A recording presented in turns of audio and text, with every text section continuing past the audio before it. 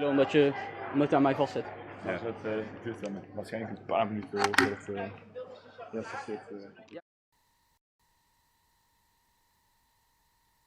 Zeg vooral, hey, ik sta klaar. Ik ben klaar. Nou, dat is denk ik al wakker.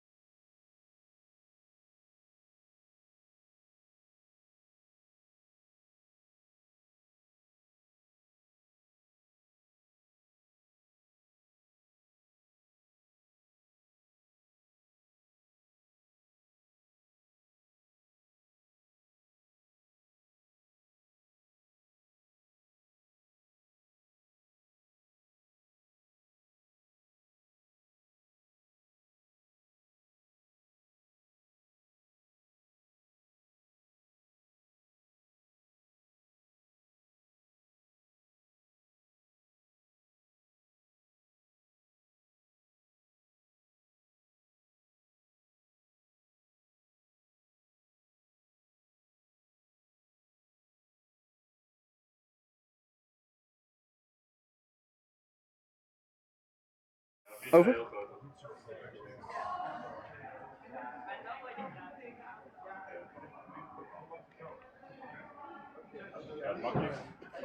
De vraag die ik heb, Vince, is: wil jij dat er geluid is? Over?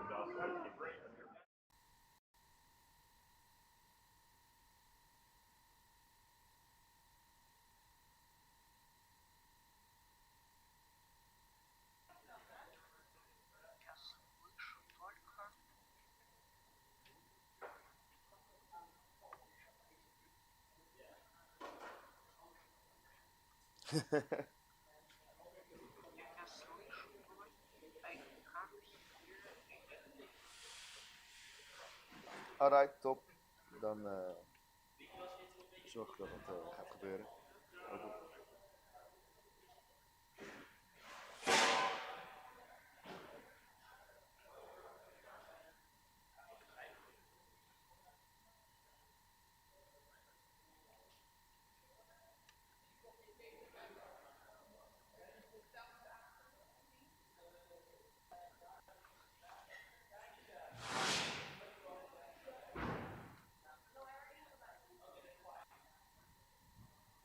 Alleen dat wordt niet gestreamd.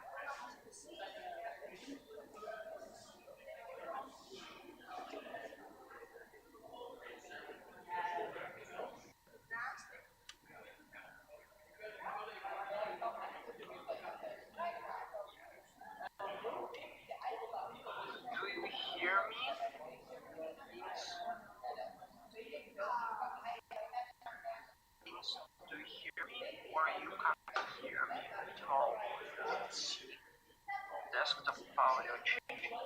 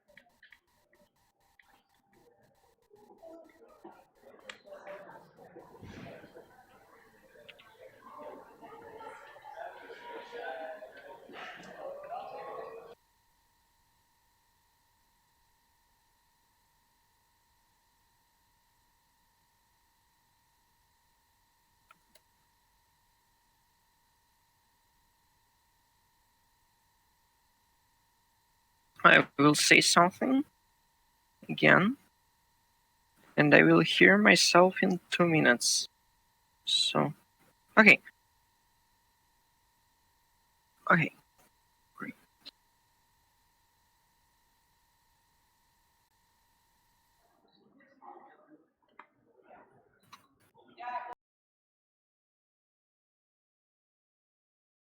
Okay, we have the first attempt by the problem E.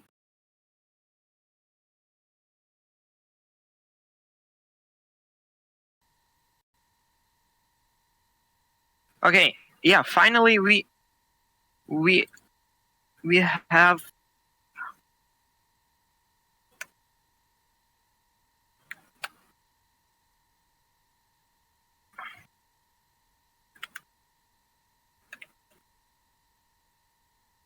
Pavel, hello?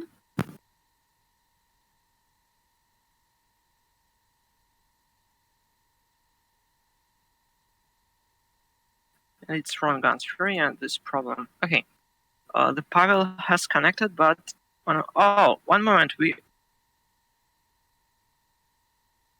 we are live. It seems on Twitch and YouTube and everything else. Okay, let me check.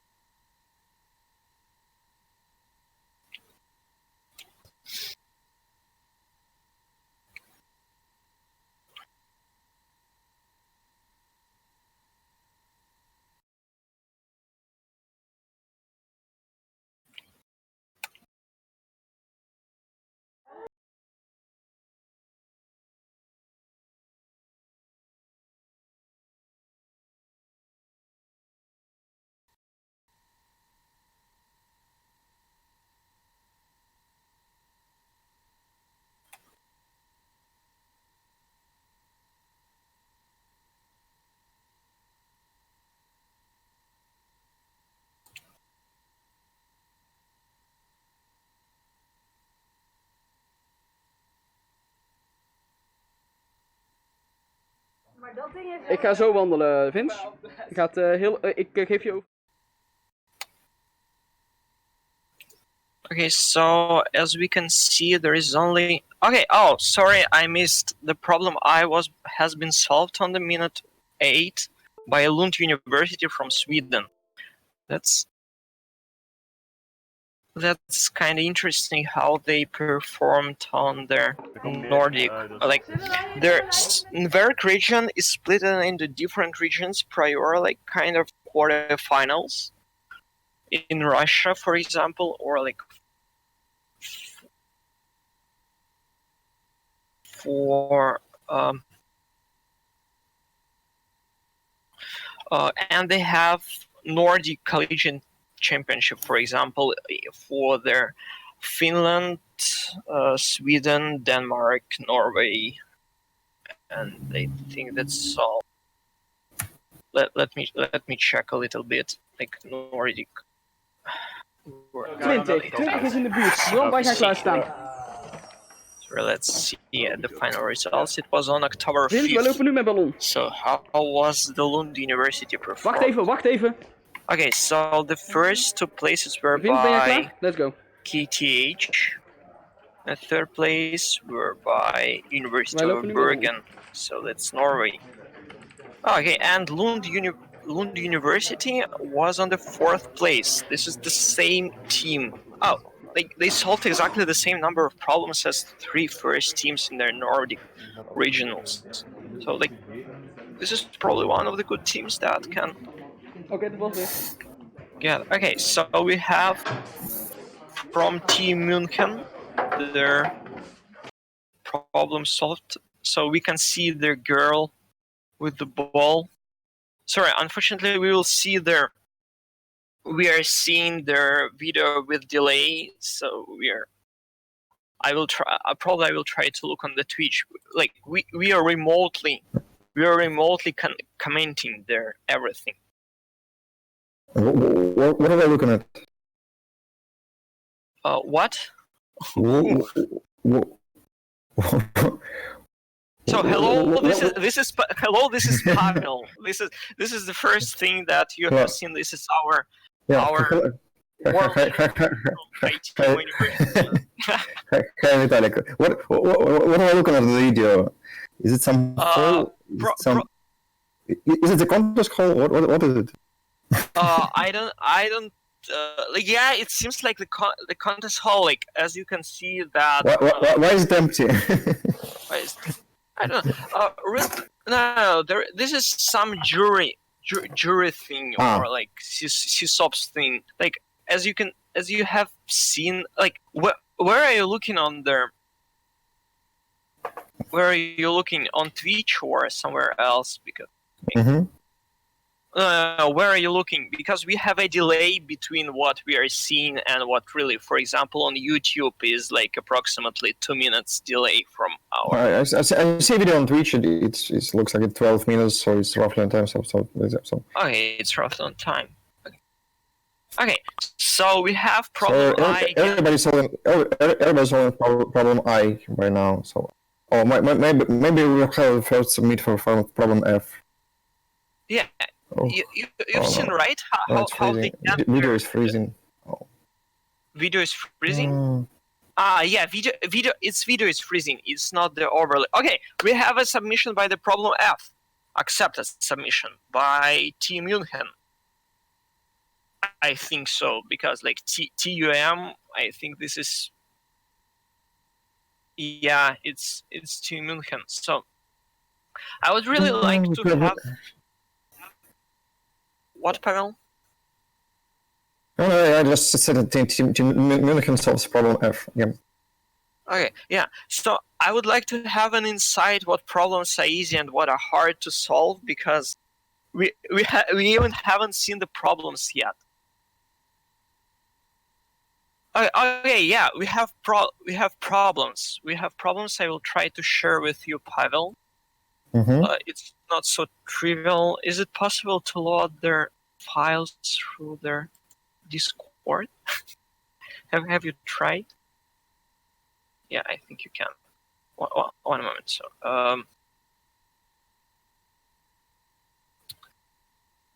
okay. Anything is happening there? Yeah, everybody is trying to solve problem E. Problem I, sorry. Yeah, there will be a confusion because the problem E, everybody is trying to solve problem E, but they're solving problem I. And it seems Uva University, they finally did it. They solved problem E. So this is University of Amsterdam, by the way. They have the same acronym as the University of Valladolid. or not Valladolid. I don't remember. The Uva judge is not the Amsterdam, right? It's some Spain. It's some Spain university. So like they have the same acronym here, like Uva. Yeah.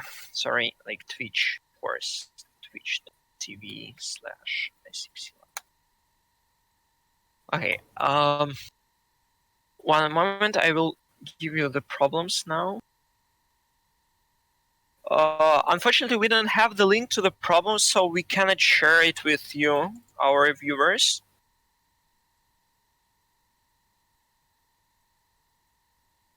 But possibly you can go to our Discord. Otherwise, you will get no. I will not share the Discord right now because we haven't set up it properly. But Yeah, generally, yeah. Here's the problems. So. Thanks. So Pavel is again will try to solve the problems. No, I just looking what problems about. Yeah, like So, there. What? Sorry. Sorry. No, I just asked you if I do you know anything about Lund University? I don't remember them on the World Finals. What university? Lund University, like the first to solve problem. Munich University. No, Lund University. Lund, I think Lund haven't been to the finals. That's right, but like this is the first problem, right? I don't think this is exactly where the NWERC will stop. Yeah, they have a possibility to come to the finals, but honestly, I don't even know their quotes for how many teams will be advanced to the World Finals. So like, it was like 3 last year, or I'm probably mistaken. Pavel, you have any insight on that? No. No. So the University of Cambridge submitted problem F. So that will be probably their second problem. Yeah, so we can see it's like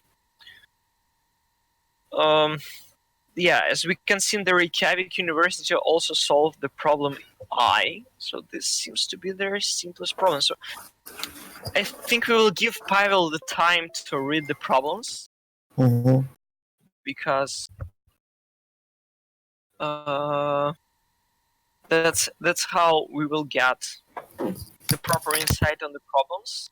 So while the jury hasn't come, there is very interesting thing about like the thing that I really like about NWERC and NWERC and other European contests is that they're moving from city to the city different year. Almost like unfortunately, like NWERC is going to be third time in a row in Paris, but like NWERC last time was in Bath in UK, I guess. I can check right now. I think. Sorry, we don't know much about our friends. No, it was in Eindhoven. It was in Eindhoven. It means that 2017 was in Bonn. Okay. 2017 NWERC.eu is PHP my admin login page. So.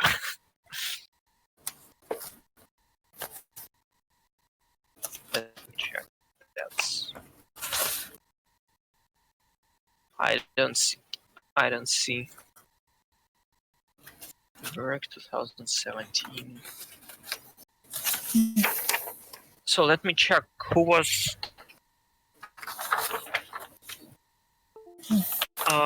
contest. Like I would like to see who was. Yeah, University of Bath. Yeah, University of Bath was in 2017. So what about 2018? How many teams were passed to the finals? Do they have this on the main page? They have scoreboard, but like scoreboard doesn't help very much. Yeah, University of yeah, I remember that University of Cambridge, Oxford, and Tartu University surely were on the finals. But I'm not sure that Cambridge was on the finals. Cambridge was on the finals, right? They were their winning team last year. We can check it on the no, we can't check this right on their Baylor page. Probably our viewers can help me with that, because how many teams? Probably they will help me in the Slack or no.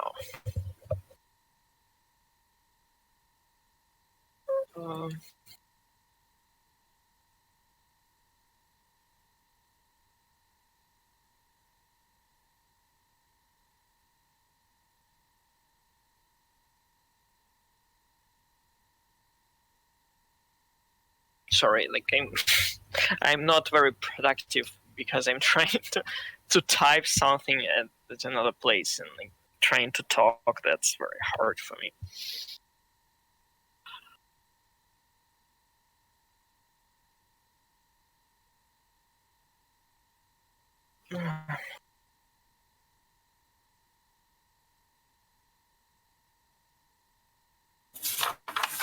So look on problem I and E. They look really easy, so maybe we'll have a lot of other teams solving this problem. Oh, we have first solved problem C. We have a team solved problem C.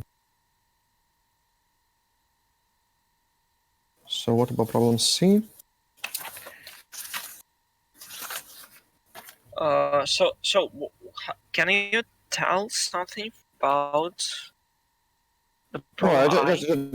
We have the first team solve problem C. Can you put a scoreboard on? Problem C.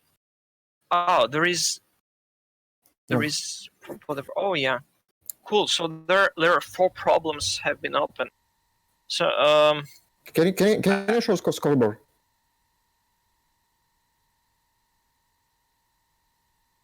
We have some strange Unicode symbols actually. Or is it a real Unicode? Is it really their name of the Cambridge University? What Cambridge University? They have Unicode in their names. Yeah, they have some strange Unicode symbol. Yeah. Can you put on the scoreboard? Why Cambridge is UON? I have no idea why. But they solved problem I, so I probably can. Yeah, I like. Unfortunately, the guys in Eindhoven, I think they don't hear us. That's the small issue. So it's not you controlling the no, slide that's screen. not me. That's not me. Okay, got it. Okay, just look at. So we can see the scoreboard on the official site. So fine, but it's not so beautiful as our scoreboard. Yeah, I will type their scoreboard again. I think right now to. Okay. Yeah. So we have team solve problems C, E, F, and I. So the scoreboard is here. So I will send the link. Mm-hmm. Everywhere.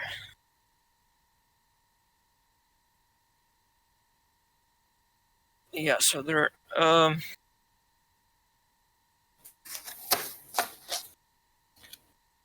So look on problem E and I. I can probably get the link to their admin tool, so we don't have to bother.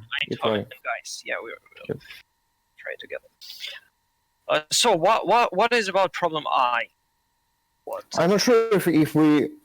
If it's okay if I spell the solutions of problems, because they have an online contest in 5 minutes. So I'll start to discuss problems like in 5 minutes. Maybe it will be better. But these problems look pretty easy, and it's not a surprise that a lot of teams solve these problems. Now I'm looking at problem C. They have a big picture, so it doesn't look like a very easy problem.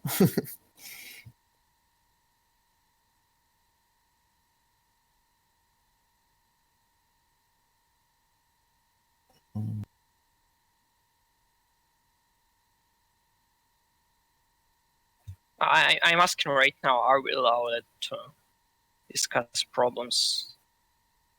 I'm asking right now, are we allowed to discuss? before.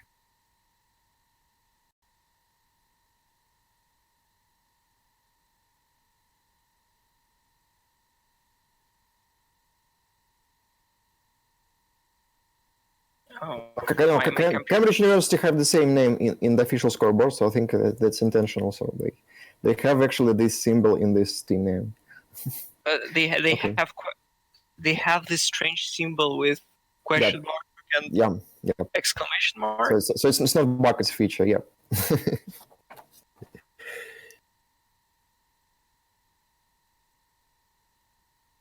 By the way, they didn't install our special ICPC live font, so the video overlays don't look that pretty as they did on the World Finals.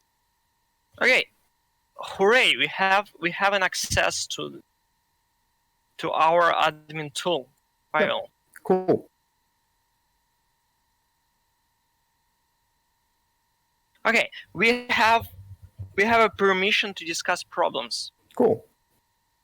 So we have our admin tool, so we can show the standings. Mm-hmm. Like, let's look on the first page.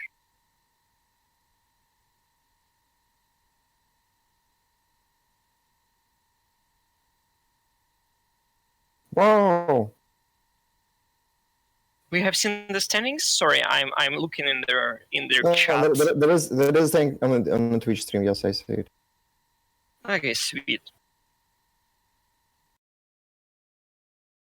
So let's discuss problem if you have permission. So problem I is pretty straightforward. So you have an array and you need to reverse some segment of the array to make it sorted.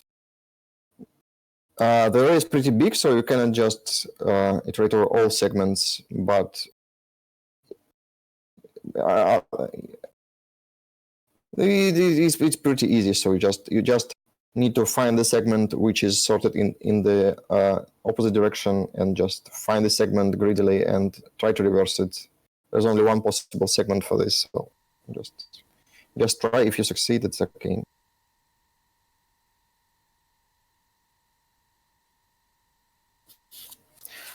The problem E is like small techniques. You like have this.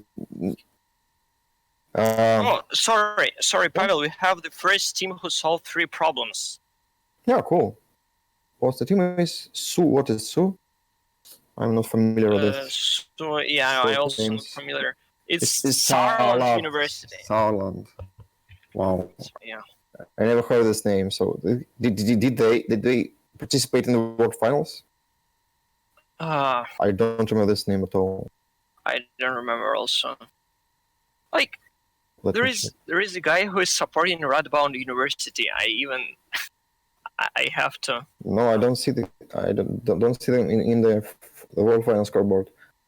No, they're in. They have a lot of interesting teams, but they have something like only one spot on the World Finals. What the problem is? It looks like they have a lot of interesting teams, but we didn't see them in the World Finals. Yeah, because the number of teams that are participating on the World Finals from NWERC is like 3-4 each year. So typically it's Cambridge, Oxford, and like KTH. KTH is in the same region. Yeah, KTH here also. So they're University of Helsinki, of course. The standard team game of Nolife, which is. But we don't see them in the top of the scoreboard by now, so they're away. Yeah. So we have You know what we have. So as you can see right now. Sorry, our team's advancing directly to World Finals from NWERC. Yes, this year they're coming from NWERC, SWERC, CERC, and etc. So they're participating in different regions, but I think from the next year, or from the 2 years after, they have the. Am I right, Pavel? That they have the great European finals. I'm not sure about this. So I don't know What are the plans? They have plan like this, but I'm not sure if it's from this year, from next year, or something like. I heard about that. So there is an interesting thing that you can see on on the scoreboard that some teams are highlighted with the brown things. These are typically these are their top teams from the region. So what do you think? What are the regions here? No idea. Maybe. Okay, so the regions here are the country. So we see the top teams by each country. So we can look on the standings, for example. I don't know. Let me see. Like United Kingdom. United Kingdom. We can see the standings. Still not can see, but like that's. Can you check? Do we have team screens, by the way? No, we don't have course. That's too bad. So these are the countries I'm looking. Cool. Oh, so you okay? Sorry, my Twitch is slower than yours. It seems because like the United Kingdom just only showed me. Yeah, so like we can see very funny results here, I think. The online contest just started, so if you want to participate in try to solve your problems by yourself, so the link is, I believe, did we put the link in the chat? Yeah, I will put. I wish they will put the link into their our creeping line also. Oh, there's a link from the main page of the NWERC, so you just go there and follow the link. Oh, I see. I'm posting on my own. Okay, never mind. In Twitch chat, I'm posting from myself, not from ICPC Live. So. You're not even the manager of the chat? What's wrong with you? What? You're not even the manager of the chat. Yeah, I'm not in the manager of the chat. Can you make yourself the manager of the chat? No. I believe I can. No. So I need to log off and log in. Am I the manager of the chat? No, I'm not. Okay, so yeah, I have the funny story that at first, like, you can see on my YouTube page in NWERC 2019 because I didn't change the account on there, and I posted on by myself the stream, and nobody have understood why. Yeah, that happens. That happens to me all the time. So usually I log on by ICPC Live account in YouTube, and then I watch some strange videos. So then, when I am back, and then I don't see any history. So, and then I log in back to ICPC Live and see in the recommendations some strange recommendations for ICPC Live. It happens when you have too many accounts. Yeah. Okay. So I'm trying to log in the Cretis to try to maybe submit some solutions, but it's not that easy, I must say. Oh, I forgot. We have their link to, so we can post in the creeping line everything we want. So we can put. Yeah, we have the link, right? Yeah, cool. I forgot that. I just put the link in the creeping line. Yeah. That should work. I will put standings also there.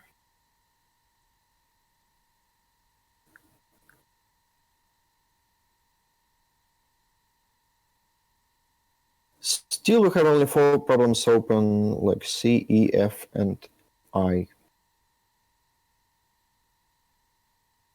We have 1 submission for problem B from University of München, but it was wrong. They have very nice naming for everything. So they have the link scoreboard.nwerc.eu, which is very nice. By the way, the last year, you know that the first team from the NWERC was named Trinity. It's kind of resembles me, our team from our region, New York region, Trinity. But that's another Trinity. That's Trinity that is written as tree, because as a tree. I cannot explain it properly. Yeah. Tree with 2 E, you know. Okay. So, can I see word finalists? Probably guys like Nikki Gerritsen or Tobias can answer us. What is the number of teams that were accepted that are going to their finals this year? So I'm seeing the results of their open contest, and Ufa State, Ufa State Aviation Technical University already solved 2 problems. So it seems they're looking on the results of the real contest, and they already submitted. Yeah, they got F and I in first 5 minutes. Is it even possible?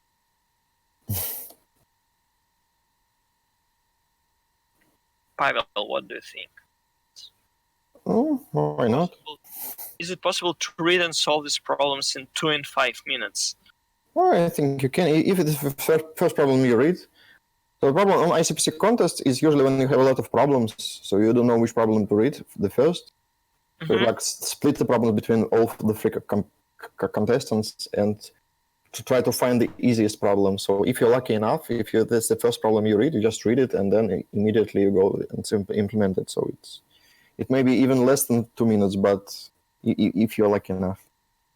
Honestly, I think these guys are cheating. So they've seen the standings. I'm pretty sure. Yeah, we can. If it's not official contest, you can just do it. Yeah. But anyway, to solve the problem in 2 minutes is too fast. It is really too fast. No, you didn't see that solving problem in 30 seconds on the coding clash. So I think it's a good timing, but not impossible. Not impossible. Okay, so we have Bandung Institute of Technology from Indonesia, who are also solving the problems online. So there are not many teams who are registered for the virtual contest. There. Unfortunately, I thought that a lot of people will try to solve it. So what's going on there?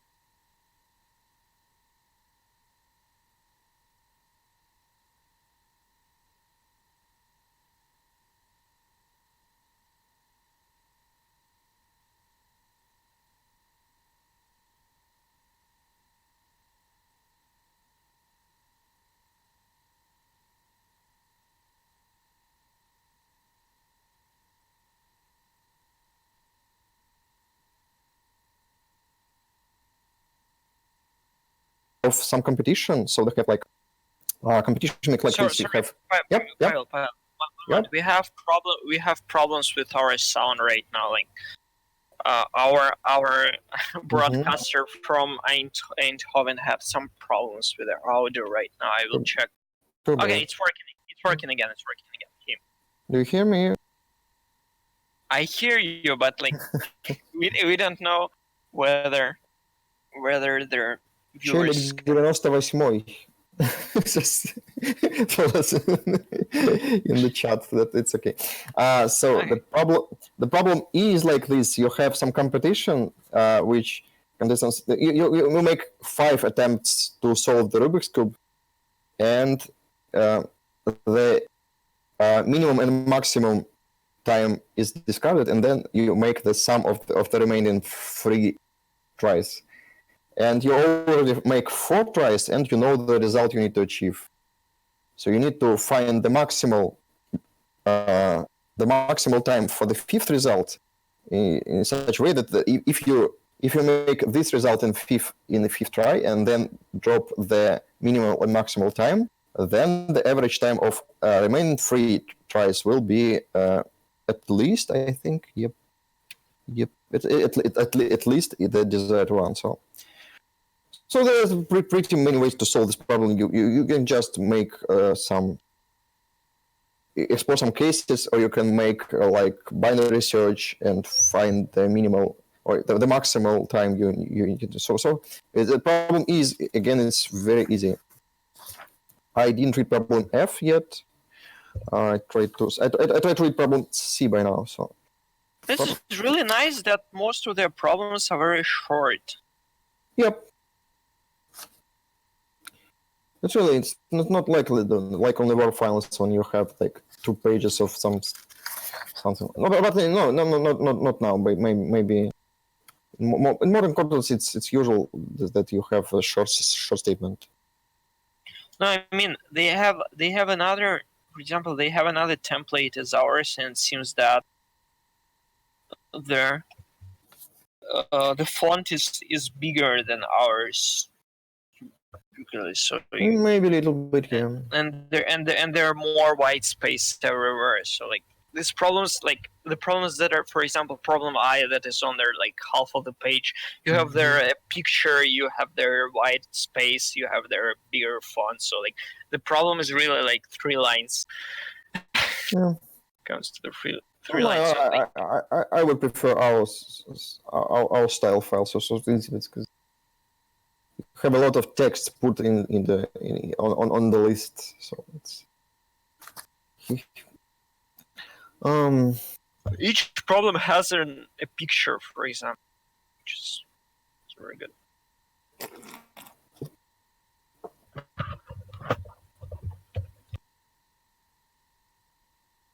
Unfortunately, we will not have jury in our Discord, fortunately.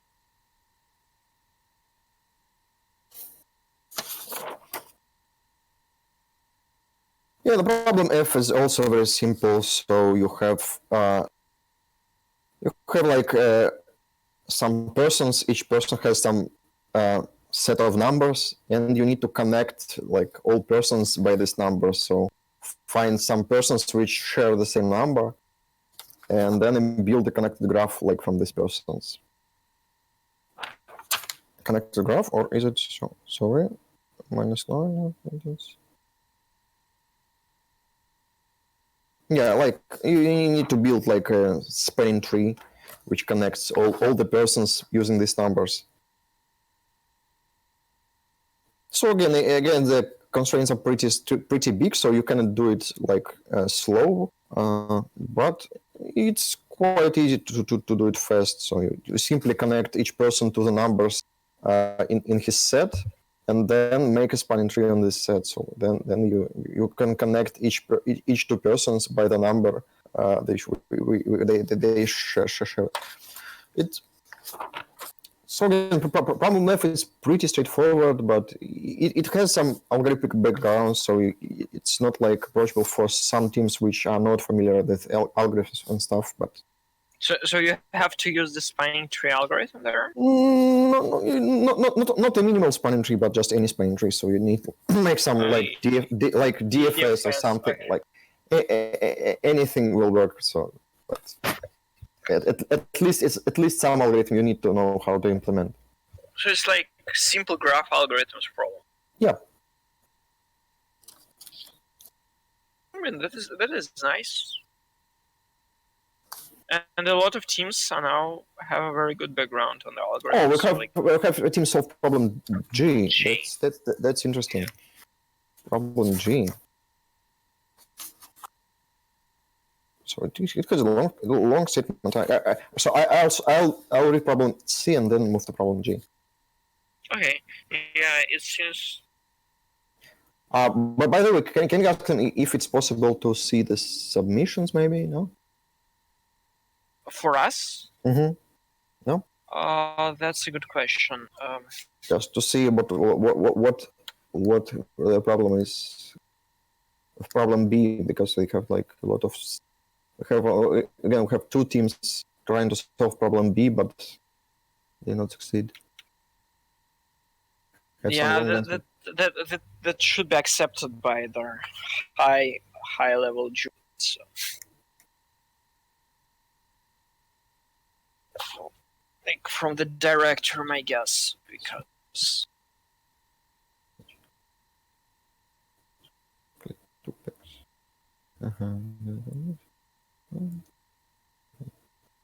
Oh yeah, by the way, we are trying to clash in with MDL Chengdu Major for Dota 2, so that's why we don't have much people looking.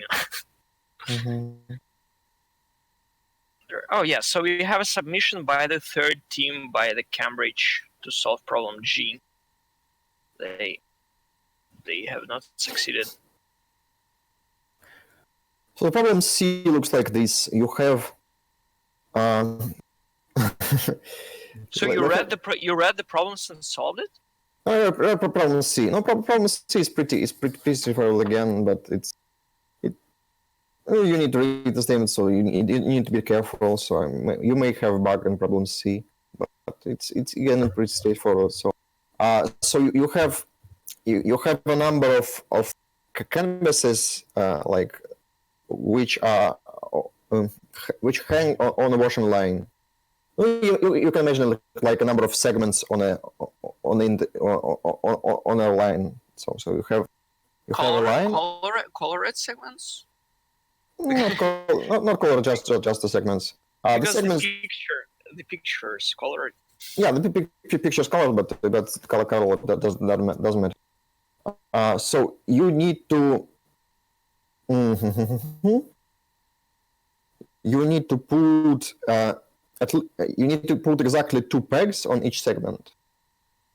Like peg is just a point in the matter of mathematics. So you need to fix some number of points such that each segment contains exactly 2 of the points from the side. Okay. Segments can be overlapping. No, they can overlap, but they can share the ends. So if you put the point in the end of the segment, you can actually touch 2 neighboring segments. So you always have to choose the end of the segment typically if they're. No, not exactly, because you need to put exactly 2 points on each segment. So if you put it on the segment, you occasionally may cause it to have more than 2 points on some segment. I think. Maybe not. No, they're not intersecting. So like you have on the left. But they're not intersecting. But they may share the endpoint. So. Yeah, they can share the endpoint, so it's better to put. It's always better to put it back. Yeah, I think you're right. So if you go from left to right and simply put each peg in the rightmost possible point, then that should be all right. But do we need to? Yeah, we need to output the positions of each point. So yeah, there may be some tricky implementation details, because if you go for, you need to calculate the number of points on each segment first, then you go from left to right, try to put each point into a position. How is it possible to get impossible? If there are more than 2 points, I think. How is it possible to get more than 2 points? Let me check. Yeah, if there are already more than 2 points on the segment. If there are already more than 2 points. Yeah, Okay. in the third example, there are already 3 points on the second segment, so it's impossible. Okay, so it's typical implementation problem. No, it's not. It's like the greedy algorithm you need to implement carefully. Yeah, but it's approachable for most of the teams, I think. Yeah, but it's a nice problem anyway. Yeah. I will not say it's like very original, but it's still nice. Yeah. So what we have now? Wow, we have 2 teams solve problem G. That's interesting. That's the Cambridge? Yeah, Cambridge solved the problem. Yeah, we have Cambridge and we have Munich. Yep. We have Leiden submitted problem G. Mm-hmm. But by the way, I've seen the problem. If these are problems with the 4th problems and they didn't solve problem F, so they may be in a good spot in after they solve problem F. By the way, I've seen the problem that the team with the name drop table. Like, a skill. I don't know, like that. There's a standard, like any team at each contest with their name, they have to have the name with the drop table participant. So like that's like old SQL injection. Okay. No, that's a fun joke, but it's like the reference to the famous XKCD comic about a boy whose name is drop table students, something like that. But yeah, I think if they allow the Unicode symbols in the team names, they're pretty sure they can handle anything.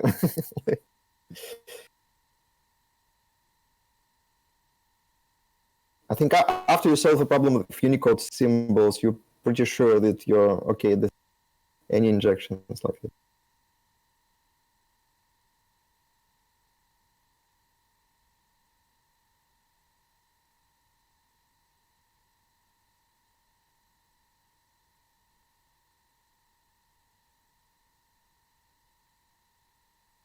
Yeah, so Leiden University solved problem G, and they didn't solve problem F yet, so I hope they will solve problem F pretty soon and come to the first spot.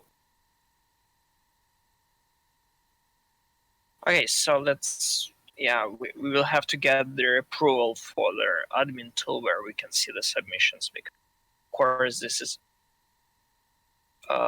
because that's of course not trivial, right? We have like on our regional we can do everything what we want. But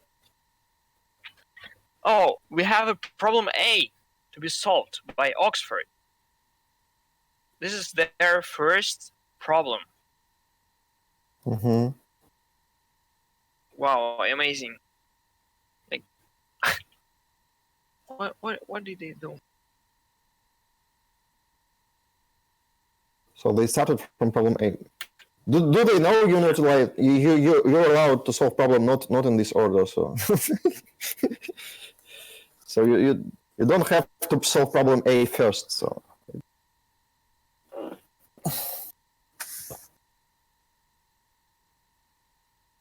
actually that happens sometimes. So if it's the first problem you read, then you kind of think that okay, I know how to solve this problem, and I didn't read all other problems, so maybe I will solve this and then think what's to the next.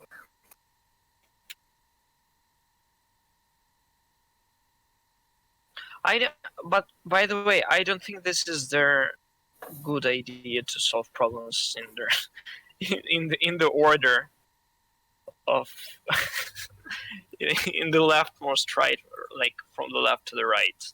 Like this will not give their winning strategy, I think.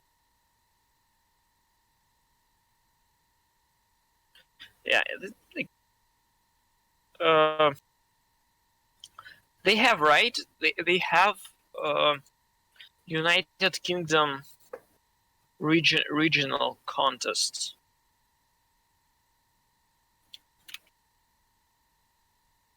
Yeah, UK and Ireland. Yeah, let's see.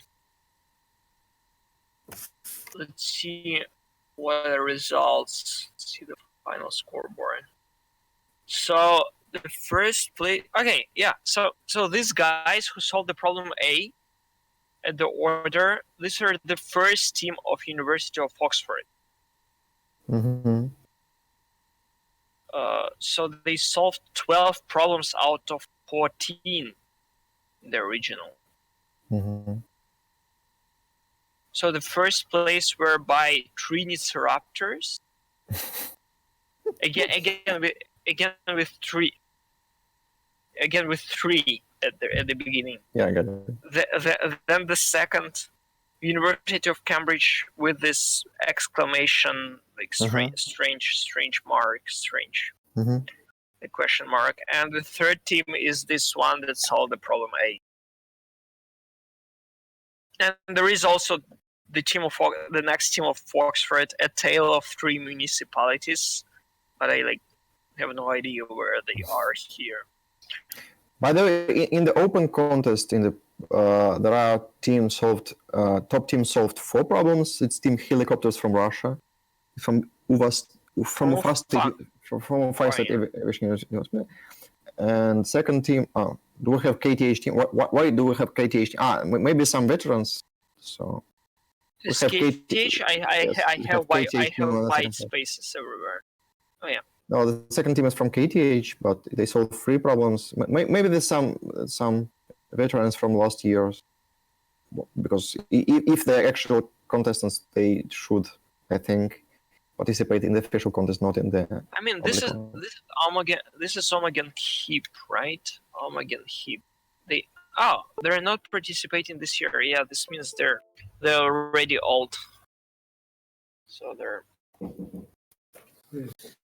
Oh, somebody have. Так, а здесь кроме тебя вообще кто-то есть? А то просто когда с утра пришел, здесь было все открыто. Кто-то... Не знаю, что один, да? Sorry, Pavel has problems with their security guards at the university. So he will resolve the problems and come back. So we see that there are attempts by the problem B, but I have no idea what the problem is. So we have University of Cambridge, this is exactly the three Raptors. They're coming by the problem B. And their University at München that has also tried problem B. But this University at München has two green boxes. I mean, two first accepts. So as you can see in the results, they're on 11th place. So they have to. I don't know whether they have any prizes for their first accepts. But on the finals they give money for. But I don't think that they're giving money on the regionals contest. Pavel, you're back? Yep, I'm back, sorry. Yeah, this has security guards? No, just construction workers try to work on the Sunday. There's only me and them work Sunday in IT mode. Okay, I see. So, okay, nothing really happening. Really, so we see they're on the 9th place for Reykjavik University. I don't know. I'm very fond of Iceland teams, their Iceland football teams. Yeah. Yeah. So we will hope for them to get to the finals, but I don't think.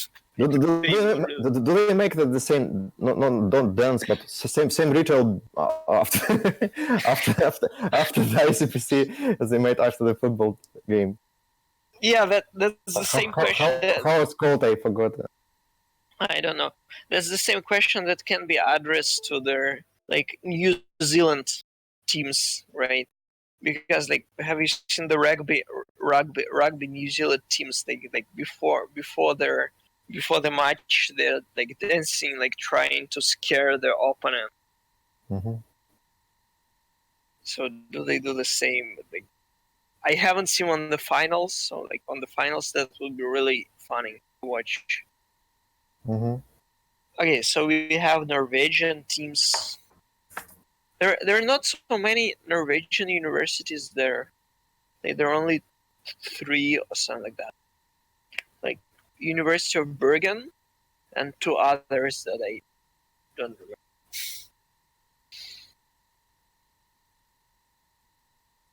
Like, I'm not very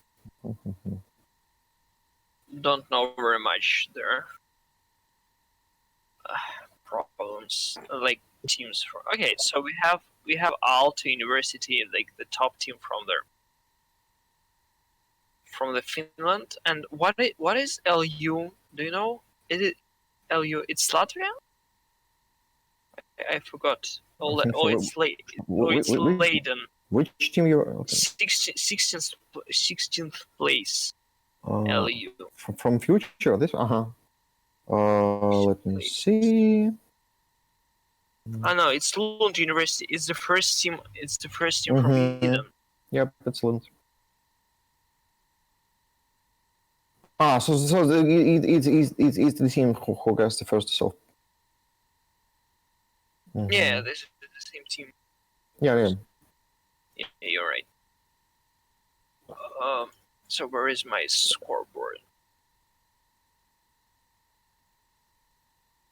Yeah, so and there is the Belgium. The first team for Belgium is like Université Catholique de Leuven. Like it's not very simple to go from English to the French.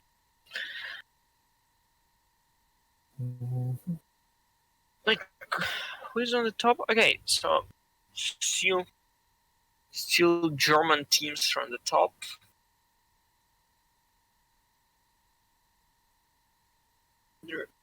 Typically the NWERC is won by like last year's, right? From their UK, from Finland, and from Sweden. Because I don't remember any other teams. Probably I'm wrong. Let's see. Okay, where are there?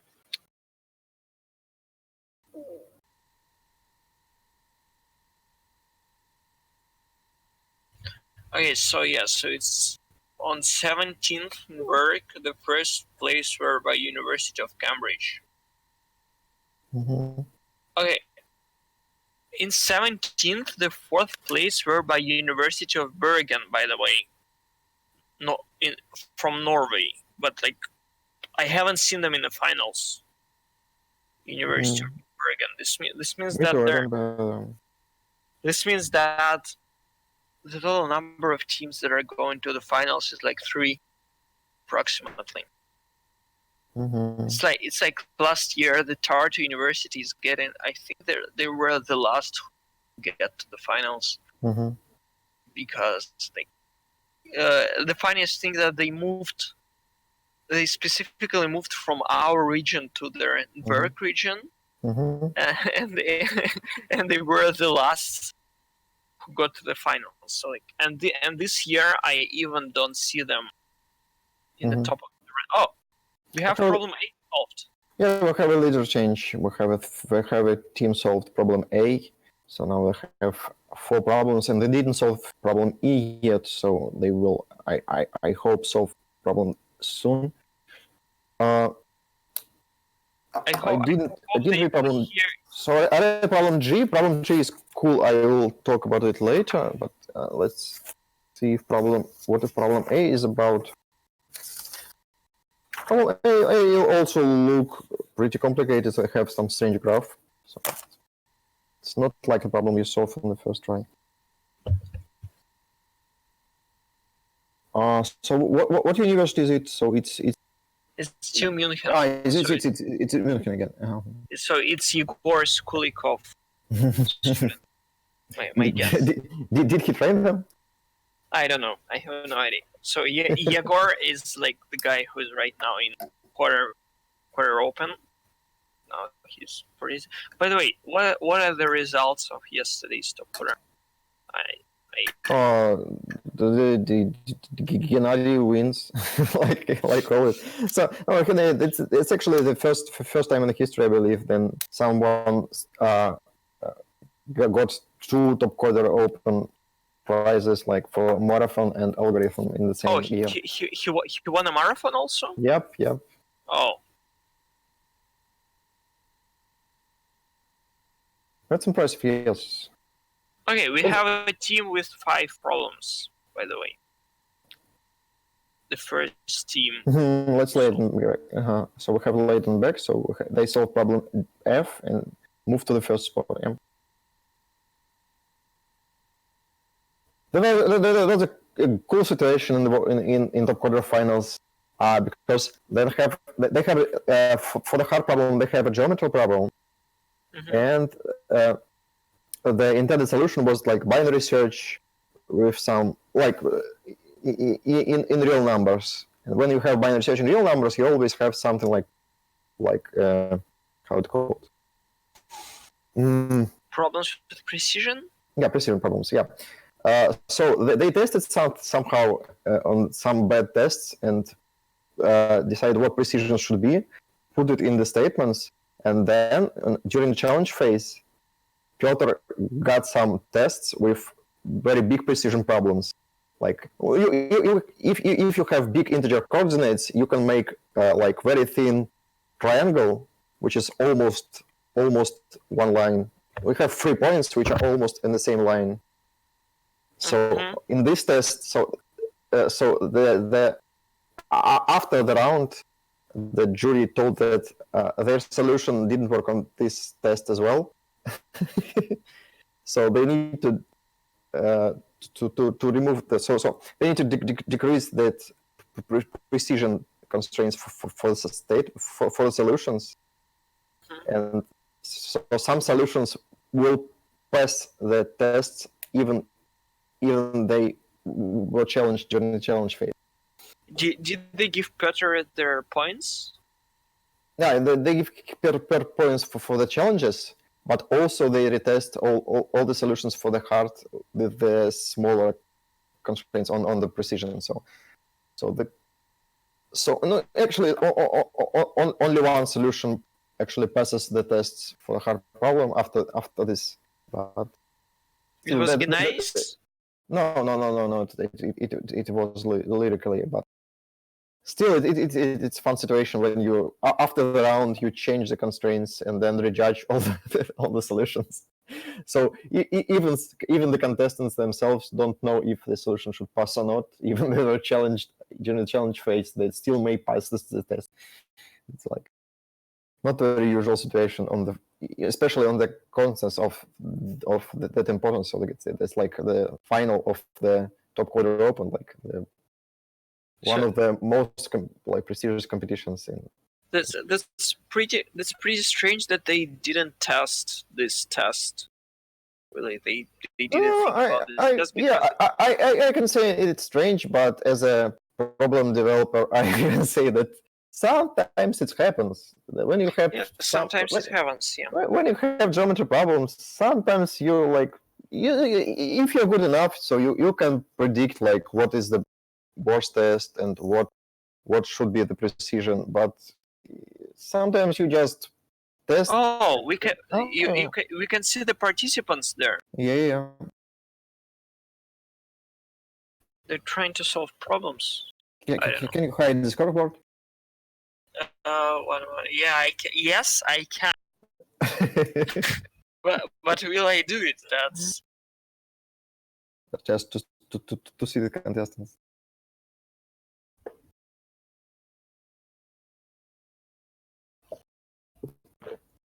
Yeah, like. But this is very interesting. Like, it's in the university, right? So they're everything what's happening in the university, because like this doesn't look as their computer class, right? Why Where, not? where are the computers? I don't see. They have a laptops, I believe. They have laptops?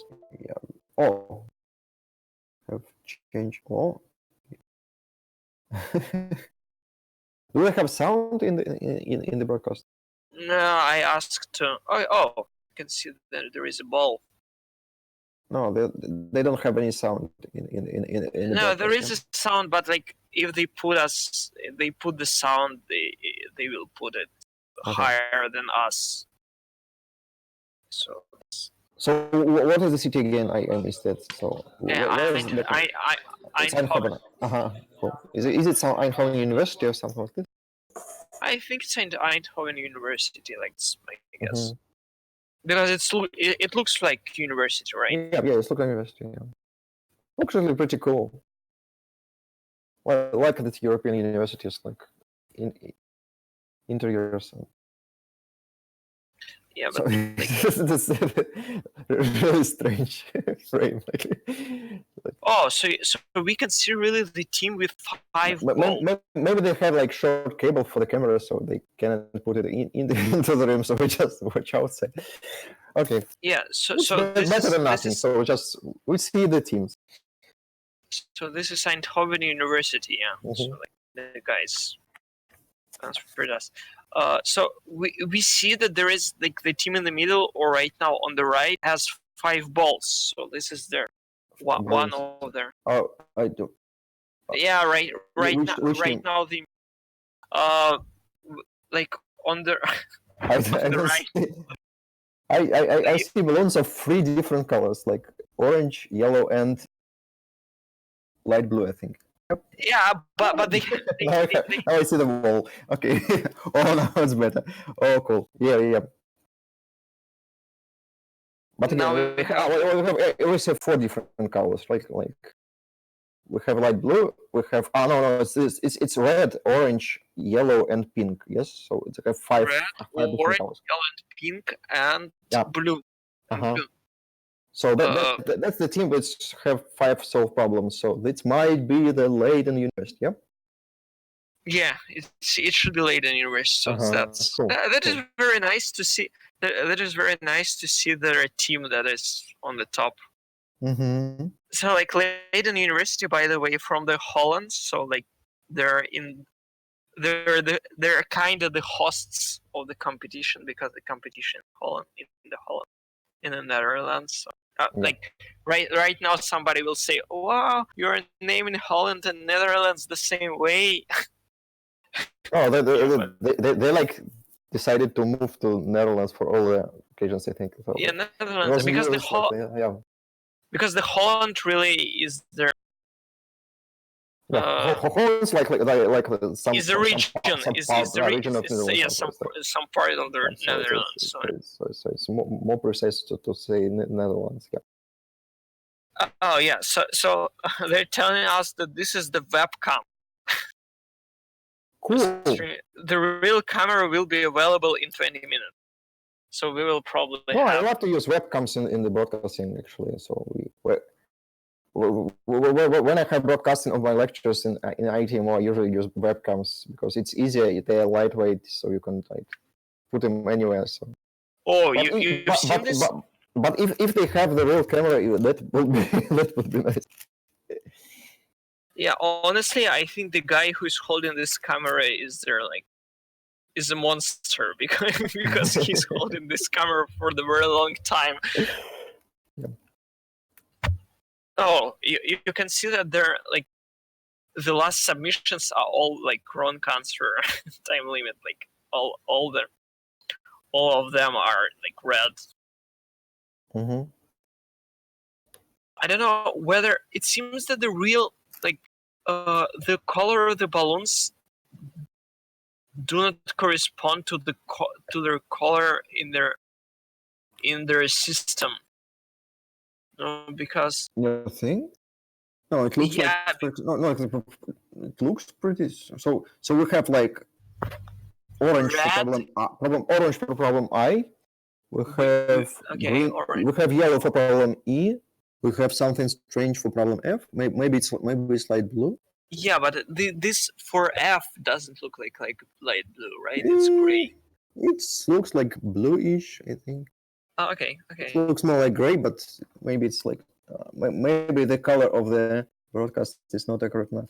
And we have pink for problem G, I think. Yep. Okay. Yeah, looks almost good.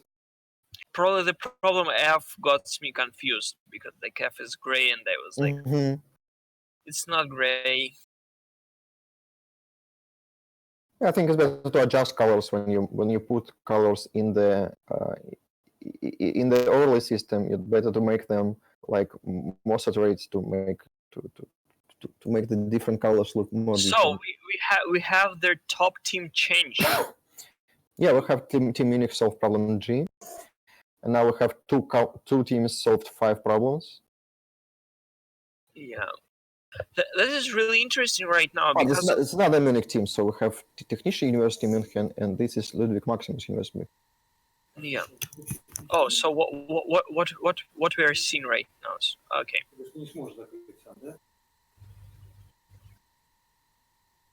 So we again lost Pavel. Yes, Pavel again is going to resolve problems. Okay. Hi. So, I can join. Oh, hi. And hi, yeah, Ivan. and comment something. So this is Ivan. Ivan, probably please introduce yourself. Yeah. To our eight viewers. I see Yeah, 40 viewers on YouTube. Or where is? Yeah, I'm joking. Okay, yeah. Yeah. Okay, former please introduce yourself. ICPC participant. I participated in World Finals in 2018 and 2017. Yeah, so we won World Finals in 2017 and got a bronze medal on the next one. So yeah, I had some experience in these competitions.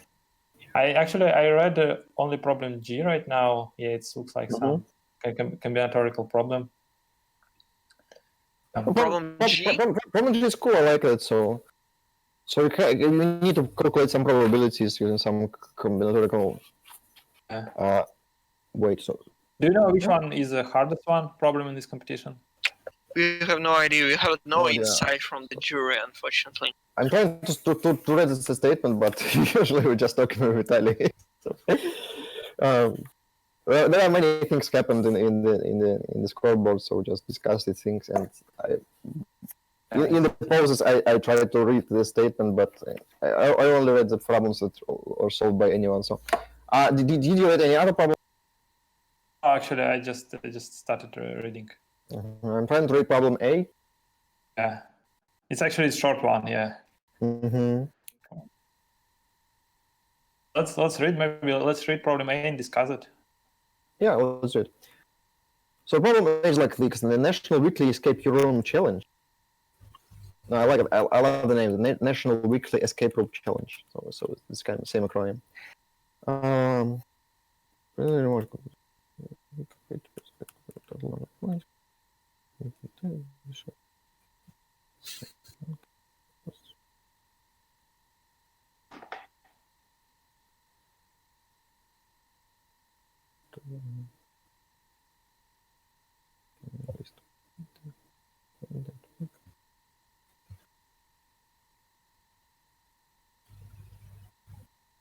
The rich run.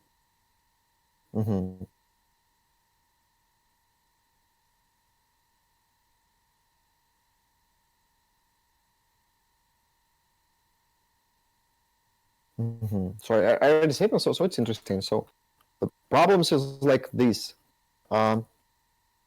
You have some n teams, and each day, so we have some contest which have n participants, and up to 300,000. and each day, each week actually, each week, some participants got some points, and you need to recalculate. You need to calculate the average place of each participant over all the weeks. Again, you have a big number of participants and big number of weeks, and each week you have some number of participants got some points. And what you need to do is to calculate the average place of each participant over all weeks. So you can do it by just using brute force. So if you after each week you can. So what you need to do is to sort all participants each week by number of points they get, and then calculate the place of each participant and get the average. But you cannot do it because you have like 300,000 weeks and 300,000 participants, so you can just do it every week. So you need to find some more accurate way to do it. Honestly, I have no idea, because like if like the total number of changes is 1 million, so the total number of like getting a point is 1 million. So you want to calculate their. But maybe the place will not change that much because you only can get 1 point each week. So maybe if you get 1 point, your place cannot change. Yeah, your place can change by 1, but unfortunately you can move a bunch of teams. So like you solve problem like by 1 and you move a bunch of teams to the place for all these teams will be changed. Yep. Actually, it looks like I don't know solution right now, but probably you can use some kind of Cartesian tree for managing this operation, like just and adding some constant. And so actually probably in each person you have to store a couple of variables, like one for global, like just if you're looking for average, it means that you're looking actually for sum of the places over all weeks. So yeah, one variable for managing it's easy, sum, and the one for current value. And I think they can handle kind of this. If you're using a current tree, you can like if you change the play, like if you change 2 teams, you just change their like how.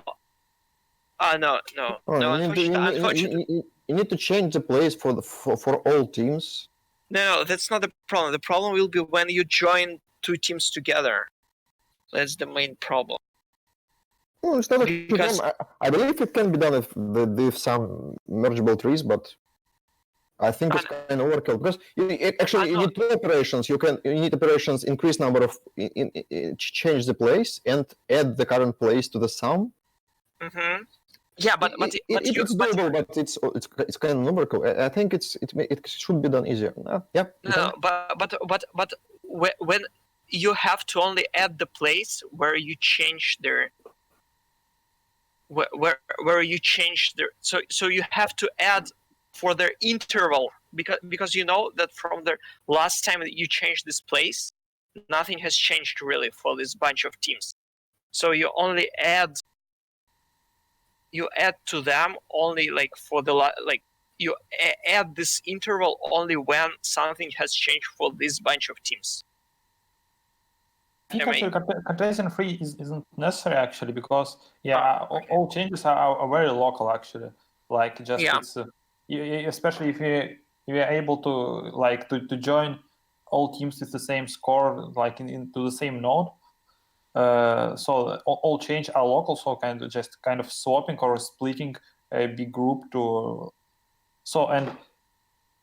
I think just think at least if some variable like when the last time. Yeah, you can do it using sets, right? Kind of. You can do something like make some buckets of teams with the same number of points, and then you like move the team from one bucket to another, and then recalculate number of the place in each bucket. Actually, I think even set isn't necessary because it just you have. No, I don't. Like just remember the position in this linked list for each. No, you somehow should remove from set. So you should remove their like.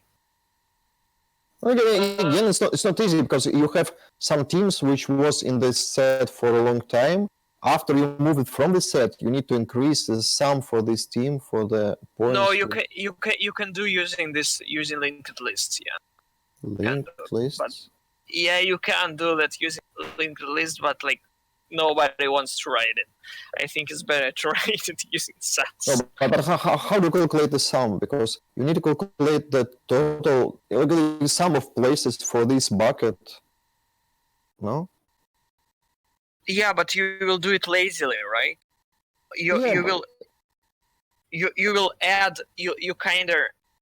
Okay, for this linked list, we add this number, and when the guy will change the place, it will like take the sum of this on this linked list that there, and like add it to itself. You need to do something like prefix sum, like you know the sum when you enter the list, and you know the sum when you leave the list, and then you have this difference. You need to be added to this team, right?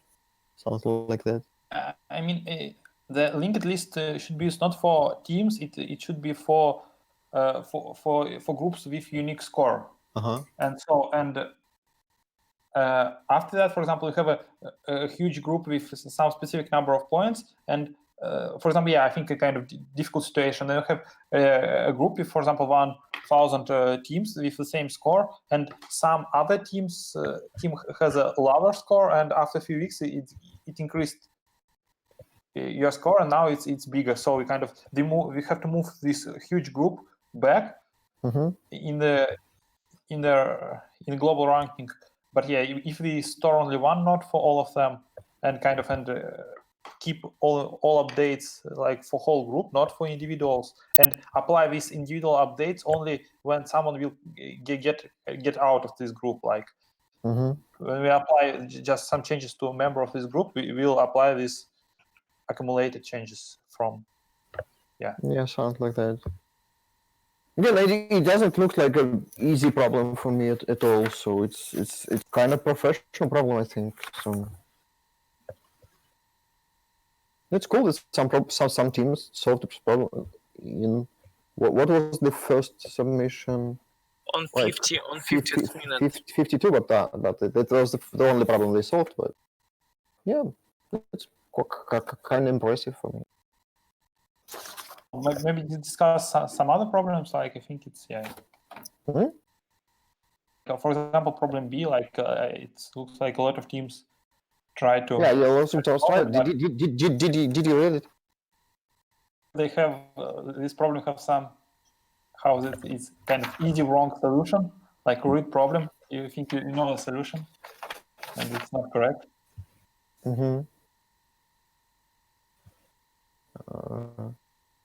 I don't know really the outcomes. Probably there's a time limit. So. Oh, we have a submission by the problem H from the top teams. So like problem H is trying to solve it.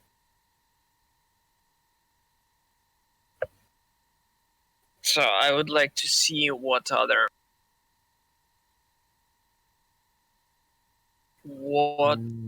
are other like the statistics by the problem, which problem were attempted to solve.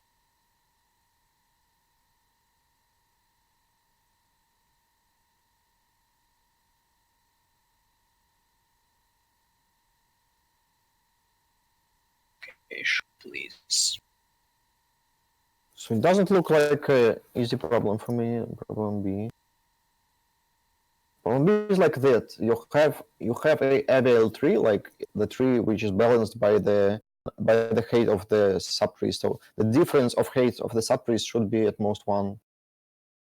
Okay. So you're given the one AVL tree, and you need to remove some subtrees to make another AVL tree. So you just cut some trees from the given tree to make another AVL tree. And the AVL tree how the rotation is prompt. No rotations. Just cuts. You just cut some subtrees. Okay. So you remove some subtrees and get another AVL tree. Mhm. And the size of this AVL tree should be exactly k. So you need to get exactly k nodes in the final tree. And what you minimize actually is lexicographically sequence of the nodes. So you need to find the lexicographically minimal sequence of nodes. And also we have I think we have a property that our tree, like our initial tree, is a search tree. Mm-hmm. And the final tree, I guess, should be a search tree, right? Yep. It should be correct AVL tree, No, right? if you cut some subtrees from the search tree, you get another search tree. No, it will be not AVL.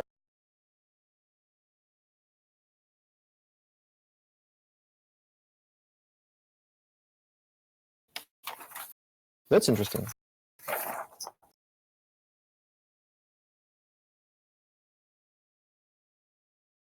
I have no idea how to solve it. It depends, like how big the tree is. Pretty big, so it's 500,000. 500,000. But I didn't say how do we compare this tree? Like they just look at the set of vertices and sort them, and after that compare lexicographically. Yes. Just compare sets of I believe vertices? so. It says you need to carry many nodes values to be lexicographically small as possible. I believe they mean that they sort them and then compare lexicographically. Yeah. That's the only explanation I can find. Oh, by the way, I told about university. I told about University of Tartar that they moved and I haven't seen them on the top, and right now I see them on the top. Oh, cool. They're on the they're in the third spot. place. Cool. With 5 problems. Yeah. So they just solve problem C and move to the third place. Cool. Yeah, so honestly, I was thinking that that's kind of dynamic programming problem. But I thought it's quadratic, so I haven't. Quadratic. So I think it's like most of problems with lexicographical order. You just need to minimize the first letter, then you minimize the second letter, and so on. So if you need to minimize the first the letter, general idea, yeah. Yeah, well, let's try to first minimize the first node. First node should be 1, so you don't want to remove the node 1. So you try if it's possible to keep the node 1 and get the tree of size k. So how but you have to do this in logarithmic time, right? You have to check. So how to check if there is a correct AVL tree which contains node 1? With size k. Size k, yeah. That's complicated. So you need somehow to let this path from node 1 to the root exist, and then put some other subtrees such that it is still a AVL tree, but I believe something like that. So for each subtree, you calculate the minimal and maximal. The minimal and the maximal, yeah. Something like that. But we also need not only size, but the height is matters. So, so that's not easy at all. I think. I mean, the size exactly what doesn't matter, right? You need two parameters. No, maybe stuff like this. For each height, you calculate the minimal and maximal size of this subtree, something like that. Because height is up to logarithm and size is up to n. So you have. So for each vertex and each height, you calculate the minimal and maximal value for the subtree with this height. This logarithm is correct, right? So have n log n values. So for each vertex and each height. And I believe using these values, you can check if you can construct the tree with a given set of nodes in logarithmic time, but maybe not. Not sure about this. Oh, it's really cool problem. So I would love to You have know, problems like this in the contest. we are losing viewers on the Twitch. We have started with 24 and now there are 11.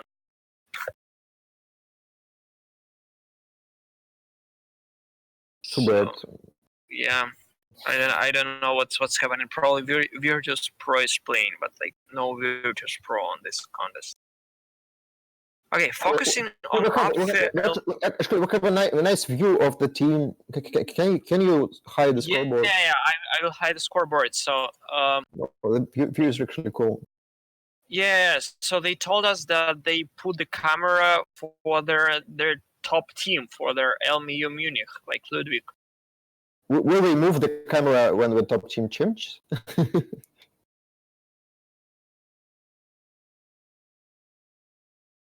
Yeah, so where is this team? So like, yeah, we have five cool. balloons.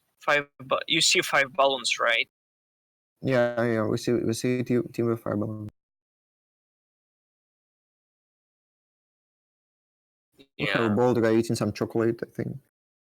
Yeah, the bald guy is eating chocolates. I also what chocolate is? I don't see that. What? Oh. You want to know what exactly he? Oh, I just want chocolate. Sorry, off top. So I believe problem B is pretty complicated. So I'm not sure what are these teams trying to. So we have some submissions for the problem B. Interesting. Did you use the information that our tree is the search one? Is the search tree actually in when you thought about I think we didn't use it. Like it's not obvious how to use it actually because it's kind of it's a different property. It's like it means that. Oh yeah, what does it mean actually? Okay. It means no one is all. It means but we kind of like the general. Okay. Mm-hmm. Yeah, as you said, we'll iterate over indices from 1 to n, and for each of them we'll check can we add it to our final set or not. And yeah, that means actually that we kind of we'll check close values. Like the next one will be close to the previous one, not in some random place in the tree. Yeah, maybe. I think probably Pavel's like the building blocks of the solutions are the same, but like probably Pavel's solution in the general case is not very easy to implement. But here you have only like you have to calculate on the suffix, right? There, can we get the tree if like on the suffix of the vertices or something like that. By the way, Pavel, it is not chocolate. It's Dorito bits. It's chips. Oh, I still want chocolate. Oh. Okay. So what will be the next problems to solve? What do you think? Let's try to predict. Is there any other submissions? We have We have problem H solved, like exactly when to predict it. So let's solve problem H. We have like bike on some strange graph.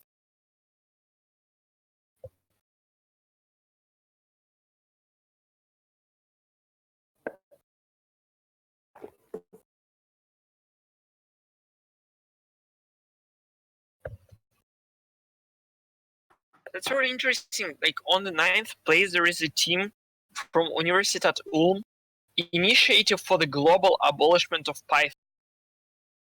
I have a question whether they're writing on Python or not.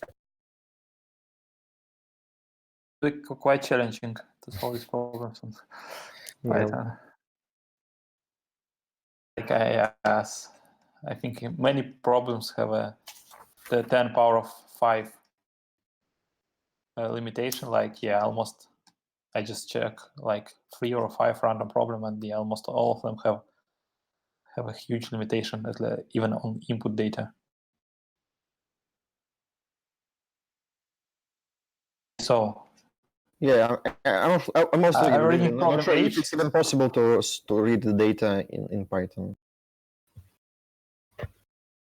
Did you do the problem H? No, they didn't. They solved problem like that's interesting. No. I'm looking on the problem H and I don't like fortunately. Like I wouldn't like to write, so Mm-hmm. it doesn't look very nice.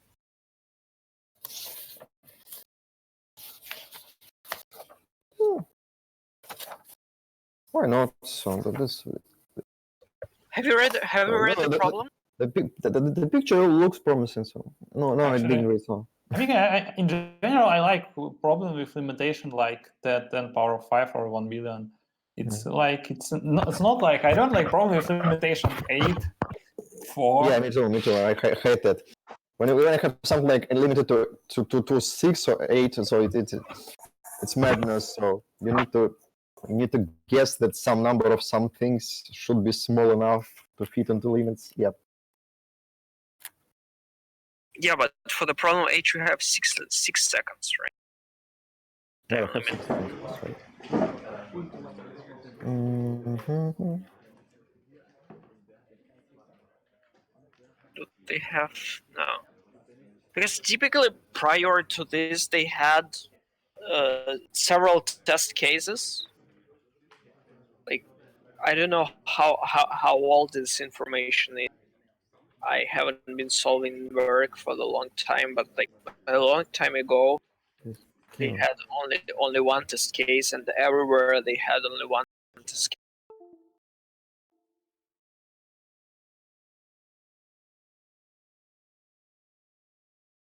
And everything.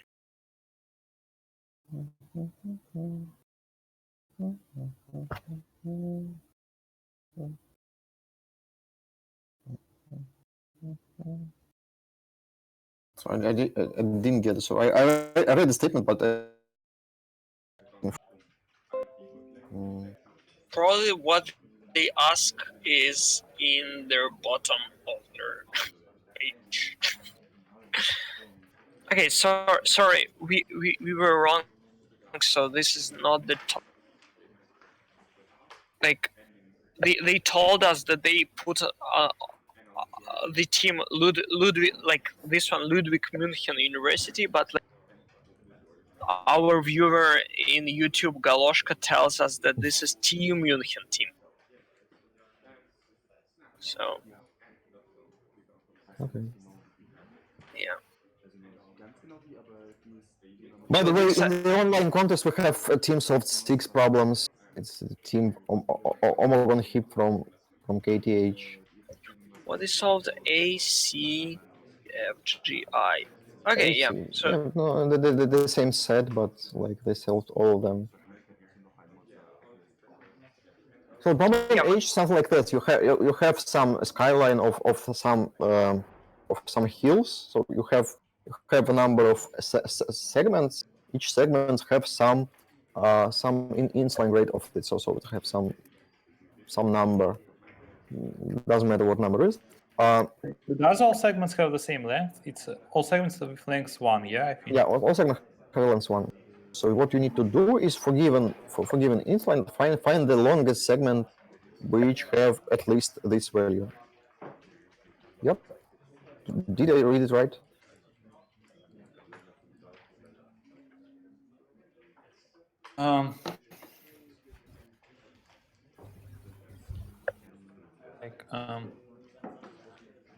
Can you explain the sample? The first one, for example. No, the input format is kind of complicated. So you have points. So you have the height of each point on the line. So you have like a broken line with the height of each point. You need to calculate the angle for each segment, and the number in the query is the angle. So that like first number is 2%. It means that the incline should be at least 2% for each segment. Okay, yeah, and it's The first segment is from 0 to 0. The second segment is from the distance is in kilometers and vertical height in meters. Like, yep, and the queries are in percent.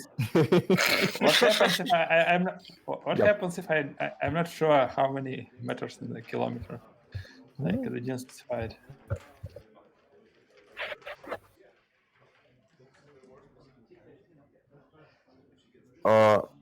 So again, after we dismiss all these complications, so the problem is like this. So we have an array, and you need to find the longest segment. All values are at least that value, right? Or average one, probably average. Longest it will be not a very smart problem. How can it be not integer? Sorry, I didn't get it.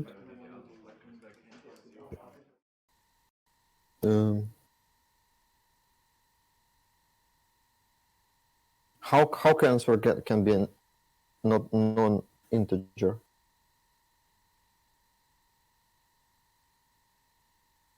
No, not at least. Yeah. So yeah, it's not integer. Yeah.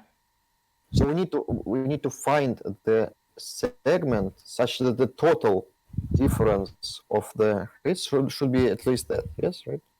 Yeah, not the difference on each segment, but the total difference. Yes. Like average incline, I think.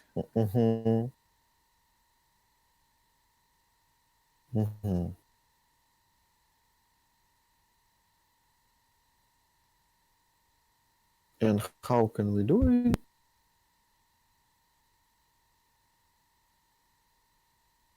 What's interesting? It looks like if you need to build something like a convex hull of this line, I think, and then you given a direction, and you need to find the longest intersection that is direction of this convex hull. The interesting that it's not too many queries actually. It's only 50. It's like not 100,000. Only 50 queries. Yeah, so and we can 6 process them seconds. independently. Yeah. So you can answer each query in like linear time, something like that. Even n log n, it's fine, I think.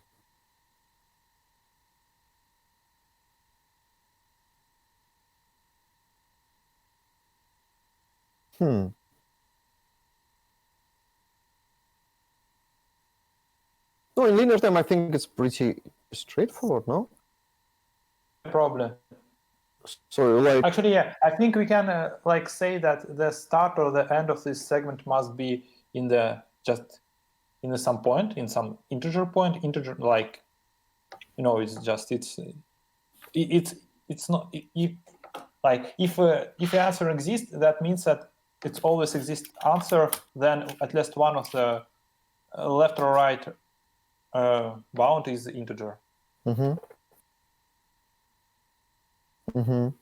What they're moving? What do you think?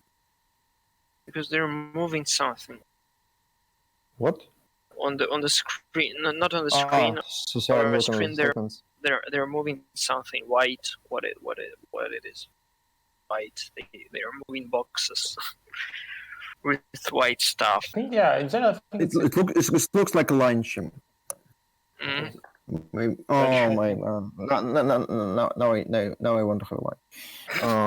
They're just. It's a very bad video. It's better to show the teams and balloons and stuff. No, not the chocolates and lunch. Oh, sorry. Binary search. It's quite simple actually. I think. Binary search. Like binary search by answer, like. Just estimate answer with binary search, and after that, for in linear time, pretty straightforward. You just pass from left to right and check if each integer point is suit or not. I'm not sure it will pass in time, like it's 5 million of binary searches.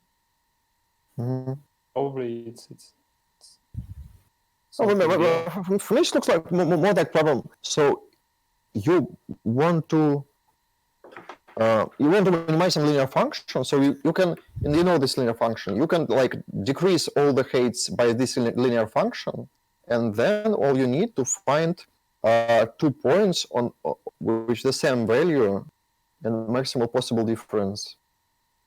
And like for each point, you calculate the leftmost point with this value. Yeah, exactly. I believe it can be done like in linear time without any. But... yeah, you're right actually. Oh, but how what if okay, yeah, sure, you're right, yeah. Just really simple solution in linear time without binary search. Like just really decline this for each query. You kind of subtract this linear function. But then you need to calculate. You need to calculate the value for each height, but not for each point. But you need, so how to do it? No, you need a data structure which for the given height find the leftmost point with given height. So you need something like binary search for this, I think, because this point may be not integer.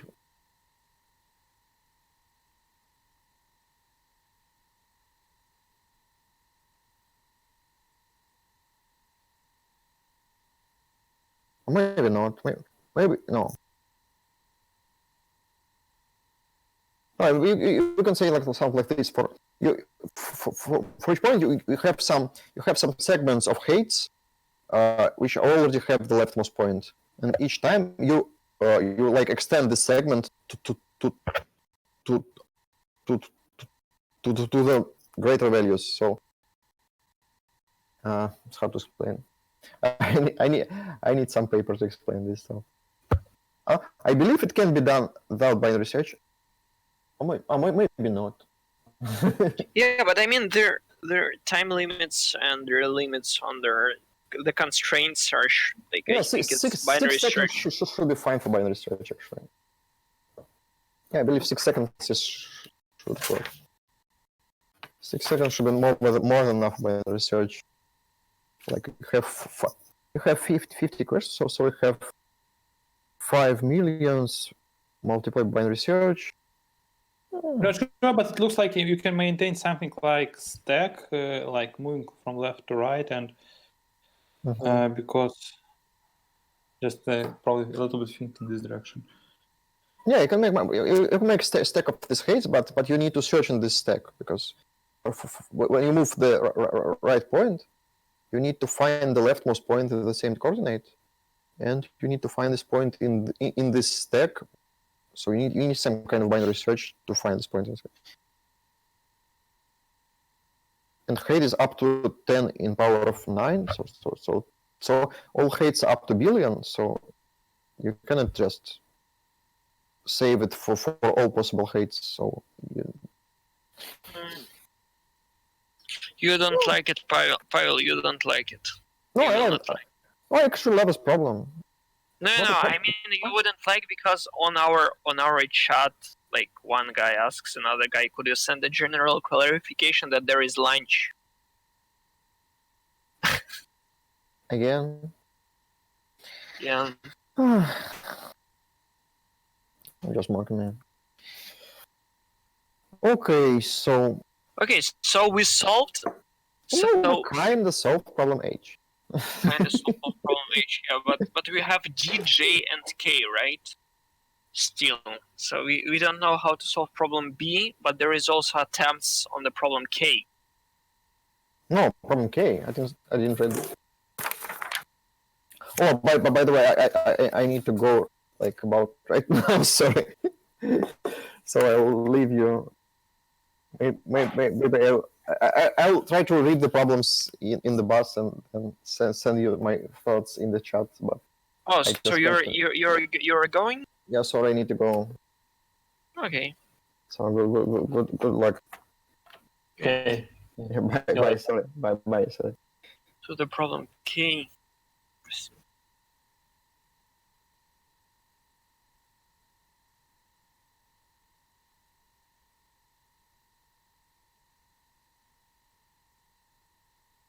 You heard something about Lida told me that Ilya probably will join us. Ilya probably know will join something us. Okay, I have no idea. He definitely told me about that, but yeah, I just asked him. Probably, yeah, he will come to us at some point. Okay, a lot of teams solved 5 problems. What's your expectation? How much problem the leader team will solve?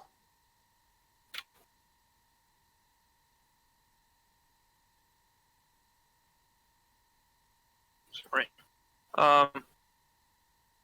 Sorry. It seems that they have the problems with their with the internet really. So I hear Ivan. I hear only what you are saying. Okay, I just asked about what is your expectation about how many problems the leader team will solve. I have no idea because I haven't seen all the problems, right?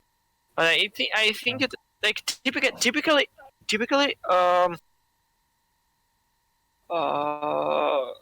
their teams on NWERC is solving like either everything or one without one. So I don't think there will be a very huge difference this year because it seems the problems are kind of solvable. Because we have how many problems? How many close, not open? Yeah, we have four not opened problems: B, D, J, and K. I think so. We can look onto their statistics. Yeah, just in the bottom of the yeah. I will try to show the statistics.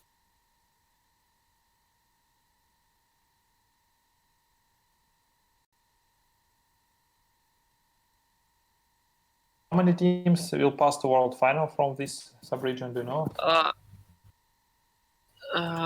Yeah, there should be 3 teams. Like I think it's the closed information right now, but I think there should be 3 teams approximately.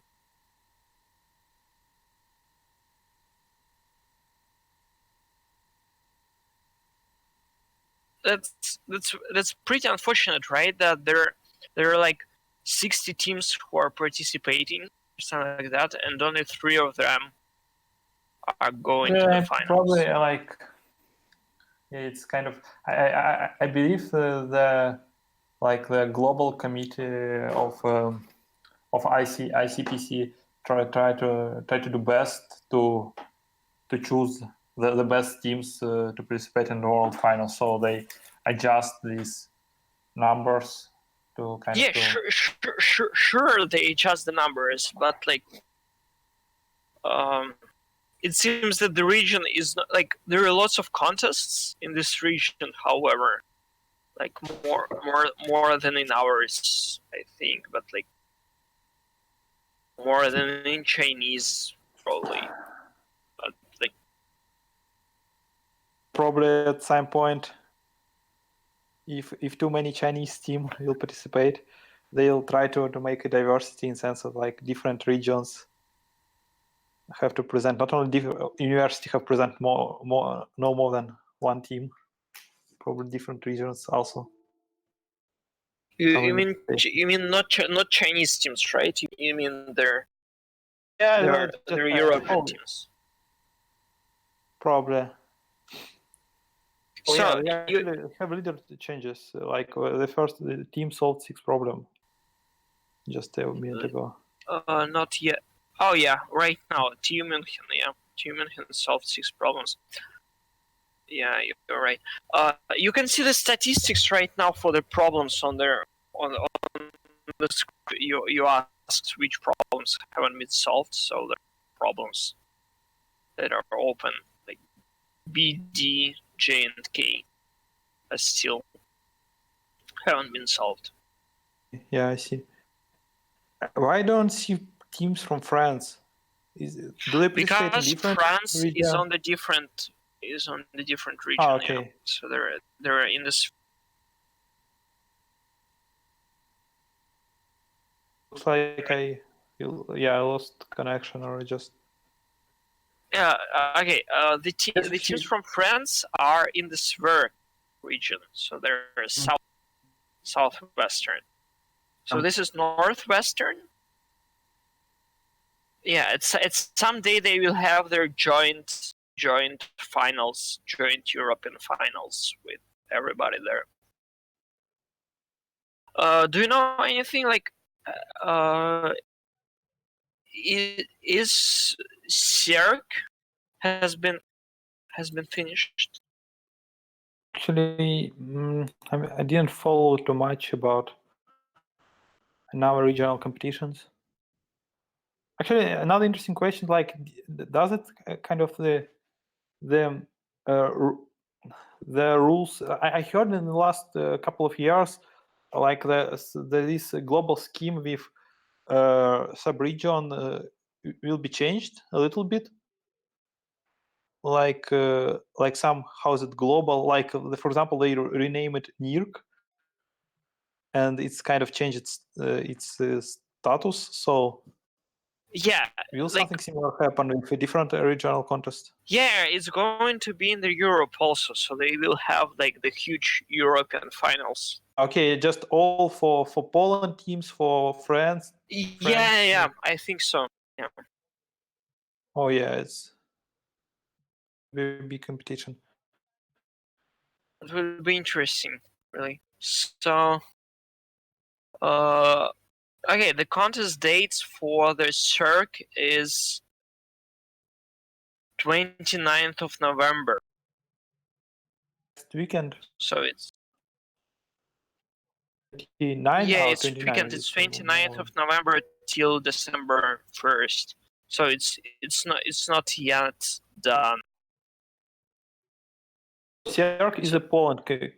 Yeah, NWERC is not only Poland, of course. Like there is like Austria, Croatia, Czech Republic. Actually, I really like this contest. It's in general, I like the Polish problems. Yeah, but this one is hosted. Nice. This is not Polish problems. Okay. It's hosted by Czech Technical University, and like last year, this is exactly as Czech are doing everything. So they're doing their they host their finals, and I guess they're doing the problems. Okay, is it the same university who create the Kochi Olympiad, like COCI? It's Croatian, I think. Yeah, it's Croatian. Yeah, Kochi is Croatian.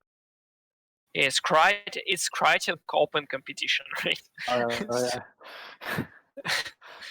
So yeah, there were lots of rumors like last year for the NWERC that the Czech Technical University like had some problems while during the competition, that some of the teams were in not in their even conditions or something like that, and the problems were with the bugs. So last year, like, it's not good. It was not good, yeah. So there were lots of like things on their code forces. They were telling like, oh, we don't like that. I have no idea, unfortunately, what happened there. Okay, I don't know. We right now they're showing us some team with 4 balloons,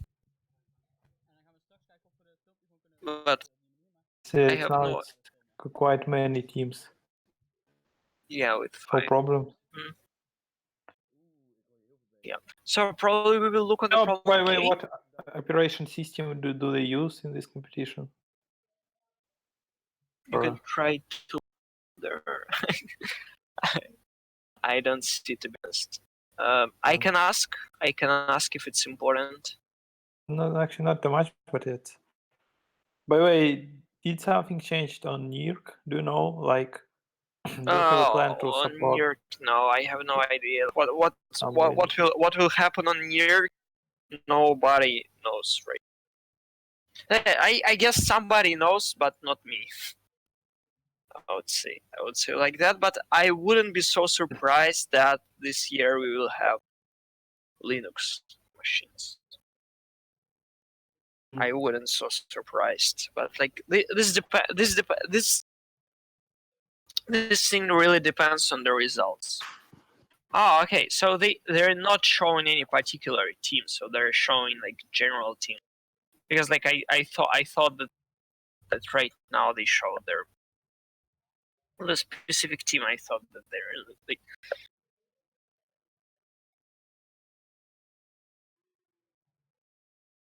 That would be interesting. Have you seen any other problems, or as far as I understand, you have looked, right? Yeah, just actually we can read this. Yeah, kind of. I think B, like, it's hard to say, of course, until you haven't solved the problems. How difficult is it? But I think B isn't so difficult actually. I feel like it's like some, like it's actually it's not too difficult to maintain some this information. These some numbers about how large tree should be to like just iterate over all indices, over all vertices, and check for each one. Will it separately? Will it be in the final? I mean, no, not separately, of course. I mean, just one by one and just kind of a build answer. So I think B is doable problem. It's maybe can we check some other problem? To be honest, in NWERC, typically all the problems except for one probably are doable. Okay. Right. So because all the like typically the teams are solving these problems except for one. I don't know. Like typically I team with teams when they're solving NWERC problems. Like I mean the top team, right? They typically close all the problems. I don't know. You are better to tell me because you were in a team or one, right? You were solving NWERC. Like it's interesting to check how to like I opened OpenCup, but how to find the correct competition.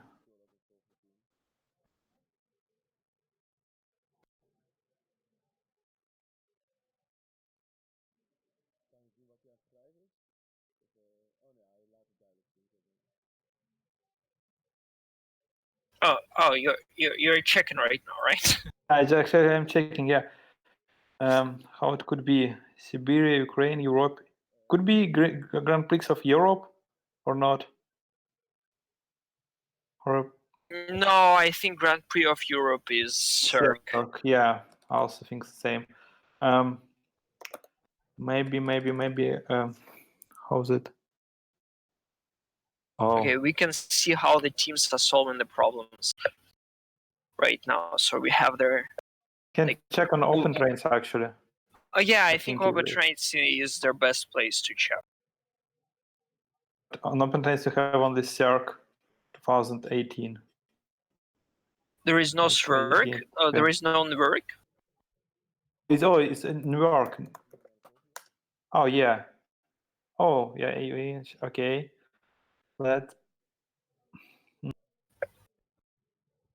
It was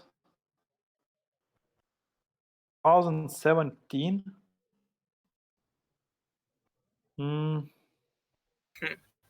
I don't know. It looks like we participated and we solved. Yeah. Okay, it's correct. We participated with Mikhail Putin and Riaz Zban, and we solved the except 2 problem. Except 2? Yeah. Should have solved except 1. Oh, so I was wrong. This means it is what NWERC. Which one? NWERC 2017. 2017. Yeah, looks like it's like a lot of strong teams solved, except they solved all problems. I see the results of their work 2017, and they're like they didn't open 2 problems at all, and the first team solved without 3. C and E, yeah. C and E is not open, yeah. Yeah, and on in open trains, like 6 teams solved C and 2 teams solved E, but none of them solved both of these problems. And you haven't solved C and E, right? Yeah, they actually haven't solved these problems yet. But yeah, in the previous year, 2016, when we participated with Vladimir Smykalov, I think it looks kind of good in open trains. Like the only one team who solves all problems, it's our team. On the 16, there is a team who closed all the problems. Really? Yeah, Omegan Heap, probably you remember that. Oh yeah, it's kind of, I think it's kind of good team. Yeah. Yeah, it's a very good team. Great result. I mean, because even in in scoreboard, not too many teams like one team with 11 problems and one team with 10 problems and several with 4 teams with nine problem. Eager I don't know. I don't know. Did they get the medals? I think they didn't. Omegan Heap didn't get the medals, right? Because I don't remember. But in some training camp, they participating quite well, I think. No, I mean they're participating quite. They participated quite well. I'm pretty sure, but like they didn't get their medals. Like, a lot of random happens on.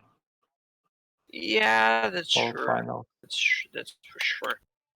I think just like the real the most kind of the performance, the indicator of team performance. I think it's Open Cup actually, because it's a lot of competitions. If many competitions in a long period of time, quite long, and it also have a problem from different different offers. Different people offers. Yeah, I think it's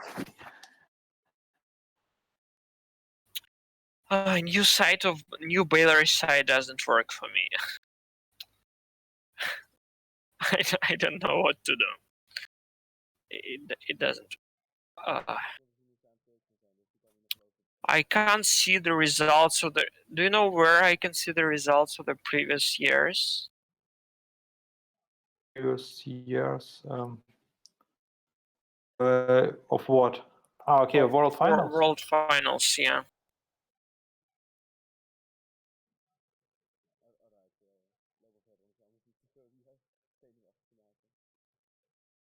Because it doesn't seem so trivial to get them.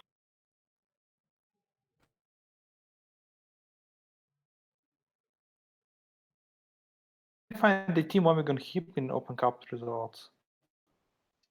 For some reason, I don't know why. I have no idea. Have they participated? I think they should, at least they participate. Like, I think they probably even participated some Petrozavodsk training camps. Is it the 2017 World Final? Or which season it was? They participated in it's 2016. Oh, 2016. Yeah. Okay.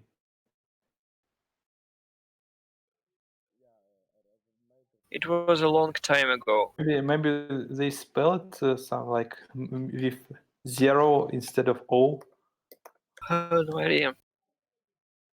I'm pretty sure that they participated in Petrozavodsk camp. Oh, not pretty sure. I'm not sure right now. Okay, I don't know where to find previous World Finals results. Like,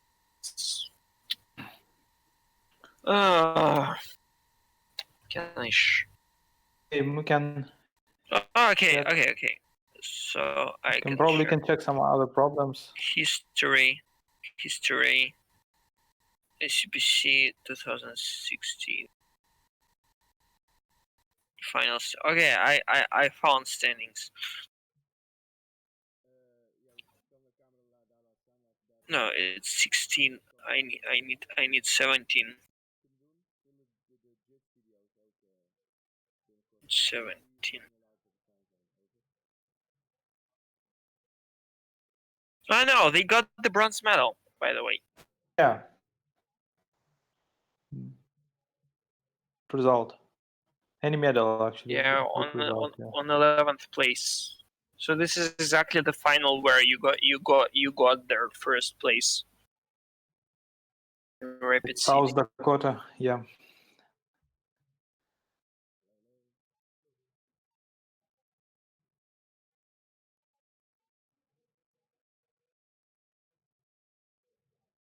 Let's check some other problem, like for example, problem D. I think we can check problem K at first. Okay, yeah. Because there are attempts. Yeah, the few teams try to solve it.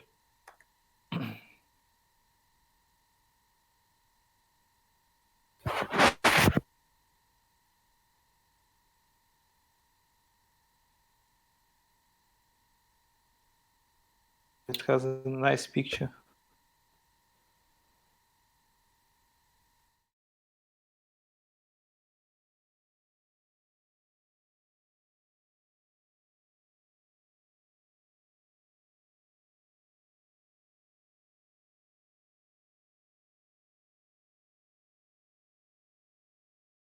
Yeah. I'll try to read it also.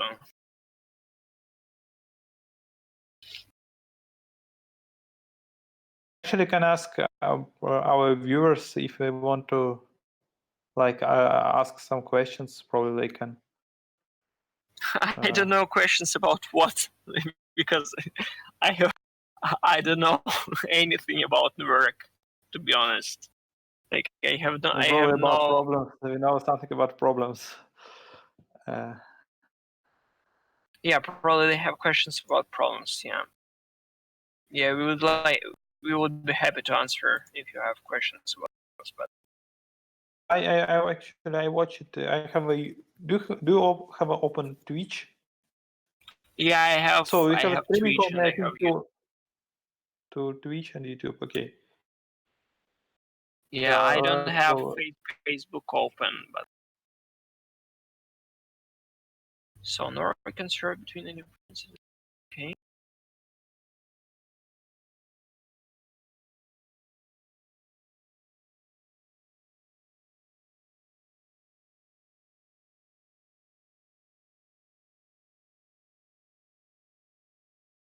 Okay. So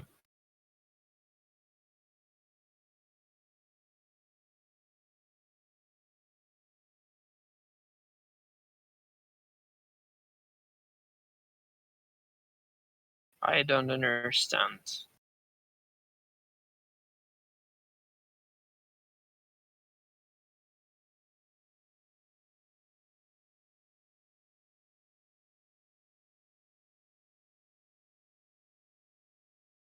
I don't understand what's happening in the problem case. So, like, I understood the problem, but I have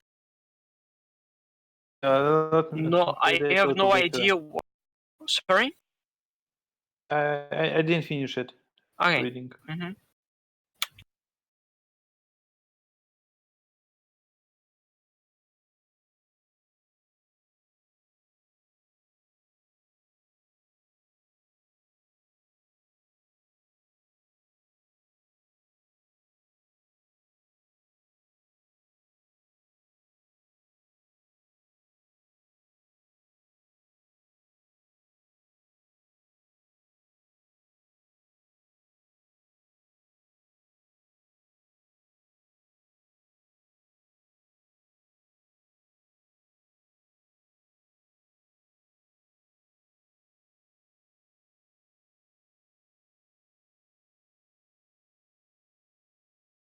Okay, so what do we have? Like they have I some.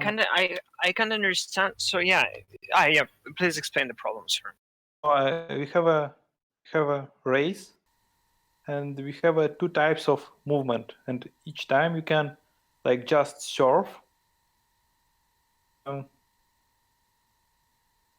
So if you at any point you can surf with speed 1 meter per second. It just kind of you can do it only in the water. Cannot surf when you like you in any case you can move only in the water. So the first the type of movements it's surfing, and the second is jumping. Jumping costs you 10 seconds. It doesn't matter how long will you jump. You can jump to any point with the distance no more than d meters from your current position. So, and your goal is simple: is from point 0 move to point S as fast as you can. So, and we have 500 islands, and so each island is no longer than d. So for each island, we know left and right boundaries. So, and yeah, the distance between them is no longer than d. So that means that we can always finish the race. There is no impossible answers. Yeah, and what's the challenge? Kind of what's the? Yeah, I think it's not so trivial. I'm like started to thinking that you have to maintain their like you have 500 islands, and kind of you have their intervals where you can get. The distance is huge, so you kind of this problem could be easily solved with a smaller limitation, when you can use just simple dynamic programming that you reach some point at some amount of time. So, and for each point, compute just minimum amount of time that is necessary to reach it, and they just But the first idea that you get afterwards, like let's look at the ends of the islands, right? The first idea that comes. Yeah, but this doesn't like it doesn't seem to work really. Just you need more kind of like the distance is the first approach is you have the distance is actually is large. It's 10 power of 9, but maybe the number of interesting points is much less actually. Yeah, it should be something. It should be something like 500 squared. Probably. Firstly, we have to understand what's the property of interesting point. Maybe maybe compute just if you know a set of interesting point, we can easily compute some dynamic prog. Not так. Okay. Okay. It's just the length of the jump. It's quite big.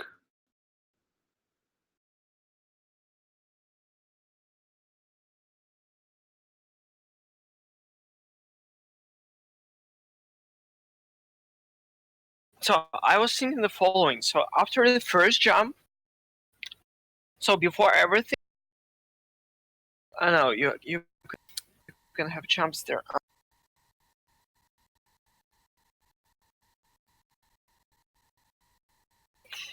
So I think I have an idea how to solve it, but I have no idea how to implement it. It's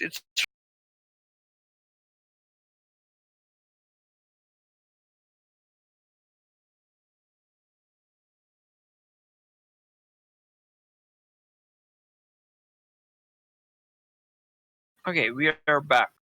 Okay, yeah. We are back. Oh, so there is something like it's.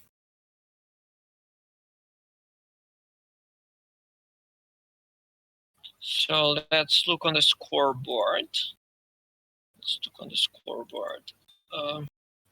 Because there are lots of teams who solved 6 problems right now. Okay. How long? So there are 4 teams with 6 problems, and there are no new problems open. So I think the guys who are writing the problem K were like they probably assumed that they could look only on their ends of the islands, and that's all. But that's not exactly all the points. Not all the interesting points. Okay, yeah. So we have yeah, in what situations it's better to just swim except jump and not jump? Sometimes the jumps are faster than swimming, right? Jumps are faster, but yeah, when it's swimming, it's better. So what situation you cannot like? Okay, I think there are at least 2 cases, like when jumping is faster than swimming and when it's not. It's actually, for example, if you have no islands and some distance, and it's kind of 2 different situations. When it's better to use jumping and when it's not. Like if jump is slow, it's just simply better to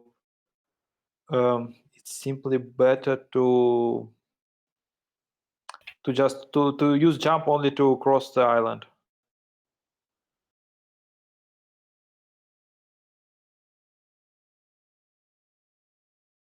Oh, Peter is seen as probably like Peter can join us.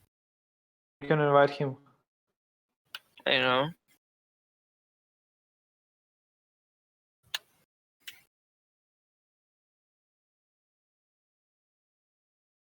Probably he will solve this problem easily. But like, the only thing that bothers me is that it's 6 seconds, and their constraints are 500. It actually should be probably like just n power 3 solution. Yeah, it seems that it's in power 3, but like, why you have 4 seconds instead of 2, even n power? It almost looks like it's n power to the power of 4 divided by something. Sure, but maybe just simply like don't want to make a problem like just they don't have that the participant have a problem with time limit, like just a little bit bigger limitation. Oh, that's and everything will be fine. Okay, probably.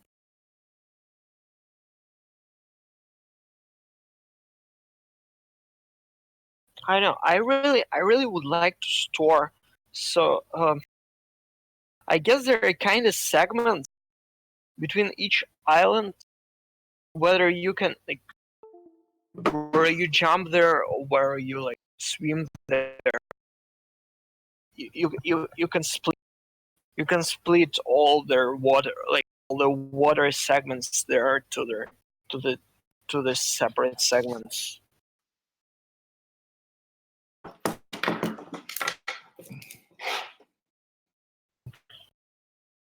Okay, probably let's look at another problem because like Just it's yeah, probably can solve it, but it's more like it will take some time. It seems to be to be honest. I think for me, for example, right now it's B looks easy because I think I better understand what's actually going on there. Here it's like, yeah, probably if you discussed like what type of problems. Okay, just better answer that he's on the plane. Okay. Nice flight. I see. Yeah, Peter can't. So this problem is a little bit less nice in sense that it's like some big numbers, and you have to handle these long segments and somehow zip them, probably. G or problem D? Which one do you want to discuss? Problem G seems very long. Okay, Alright. let's read problem check problem G. D. Let's check problem D. Okay, let's check on problem D. Probably it's shorter. It's actually similar length. No, Okay. it seems to be shorter. Okay.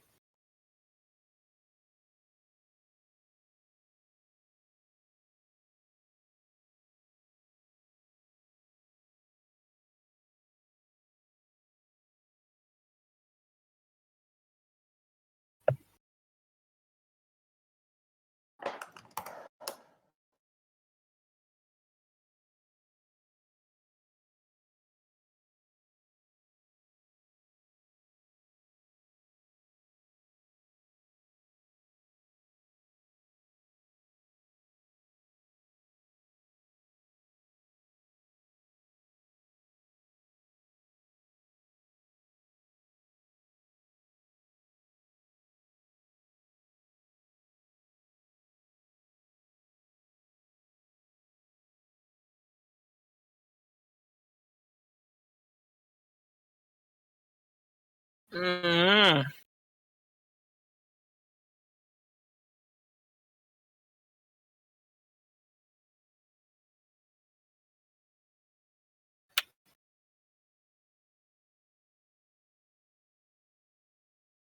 Funny problem.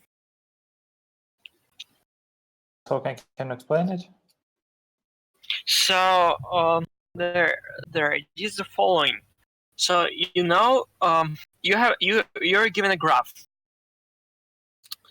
You are given a graph, and between each vertex, each edge has their property of length. So from their point, for example, from point I, you have a link to the problem J with the length L. There are two constants, like their speed in the cable and their overhead on the transmitting the packets. So really, when you fix V and C, the time that costs for the transfer of the packet from the vertex I to the vertex J is L divided by V plus C. So like you calculate but you divide by the speed and you add their overhead on their transmission. Okay, I get it. Okay, right? Then you're asked the following. So when you have a fixed V and C, you have a spanning tree, right? On the optimal path. So for example, you're like not the tree, sorry. So from the vertex I to the vertex J, their optimal path passes through some edges. Okay. And these edges are kind of important for their optimal spanning graph. It's not the tree, right? It's the spanning graph. So like for each edge, you know that it is on some optimal path. And you asked about which edges contains on some optimal path for some V and C. Okay. So just they have source and They don't have source, kind of right? I mean the first and the kind of the vertices between which we compute like the shortest path. It's fixed. It's first and the last, first and nth vertex. Yeah, in this graph. No. I mean, we always transmit from first to the nth. Really? 1 moment. I that. Probably it's not. Yeah, from the first to n. Yeah. Okay. Yeah. Sorry. That's not the whole. It's the optimal path only between the first and n, right? Or not? Yeah, part of the optimal path between first and the nth switch. Yeah, so the problem becomes slightly simpler, right? So you're looking only on the path between the first switch and the nth switch, and then for each V and C, you want to understand which path is optimal.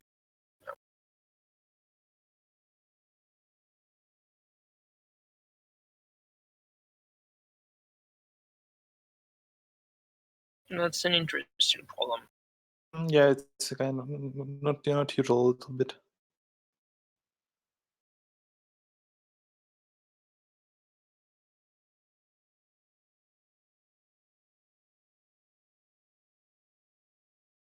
So it's kind of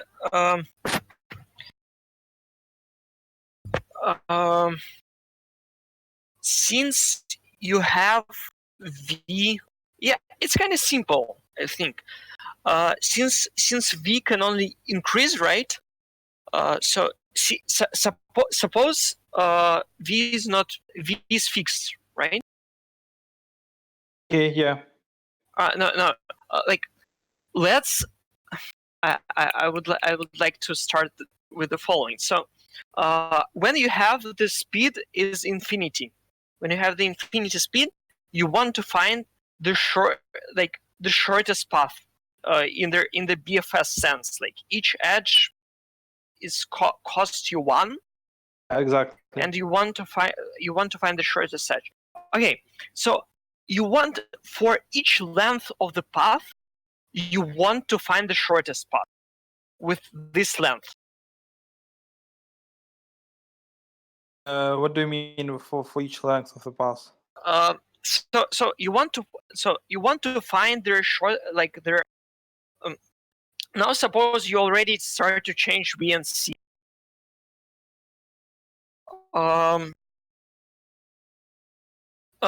Consider the following. Suppose you fix the how to explain it. I don't know from which part trying to explain. So let's calculate the following. Let's calculate their shortest path, which length with the number of edges 1. So consider find their shortest path that has only one edge. Like you bound the number of edges on the path, and you calculate the shortest path. Okay. Because typically what is it, this L divided by V plus C? It is really the length of the path divided by V plus C times the number of edges on the path. Yeah. So if you fix the number of edges on the path, the only interesting path for you is the shortest path out of them, because you have C times edges, which is fixed, plus L divided by V, sum of lengths divided by V. And how did you fix the number of edges? Like just fixing the problem? No, consider right now that you fix the number of edges on the path. Don't think about that. Consider the number of edges on the path. Then the only paths that are interesting for us are the paths that have their shortest length. Exactly. Yeah. So, that's all. Then you have to. Then you have n paths and different paths, and you want to understand are there any V and C for which this. So we want to understand whether this path with k edges, for example, is ever will be the shortest one for some V and C. Exactly. So you solve the linear inequalities there. So you have the like I the see, shortest path yeah. for length 1, for length 2, for length 3, for length 4, for length 5, and you have the linear inequalities on them. Not linear inequalities. So you know that it's L divided by V plus C times the number of edges.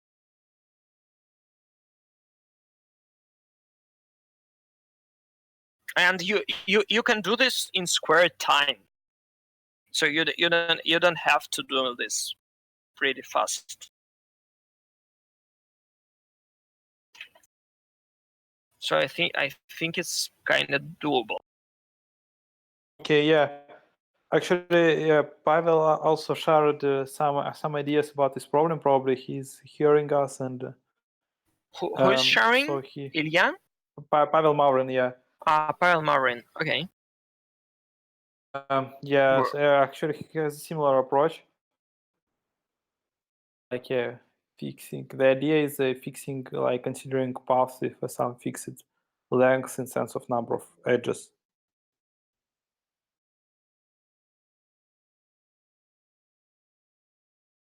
Okay, I think this is a very nice problem. Yeah. So what's happening? Let's look. There are So 6 teams with 6 problems. Yeah. Yeah. I don't know. So from my perspective, the next solvable problem is D. So, probably B and D, because K seems to be very tricky. Maybe just the people a little bit afraid of this problem. Like it's not usual. You have to just do. It's kind of. Yeah, I think it's a kind of a like. Ilyas Bany once told me like that problem he likes. It's a problem that you don't know polynomial solution just after you read the problem.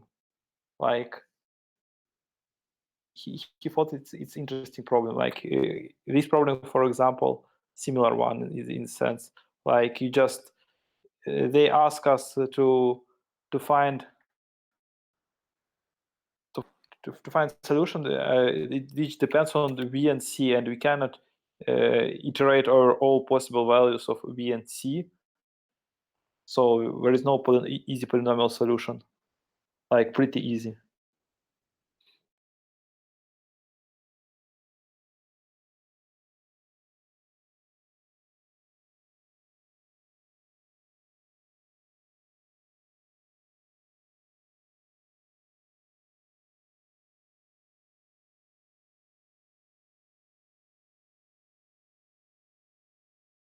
Sorry, I'm.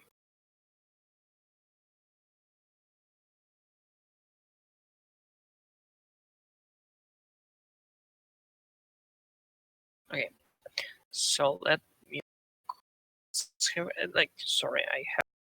If I have, where is Pavel writing you? He wrote me in Telegram like a few messages. A few ideas, yeah. Telegram. Do you know whether Ilya is coming? He's probably he will join us a little bit later, but he didn't say exactly when. Okay. We have Ilya here. So Ilya, can you introduce yourself, or should I? Hello. Okay, so probably I should introduce.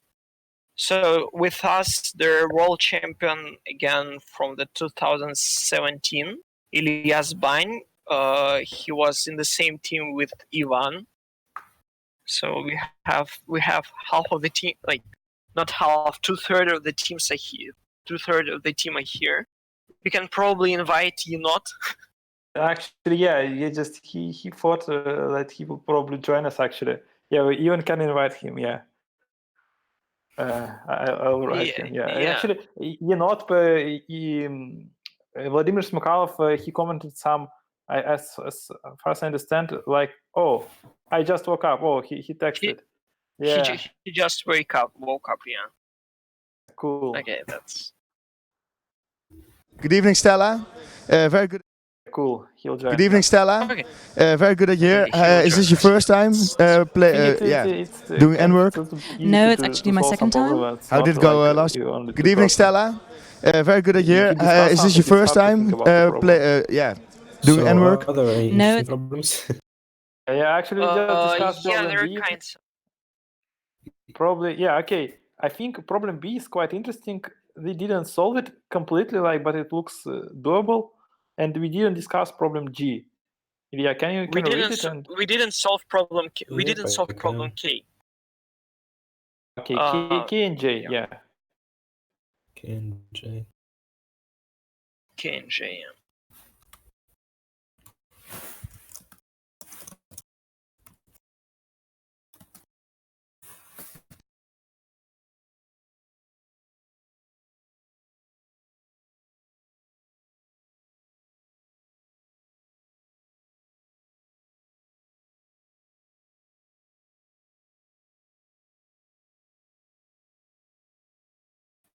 There are so many clicks.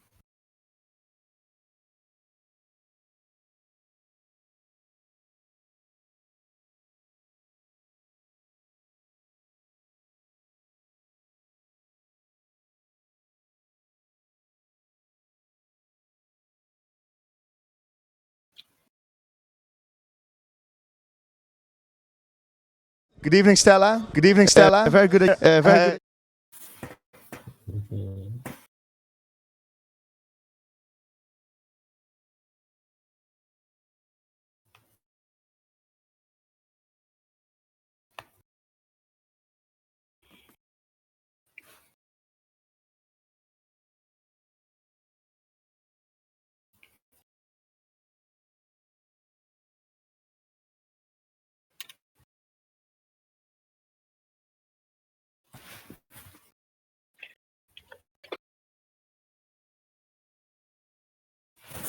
Okay, so what problem we are trying to read? Good, Right? good evening, Stella. Okay, Very good. Is this your first time?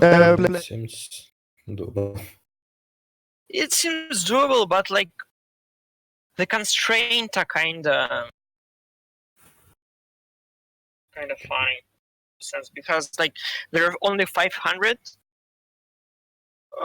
and the time is like 4 seconds. It's not 2.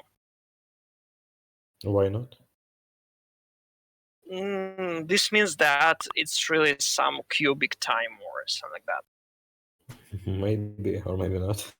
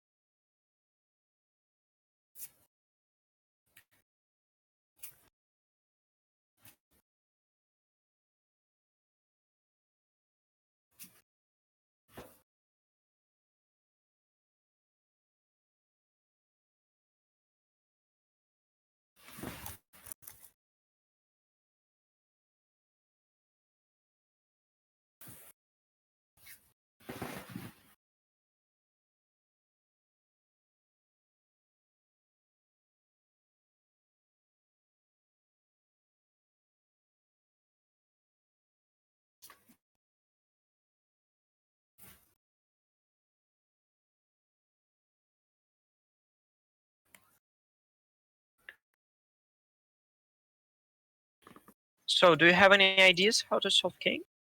I think there are two cases. One, when the jump is faster than the jig swimming, and another one when you want to when the human is faster.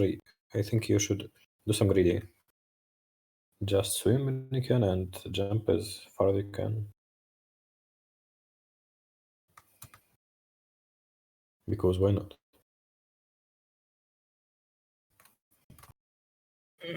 Always jump? What? Not exactly greedy, because it's possible that two islands are kind of close to each other, and it's better for you to jump a little bit early. Like when you just when you reach the first island, you cannot make a jump in the full length, and so it makes sense to jump a little bit earlier, for example. Yeah. Okay. But I will have to make at least one jump, so I know where my jump will end, and I can jump as early as possible, I think. For example, if you have a group of islands, will you jump over the first one or over all of them? Over as much. As much as you can. Yeah. It's okay. That looks like if in case that if you swim faster, that means that you can. Okay, can you greedily join a group of islands? I think so. Yeah, you can greedily join islands in the group and jump over if they're shorter than distance d. Yeah, exactly. Yeah, probably this greedy approach is correct. Yeah, but what if their islands are very small and the distance between are very short, like one length one with. You don't know really how to. You have to group the first island. I don't group anything, but I suppose. Let's see. At the first island on our way, let's see at the next island, which is a distance plus d of the first island, and we want to make the jump, so our jump will finish just before the last island, because why not? And why not as far as we can? We probably have to jump. So you're telling me that you have to group the first islands anyway. Like you can greedily merge the islands. I don't merge them in any direct way, because why? I just try to make the largest jumps that I can.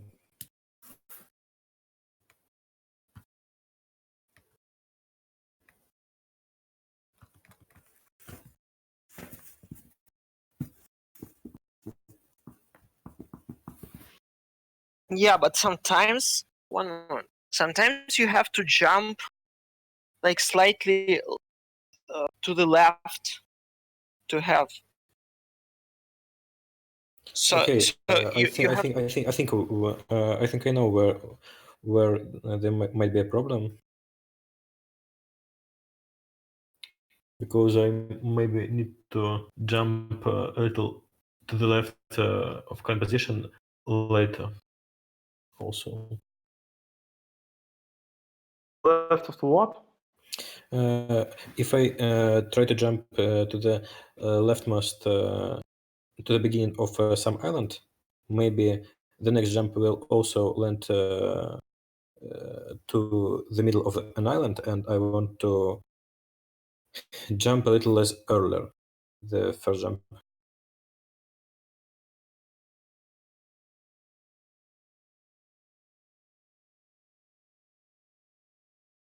So I think the second image in the statement describe the situation, because if I because I need to jump the second jump to the beginning of the third island, and not the beginning of the second.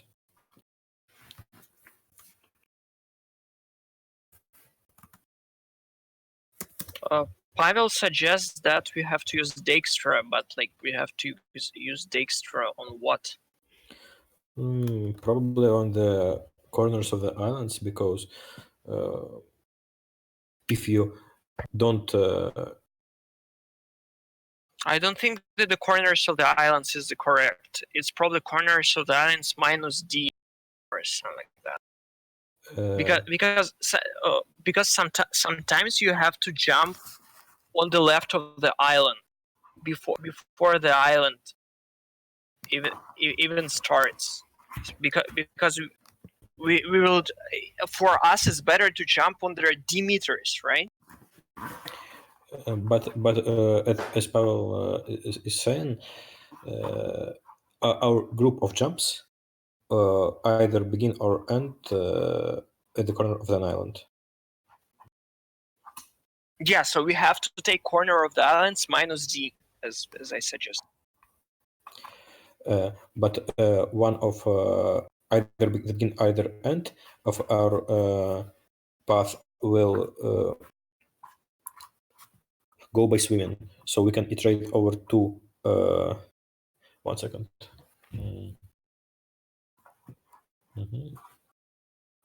Never mind. Sorry, I have problems with my internet. I will try to get back to you soon.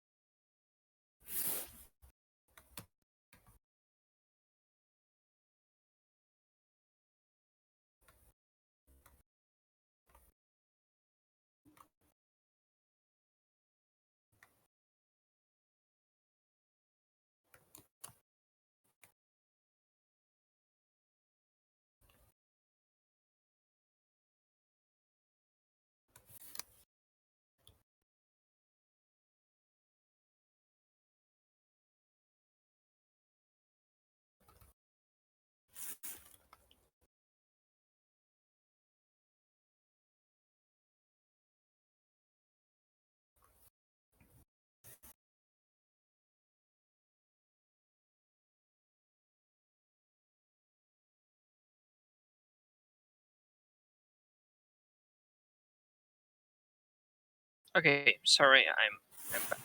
Yeah. So what happened?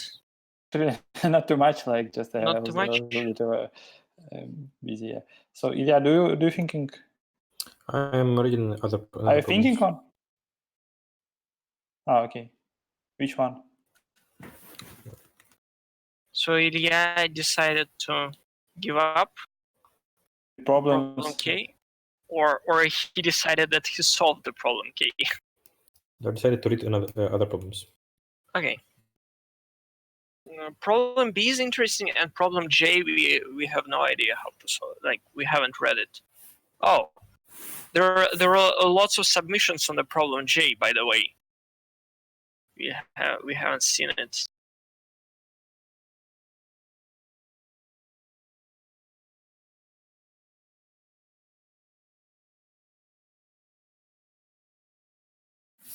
Okay, let's read probably problem J.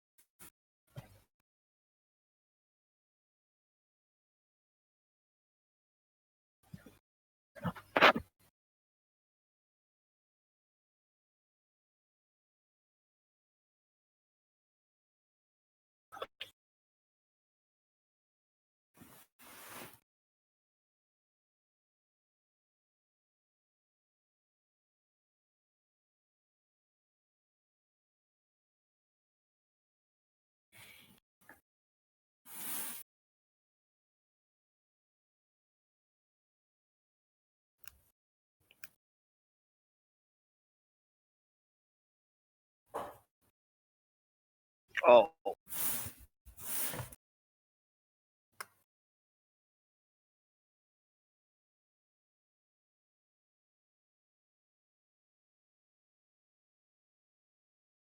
Okay, so I read the problem J. It seems to be solvable, but I have no idea right now. So, what's happening? You have n integers at the beginning. So there can be positive, negative, and zeros. What you can do? You can spend c seconds and then increase or decrease or don't do anything to each number, like make +1, -1, or nothing to each number. Then you can, there is another option, you can pay r seconds and remove some number at all. Yeah. We want to get the alternating sequences of the signs. So the first, for example, the first number should be positive, next negative, positive, negative, positive, negative, and vice versa. Okay, I get it.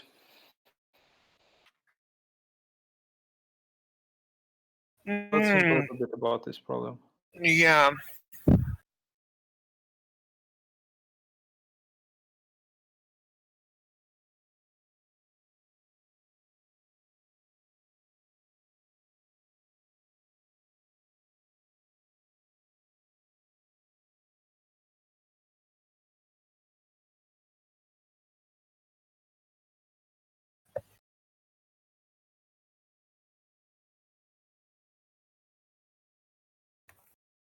I think I have to leave you for some time.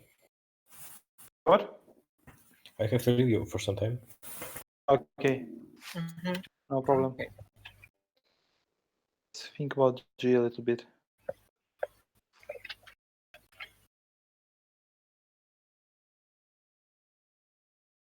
Like, we can throw integers at the beginning, so because it doesn't matter. Like the order of operations doesn't matter. Really. I mean, yeah. You mean just you can.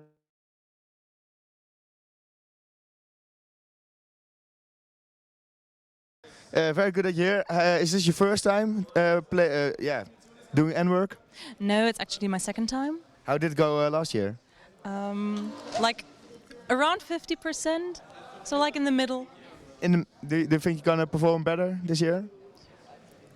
Sadly, we've got a new team, so I'm not sure. We will have to see. We only got the team last week, basically. Something happened. What happened to the team? Someone left us. Oh, but is the whole team now? Is only one person We replaced? have one new person. Oh, okay. It's just How is he? not bad, but we don't have like good communication yet. So that's like, maybe it's gonna be super great, or maybe it's not gonna be super great. We only trained once, so Sounds exciting. a surprise. What are you gonna aim for? What's your goal for tomorrow? Being better than last year would be nice. I think you can do that. That's something you can go for. Because that's what we try to do. That sounded reasonable. Do you enjoy here in the Netherlands so far? Oh yeah, it's lovely. Yeah. So are you only here for the NWERC this week, and are you also going to do something else? We're actually going to have a trip to Amsterdam afterwards. Nice. Yeah, and I've been doing some city tour today, so I like it. Very nice, very nice. I have never done the NWERC. I have never been here before. How many people are in the team? So each team is 3 people, Mm-hmm. and we have 3 teams, so we are 9 people from my city. 3 teams? Yeah. Really? What university are you all from? Erlangen-Nuremberg. Are you nervous for tomorrow? Expectations aren't so high. Are the other teammates nervous? One of them seems to be already in bed, so I guess. He doesn't want to make any chances. Yeah, all right. Well, thank you very much for the interview, and I wish you good luck tomorrow. And maybe we'll see you again next to the beautiful, beautiful cups. I don't. Trophies. Anyways, thank you very much for the interview, and yeah, have a good night, and see you tomorrow. Understood how to solve the problem. So you almost explained everything, no? I mean, yeah, but it's kind of, I know the only n squared time solution, like first iterate over number of all interesting, like number of so the kind of the set of all interesting number of fake accounts. It's straightforward. Yeah, it's just something like input integers plus minus 1. Okay, she's squared. Okay. Yeah, it definitely cannot use any binary search here. Just we have to iterate over all possible values. But yeah, probably we can maintain some data structure. Yeah, we can maintain some data structure with the longest paths of negative and positive. Let's say like Cartesian tree. Mm-hmm. Or just like Cartesian tree, like just we don't move anything actually. Just any how is it, segment tree. So and we have. Okay, some number can become positive, like some dynamic programming or over segment tree. Over a segment. So yeah, it looks like. Okay, let's explain the idea. Okay, actually, what happens? So we have, okay, what we do? We iterate over number of fake accounts. So now we have some fixed fake accounts, and we have array that keeps like, and we maintain in segment tree in leaf of in segment tree in each leaf the maintain the status of a current, was it all of the current post. So and it's colored in 3 colors, like only positive, only negative, and both of them. Mm-hmm. That it's simple. It's so and or both. So and now we have so the only thing that they need to solve the problem actually is to maintain some dynamic programming on segment tree. Just figure out how to what to keep in the state. No, and how to merge 2 segments. Okay, in each segment you have to only to maintain what is the longest alternative sequence on it, which is positive and which is negative, and that's all. Yeah, exactly. Like the longest positive and the longest negative sequence, and that's I mean, yeah, the longest sequence that started with positive number and longest sequences start from negative number. So, and this information is enough to just, so in which node we just keep two numbers. And each information, it should be enough to just to recompute it for the new one. So I think its problem is, it's a little bit like you have to handle all cases in this merge operation, but it doesn't look like very hard. Yeah, it doesn't look very hard. I can say kind of nice problem also.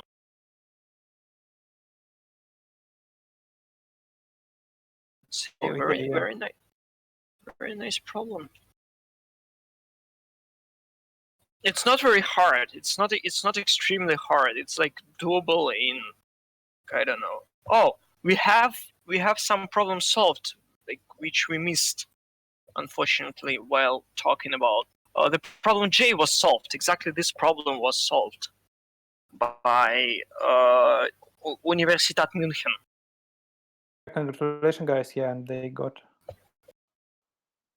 in the first place. Yeah, so I would think that the problem J and problem D are doable if, like, from the perspective, and then probably B and finally problem K, because I think problem K is the hardest problem on this problem set. I think so. That's my guess.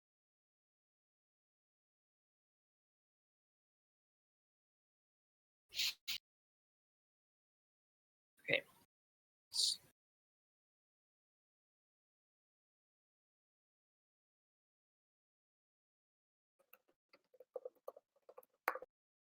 Okay, so there is the submission by problem K by Utrecht University.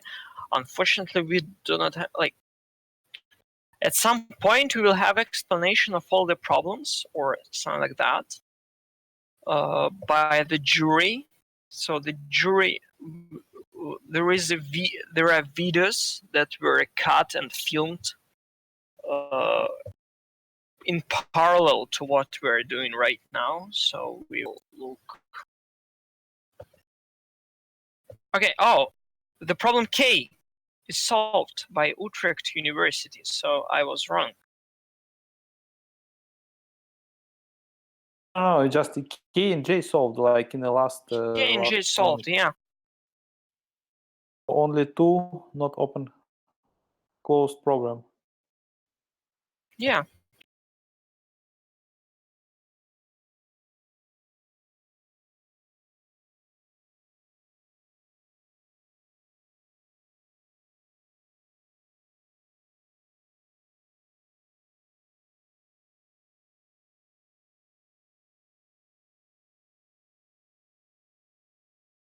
It's about 1 hour and 45 minutes until the end of contest. So I think definitely 9 will be solved. Yeah, the winner will solve at least 9, I think. So if J and K are solvable, I think D is solvable also. So like the problem B remains the hardest one. Yeah, only problem B. But even how many? Like we have 11 problems. I mean, yeah, a lot of problems solved, but maybe not. It happens that it looks like it could be not enough time to solve all of them. Maybe the teams can do this, but like they're not fast enough to solve all problems. Right.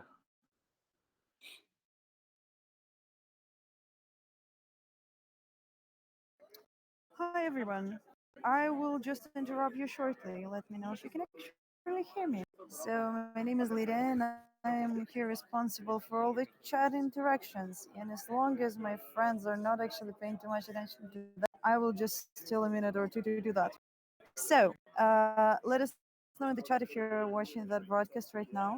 If you want to actually join us for some commentary, describe your profile in a chat and we'll see what we can do. Maybe write your personal messages about that. So yeah, send us plus to a chat if you're actually listening to that broadcast right now.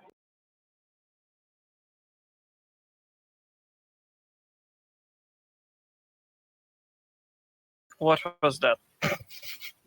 It was. It was Lydia. Yeah, it was Lydia. Yeah. Actually, I had some problem with audio during Lydia. Yeah, I also had. So like I heard only. Is it only for us, or it also was kind of? I have no idea. Affected the It translation. was general. No. It was general broadcast to everyone who actually follows the broadcast. No, it was general broadcast, but unfortunately, half of your speech was kind of. Something was not clear. I'm not sure how it was on YouTube. Yeah, I have no idea. Yeah, probably. If I don't know, like we have only 31 on YouTube. Okay, I will repeat what asked. As far as I understand, Lydia asked anybody to join our chat, right?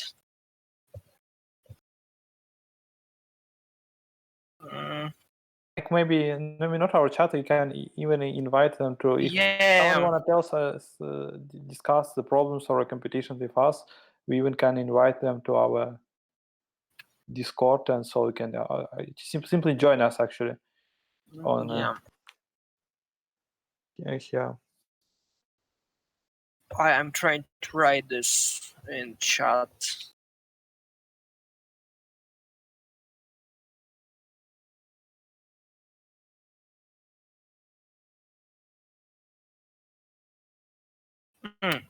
That's a good question.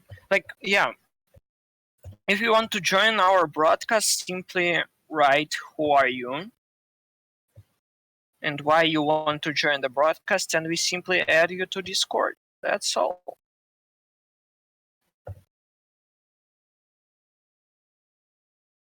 We would be very grateful if someone wants to chat, really. I think I don't mind. I don't know, like Ivan I think also don't mind if someone will join. Sure. So I'm interested where is Ilya and where is Vladimir, because we could possibly talk with them. Because nothing really happening right now. So okay. The first team, which is Team München, just submitted problem H and they got wrong answer. And Leiden University also getting wrong answer on problem J. Yep. J. Oh, J. I don't know.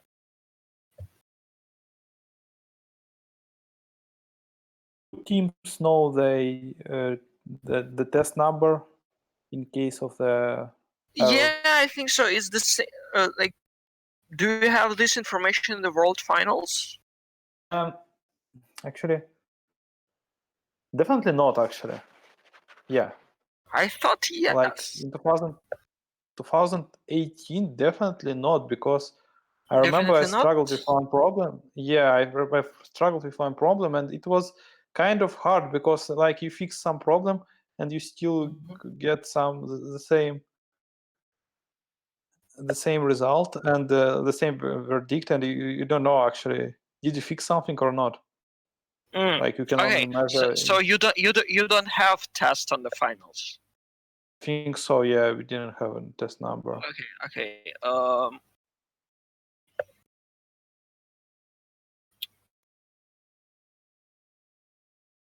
Then here guys also don't have the test on which they failed, because they have exactly the same setup as the finals, because like half of the guys who are working, like they're on the finals, they're like US guys from US, and there are European guys, and these European guys are mostly, it seems, from NWERC, because they're like Swedish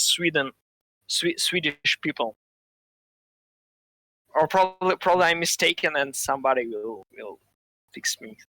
Like, but they're mostly from the work. Like there is some small number of people from NWERC who are doing their, like, for example, operational manager is from NWERC, like Matvey Kazakov. Oh, we have a submission by problem J by Tartu, but they got wrong answer. So Tartu, like, who knows? Who in the chat knows what are the medals that are getting the teams? Because like right now, as you can see, the medals are exactly the same as what's happening on the finals. So it's 4-4-4. But I don't know whether. I guess Ivan, you have no idea, right? And I don't know too much. Actually, I just thought about when it's switched from 3-4-5 to 4-4-4. Like, was it some specific moment, or just every year it was like they assign it in some way, and after some point it became a kind of tradition? It was. Oh, we have It was problem different. D. We have problem D accepted by that's Oxford great. University. So three problems are solvable. It's interesting sign. Like, then you just, especially for top teams, like they don't know too much about which problems are easier than others solve. But then happens that some team from not kind of the team from Oxford it's actually solved only 4 problems. Oh, yeah, they solved only 4 problems. But it's a little bit. Did you see this team scoreboard? I don't know. These are exactly the funny guys who started from the problem A. Yeah, that looks like, they didn't solve for easy problem. That looks like the team is actually kind of strong. I mean, I wanted to say that. Yeah, this team is actually strong. They almost won their United Kingdom competition, like UKPC, or its name, something like that. Yeah, I just wanted to say that it's kind of it's a good motivation when you thinking about on some of the problems, and now you see accepted from a team who is like in average not so good, but it means that they just have relatively simple solution for some of the problems. Yeah, but I mean, so these guys are. But now it's not this case. Yeah, I don't know. Are they trying to, like, probably they want to win the contest in their freezing period? Sure, maybe because we just don't know. Because they're kind of saving the simplest problems to solve during their interesting strategy. Because I have no other, like, because they didn't solve 4 easiest problems, and by the way, if they have solved them, they would be the first. Yes, exactly. With 8 problems. So these guys are because they solved they solved D and they solved J. Exactly. Wow. Also, they have attempted by problem H. Probably they are relatively close. Oh, by the way, did we discuss the H problem? I don't remember it. I think Pavel discussed it okay. prior. Okay. I remember. Yeah. Just it's a problem with bicycle. Okay, actually, it's bicycle. You were here. It's doable.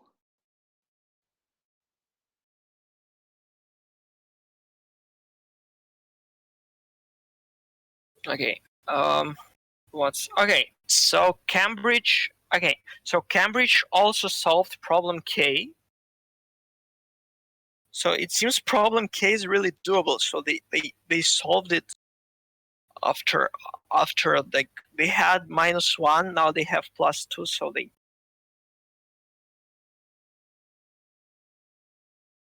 I mean by Cambridge. I don't see. But that's okay, very nice. I found it. Okay. I again have problems with the internet. Oh yeah, I don't know what's happening. Like it's telling me that my you don't have what's sorry? From my point of view, you don't have problem with internet. I hear you. Yeah, but it's telling me that I have problems with their Discord. It tells me that it's red while like it's green. Right now it's green, but it was red because I have lots of streams open. Okay, something. So, oh, so they're the top team from.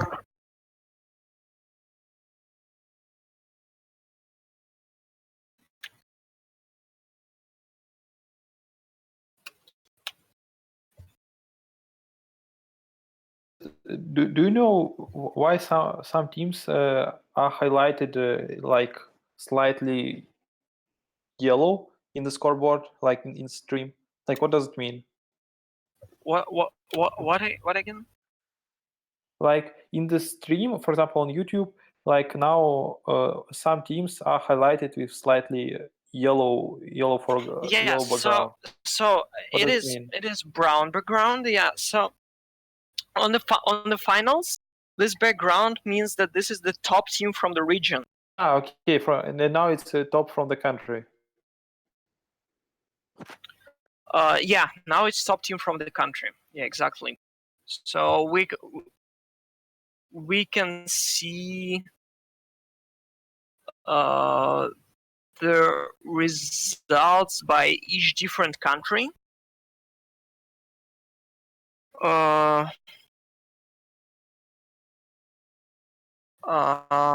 We can look on each different if you want. If you want, we can look on each separate country. If you want to, like on Ireland, for example, if you're interested how their Ireland, I'm really interested. Where is Reykjavik University? That's I'm hoping for them. Oh yeah, that's thanks for Lydia. That's interesting piece of the rule of for ICPC competition. That's only one team participate actually in the world final, and yeah, it's interesting rule in sense that it's maybe kind of lead to not only the best people from the world from around the world participate in world final, but it makes it kind of more diverse competition, and it's kind of first the team must become a best one in the university, and only after that it's able to go to world finals. For teams from the strong universities, it's more about competition inside university, not we get universities. FAO University. FAO University on 13th place. I don't know what is FAO University. Do you know what it is? 13. Here we actually see the interesting example, like in the top 6 team, 3 team from the Cambridge University, and yeah, they have competitions among more than 100 teams, but for these 3 teams actually they don't care too much about others, but they just compete between themselves.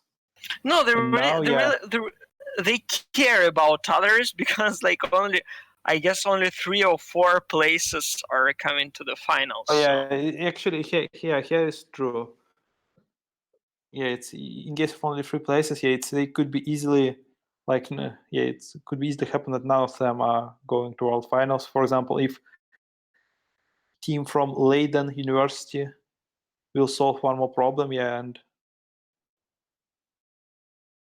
yeah, there is enough time. Like Cambridge, what this? Okay, by the way, this Cambridge 3 Nisra tops, as we showed previously, it was the first on their United Kingdom competition. So they as other 4 teams. So like in these 4 teams, another were like this Cambridge with a strange mark, like this question mark, which is right now in the 6th place.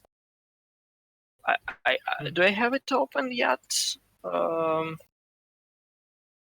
Yeah, and they're like, they won the contest as the first team, so they solved all the problems on the contest. This Triceratops, which is on the 3rd place right now. So and they finished even on 253 minutes. So Great result, yeah. Yeah, it's great result. So I guess they're the strongest teams from the Cambridge.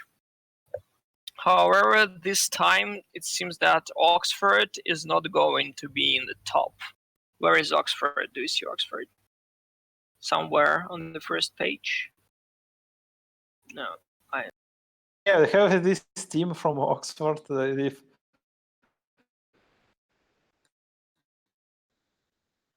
55 place for solves problems, but not easiest one. Yeah.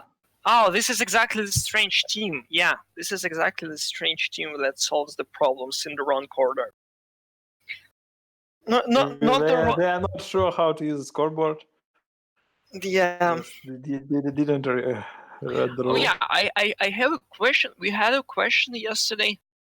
I have a question, really.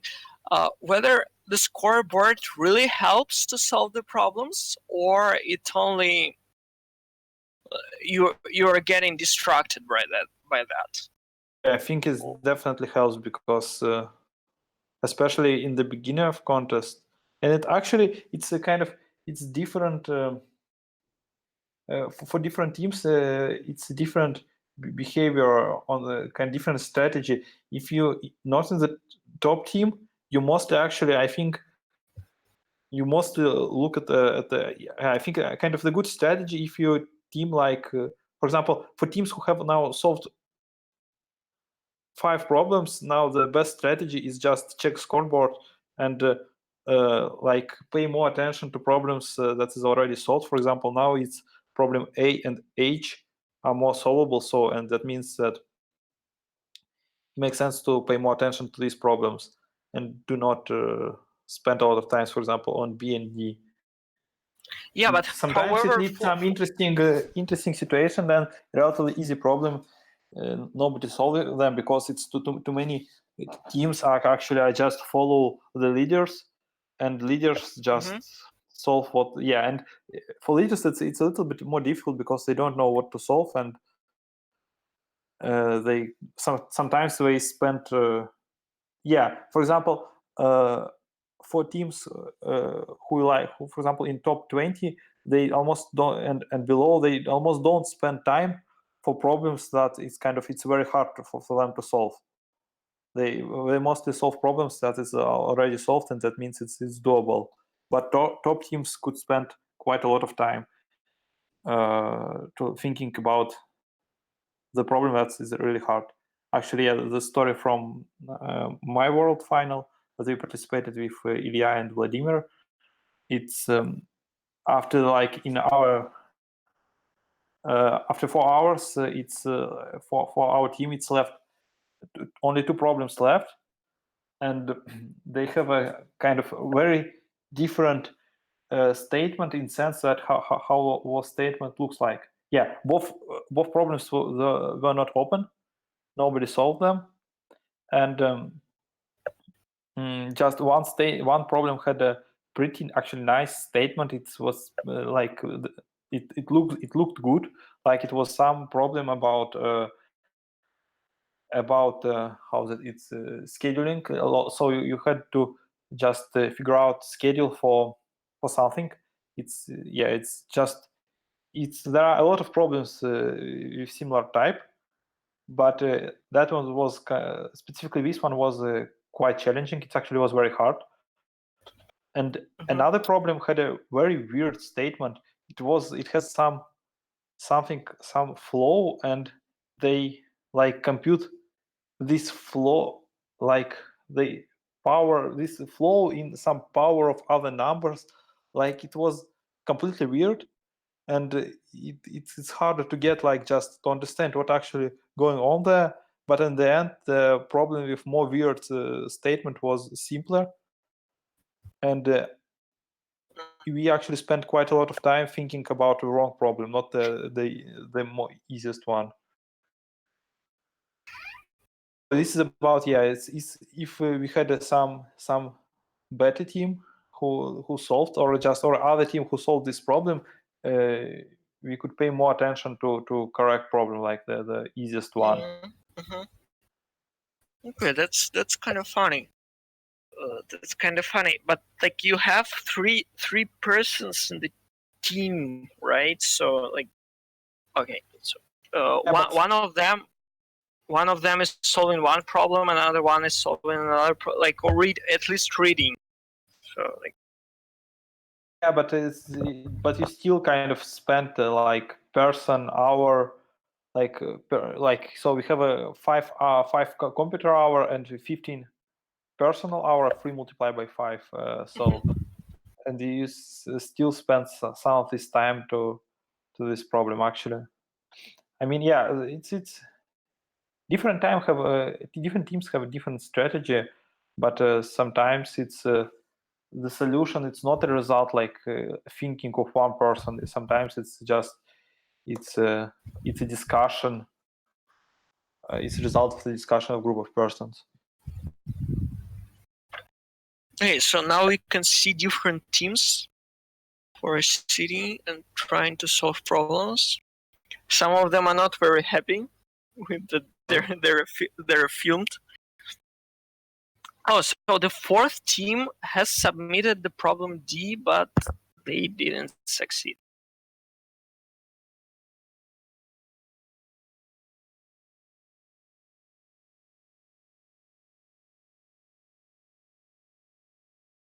Okay. Yeah, I forgot. I wanted to look where is Reykjavik University? Reykjavik, No, Ray.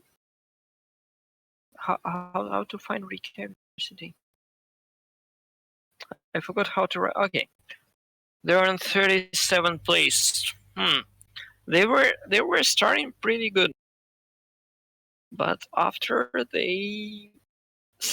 they're stuck. Okay. Yeah, they haven't solved any. They almost haven't solved anything. Or what? I mean, just the Oxford team solved 5 problems now, so they have potentially really 9. They start Yeah. to. So the problem that they didn't start it. They just solved the 5th problem. They solved H. They still have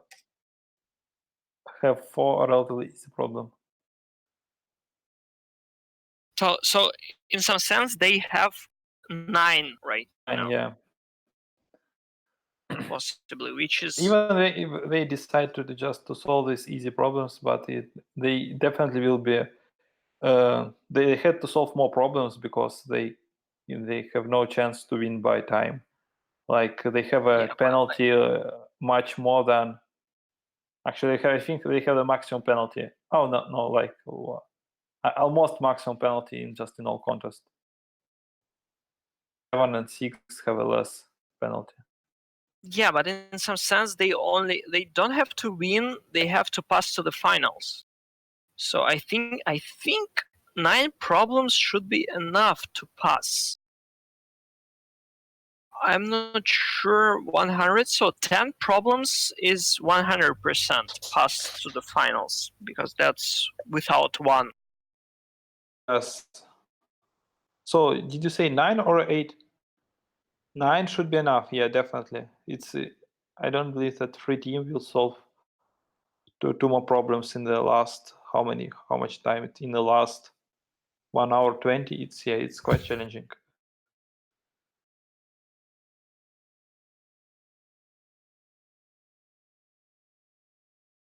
Yeah, I think like probably 8.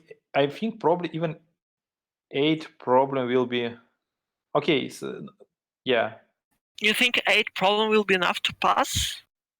8 problem with good time probably. Probably. For example, team from Universitat. München. You mean Universitat München? München, yeah. Probably if they solve H, it will be enough. Fast world final. Yeah.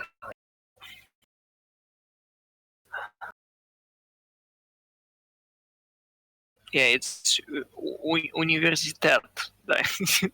It could be different from Spanish one, yeah. What? Of Universitata, it's in space, kind of in Spain. Yeah, it's kind of And Spanish. Yeah, this is in German, so it is Universität, something similar.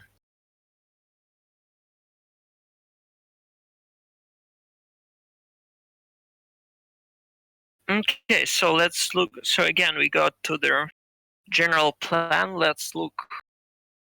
Okay, let's look on the statistics. Really, I would like to see the statistics by the problems.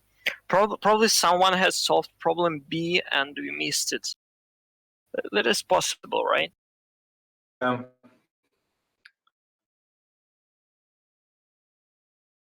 Yeah, unfortunately we have a delay.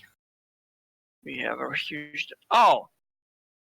Second team by München Universitat solved problem J, by the way, and they're on the third place right now.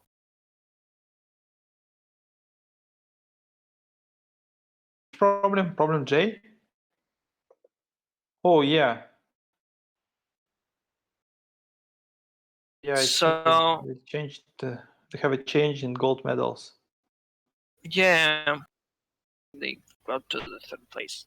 So München teams this year are quite strong. This means that's my intuition after when two of the teams got to their three. So they are exactly battling for their first place from the university. And now just they have the same set of solved problems.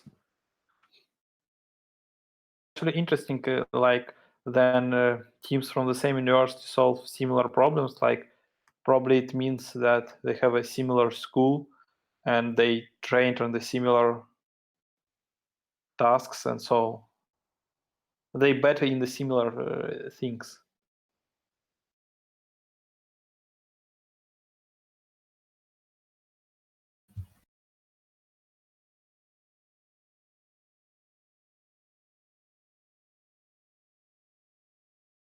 Yeah. But they have to try by the problem B, by the way. Yeah, but actually, that now I think 150 minutes of penalty. It's quite a lot. Oh yeah, but actually, yeah, 150 minutes is quite a lot. I mean, right now it's almost like it's not very likely that we will catch them because catch them in time, so they have to solve more problems. Of course, yeah, the first team from Munich have a free wrong attempt on problem H, and so it's kind of minus 60. But still, if they will be careful enough. No, you have to yeah, it's almost so. If they solve problem H, they cannot lose, right? Because we have less than 90 minutes. Yeah. If they solve for problem H, they definitely the Lord Baltimore team from Munich. Oh, we have pending submission on problem D, by the way, by Cambridge. Okay. And then they can join another Cambridge. They're like 4th and 5th place. Yeah, it seems there is they are passing. It seems they looked. Oh, these guys have solved problem D. Probably. Oh, but no, they got the time limit exceeded. Oh. Yeah, they got time limit exceeded somehow. what's about problem D? It's about, like, let me check it again. Oh, D, it's about this graph problem with optimal paths with different.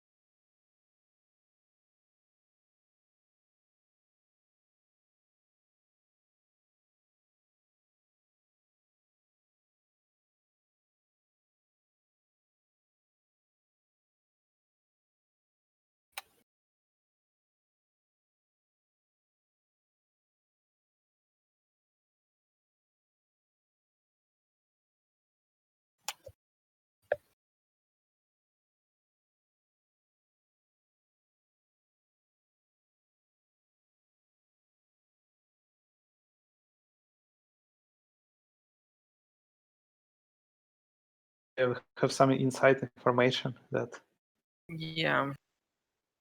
get a video from Oxford team. That we soon will get there. Our funny team. This one, Comme des Garçons, or like something like that. What do you think? Will they solve easy problems Comme des in the Garçons. freezing time? The Garçon. Yeah. What do you think? What was your hypothesis ideas? No, my ideas is that they will pass to the finals and they want to solve these problems. Like probably they already like wrote them. Even like that. Yeah. But they're probably waiting for the freeze. It's kind of the. No, I have no other better explanation. What's happening there? Yeah, they should be very, very sure in their. Oh, but by the way, do you see the results, the standings? Yeah. I only found that on the bottom of the page you have standings for the companies. So the right teams from the companies. No, I mean there's scoreboard.NWERC.eu. This page. Okay, so. Go to the bottom of the page. Probably not companies. No, this is companies. This is 100% companies. Yeah, like team from AMC. So NWERC allows some probably old competitive programmers to compete from the companies. It seems from their Netherlands companies, because there is only Netherlands flags. But maybe just the local who already, maybe they allow to everyone, but only local teams decide to participate because it's easy to compute. So the first team is IMC Trending, as someone helped me. I have no idea, but they're winning. They're winning by one problem. So they have 6 problems. And booking is not very worse, but they don't do anything for. So they're not only company teams. They're sponsors. So Sponsors? Where did you find it? I got the information from another chat from the guys who are organizing the competition. Okay, camera crew is ready, so we will see the guys. Okay, yeah, I think.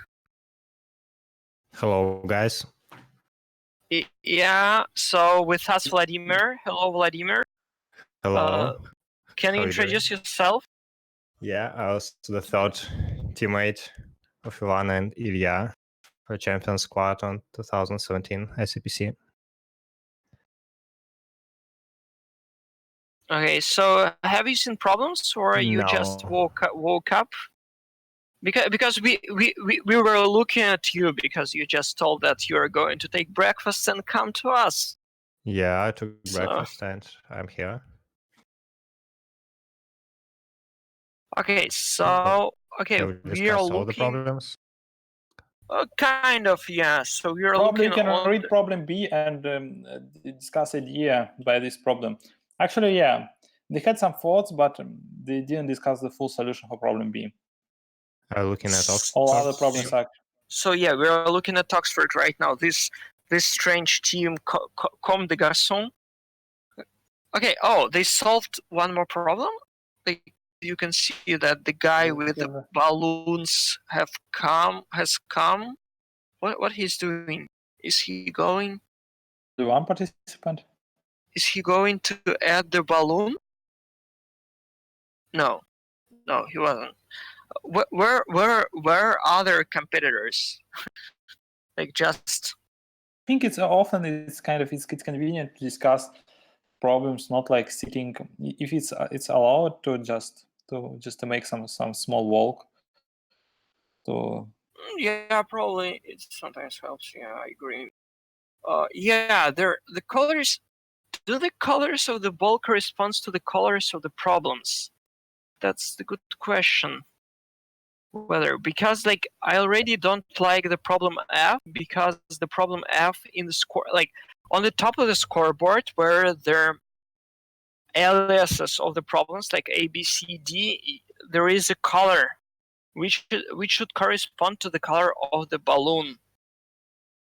But somehow the balloon for problem F is blue.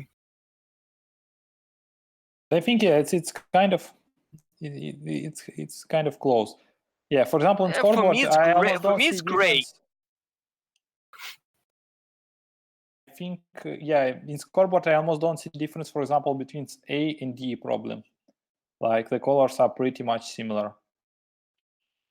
Yeah, it's purple and purple. Yeah, I agree with you.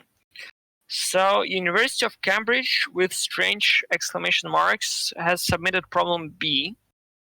That's I'm getting from their higher powers. But I guess they will have wrong answer for it. Okay. By the way, Vladimir, are you reading problem B? Yeah, I am. Okay, good. Yeah, just we can discuss when you finish. Yeah. Sure. So Utrecht University has submitted also problem B. So there will be a lot of B's. I think B is quite simple, but yeah, maybe I'm missing some detail. Yeah, we're missing some insight in the problem. Or, yeah, it's.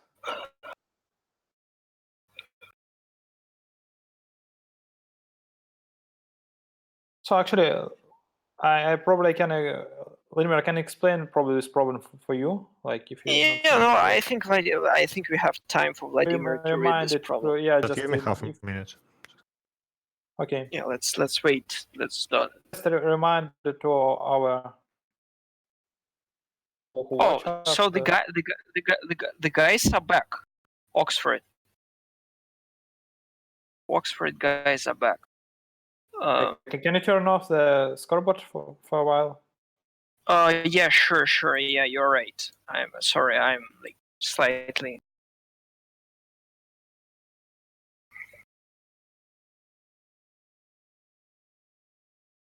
Interesting to look on them. To look on the best teams here, how they communicate and just see their strategy. How do they discuss? So Ivan, sorry, I don't know. Are you in Sochi right now? Yeah, actually, yeah, I'm in Sochi. Are you? Do you teach some university students there? Or Actually, I'll teach university, not university students, I mean school students. In a few days, I will go to Sirius. Because I heard that so because you're looking under how the team communicates, it looks also almost like coach insight from you, like the coach feeling that you know how the teams should communicate, etc. So probably you will be a good coach for the teams. Like because at some point they will open the Sirius University in Sochi. I think so. Yeah, just I heard about it, but yeah, it's not very kind of the fast process. Yeah, sure, It's, but like probably it took years actually to just there. First Yeah, make some announcement, and first they'll have a good students will start studying there. Okay, so Radboud University, the one for some guys. Looks like they're submitting something, or not? No, someone was cheering for Radboud University, but they got wrong answer on problem H, unfortunately. I sorry, I am very bad, but I will look at which country is Radboud University.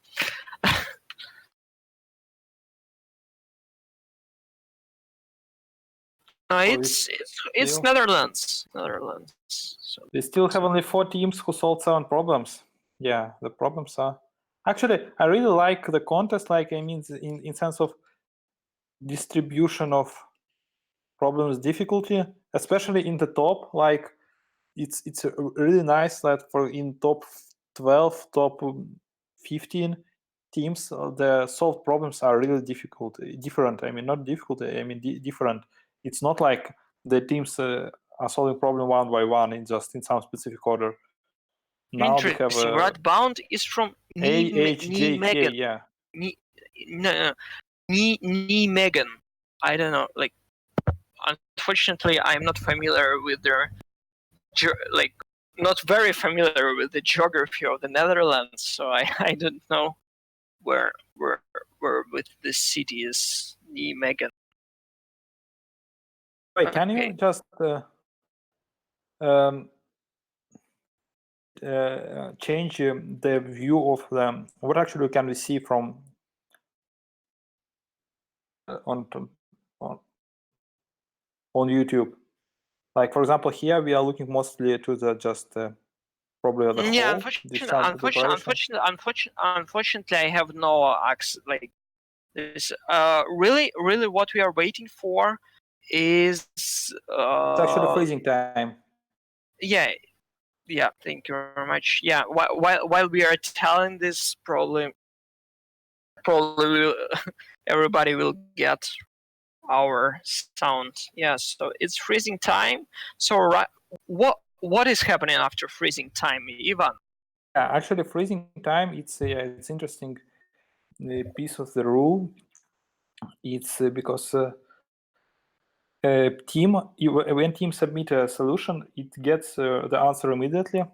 But for make competition more interesting, there is a rule to do not show to others the result of the submits. So the team it's nothing happens in sense that what team can see about their results, they still can see a full results about their about their submission, so they can see the problem was accepted or not.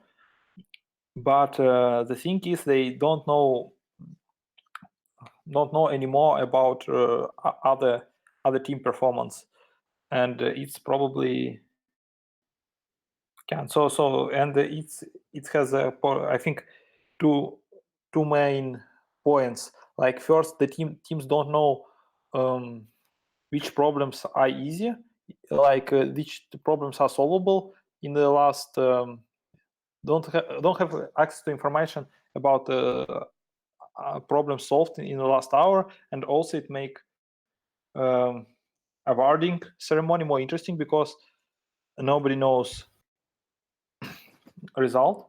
But yeah, it's sometimes people try to ask other teams and they kind of make prediction about how which problems were solved in the last hour. But in general, there is no public information available about results. But So honestly, we're okay. Yeah. So as we can see on the results, their yellow boxes with the question is exactly their kind of that. For example, we have yellow box on the problem B for Utrecht University.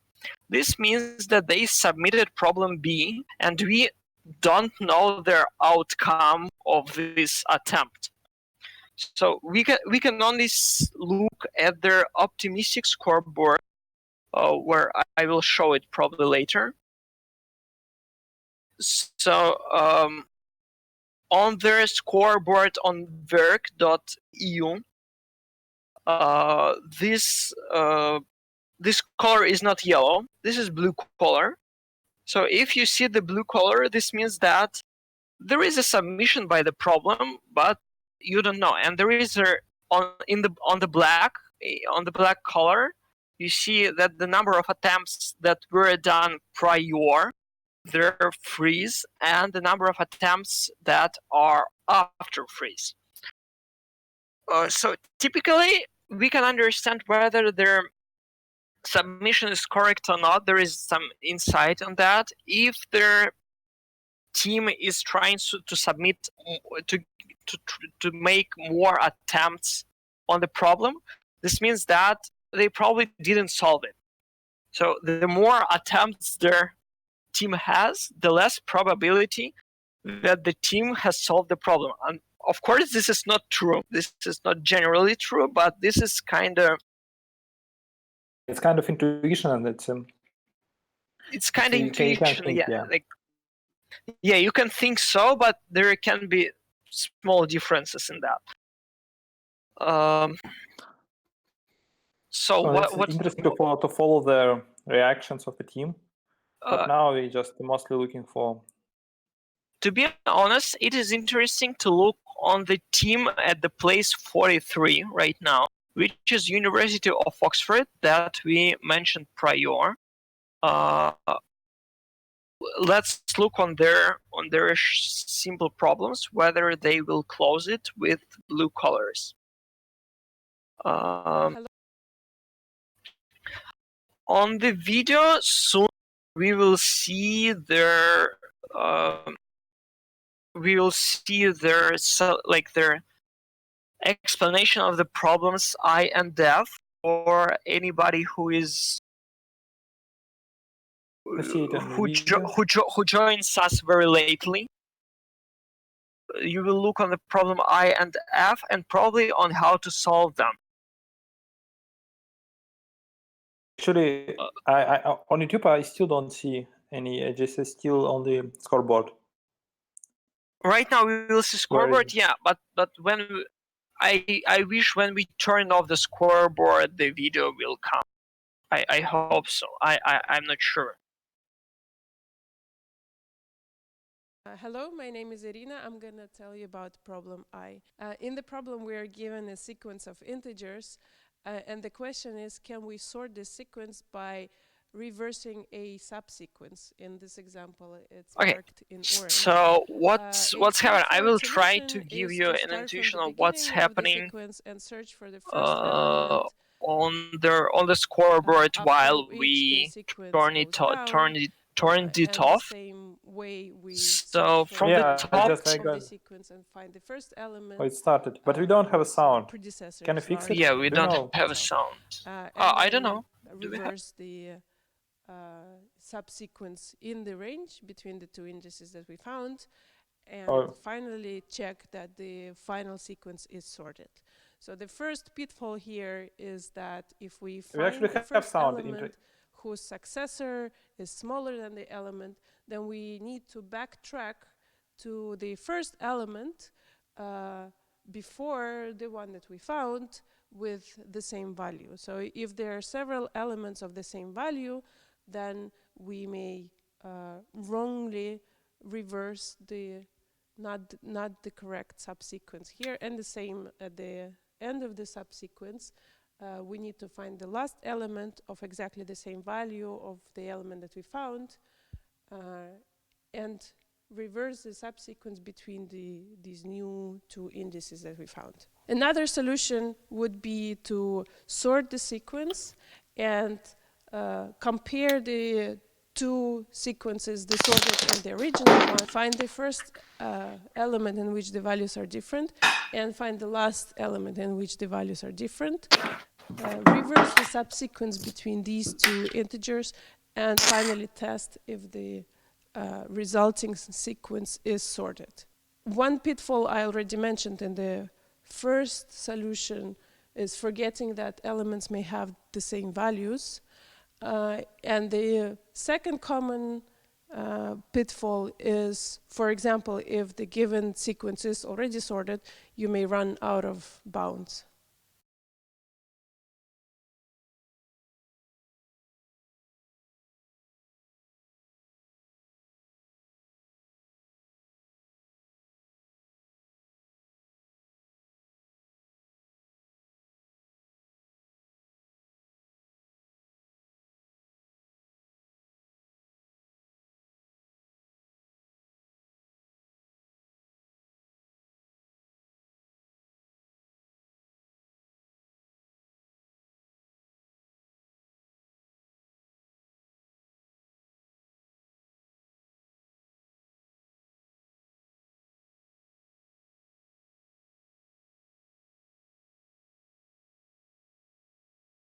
Yeah, just Okay, we are back. We are back, and we heard a solution for probably one of the simplest problem in this contest. I and so. Okay, soon we will see their jury room. This is the most holy place of the competition. Probably the most holy place, I don't know. For someone, the holy place is the operational room. So we will see all the jury that is trying to find the bugs in their solutions, of course. Not finding bugs. I mean, they are. I'm joking. There. They already. Yeah. The contest.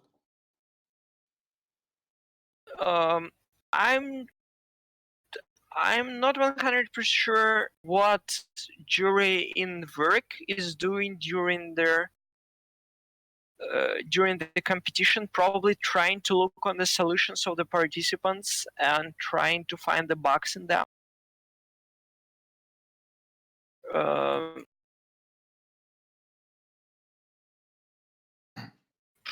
I really don't know what it's doing, because like on our for example, I am in the jury of our competition, and I am doing nothing during the competition itself, because everything which is important really was done prior to the contest.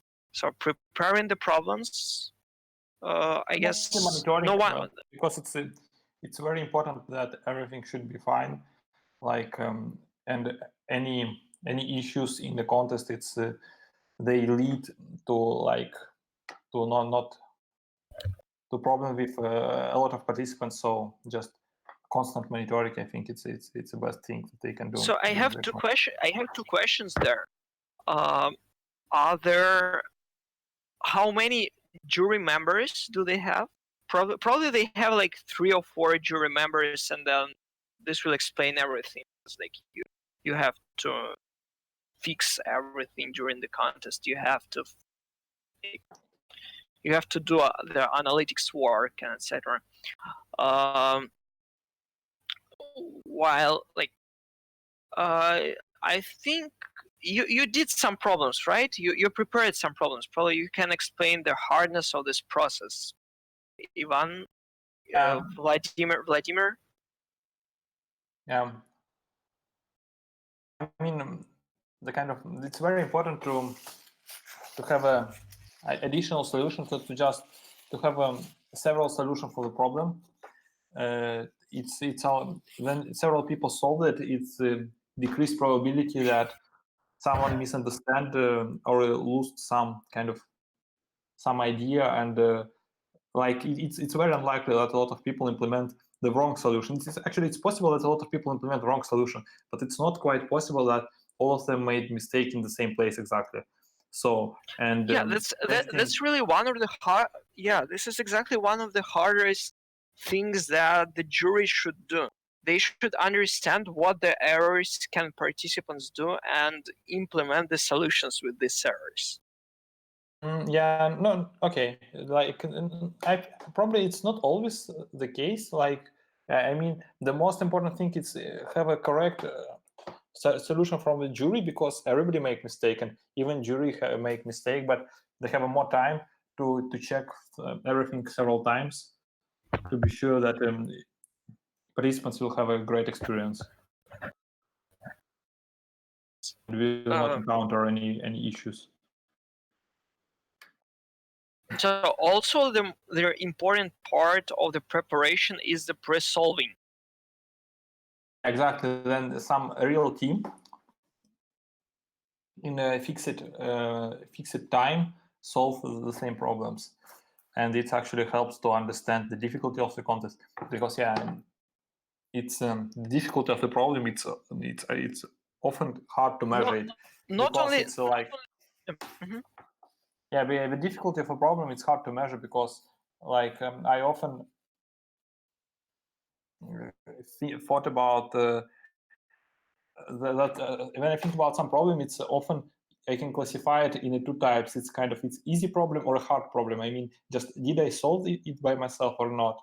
Like if you solve some problem, you always think that, oh, it's easy problem. It was pretty straightforward. I mean, it's not all the case, but it's often when you just figure out some solution by yourself, you think that it's easy. So in that case, we need to just some third parties, people who can just from another side look at the whole contest and correct and check how balanced it is.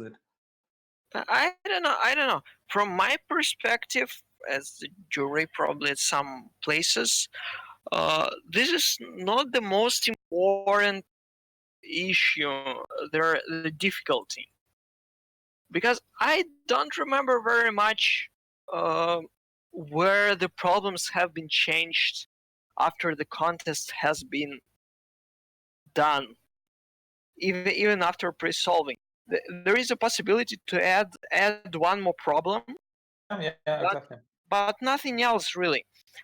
From my perspective, the most important thing is to check that the statements are correct, you're right. and that the tests are correct. Because like even not the tests, because for the tests you different jury members exactly write different solutions to test everything. Like different jury members write the same solutions for the problem, because one of them can make a mistake, and typically this is enough. But for example, but about the statements is very important, because for example, very very recent situation. We did a statement of the problem, and then we are trying to optimize the statement, like to make it lighter and easier. And when we did it, we were like, oh, very very simple explanation of the problem, nice. And then we give it to the contestants, and contestants didn't understand it, because while we optimizing the problem, we removed some important stuff which were implied for us, because we optimized this problem. Yeah, you're right. It's important that someone have to solve problem just exactly from the same, and not like just repeating, hearing, listening someone else, someone of jury member, just solve the problem just from the statement. To don't have any extra information and don't have any extra information.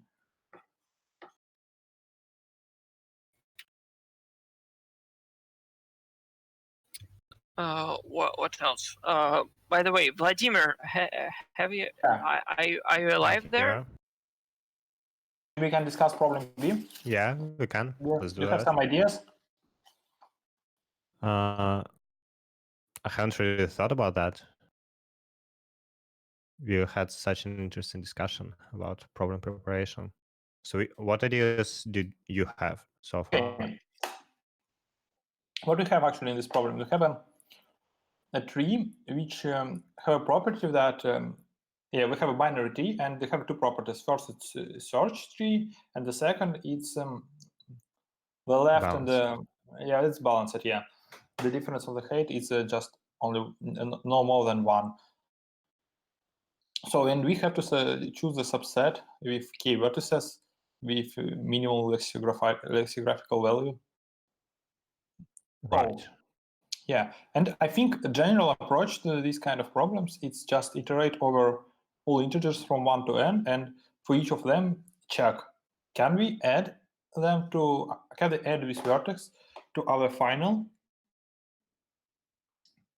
set? Because this greedy approach definitely works, but the problem is how to make it optimal, how to check it fast enough.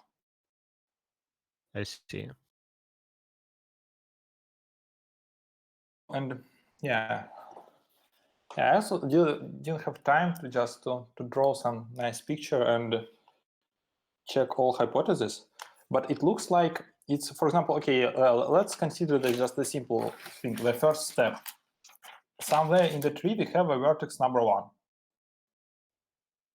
Okay, let's just consider first step. We have a vertex number 1, and we have to check, can we build a tree with k vertices and including now a vertex number 1? How to answer to this question?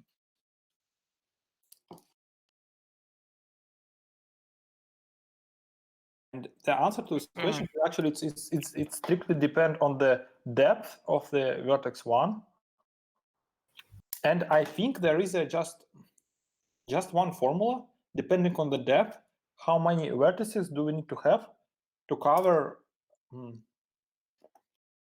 to create such tree? I think it doesn't depend on the structure of the tree. It only depends on the k. It's my hypothesis. Is it correct? Can you repeat it? Yeah, I want to repeat the fact. Like, okay, we have a vertex number 1, and its depth is, let's say, h. So, and now we want to answer to the questions. Will vertex number 1 be included in the final set or not? So, and my hypothesis that this answer to these questions depends only of two numbers, k and h, and it doesn't depend of the structure of the tree.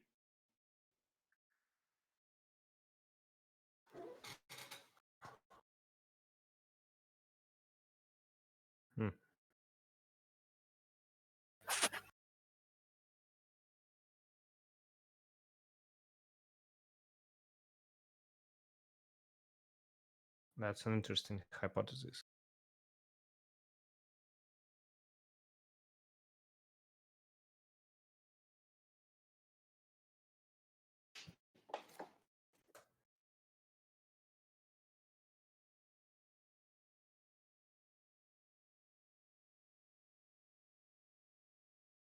I don't know. To me, it's more natural not to think about which nodes we should leave in the final answer, but which nodes we should remove. But that's probably a completely different problem. Okay, yeah, that's a different approach. Yeah, but you have to find lexicographical and minimal. Yeah. How do you achieve lexicographical minimality by removing? Yeah, I think that's the wrong approach.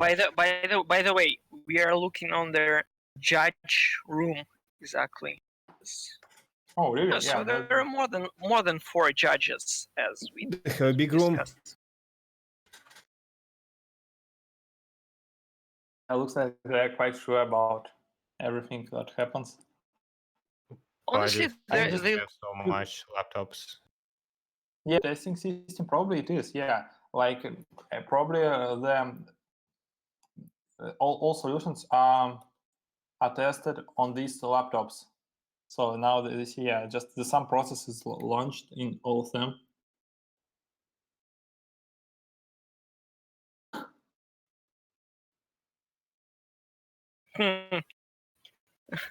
There is a photo of the jury members somehow on top of everything.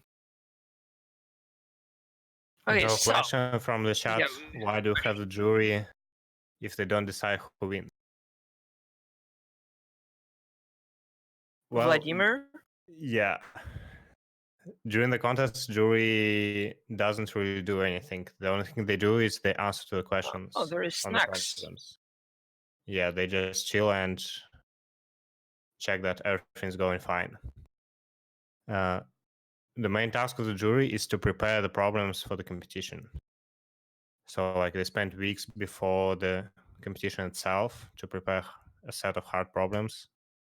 And after that, everything is automated.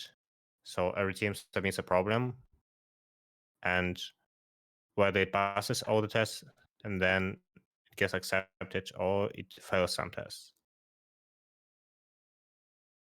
So jury does not participate in competition in deciding who will win. And actually, it's a pretty great the property of programming competitions because it makes like it. It's one of the most honest competition. Like not honest, like it just everyone have the same environment, and it's just its results depends only of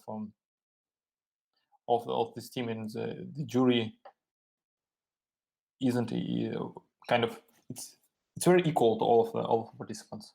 I agree, it's very fair. Yeah, exactly.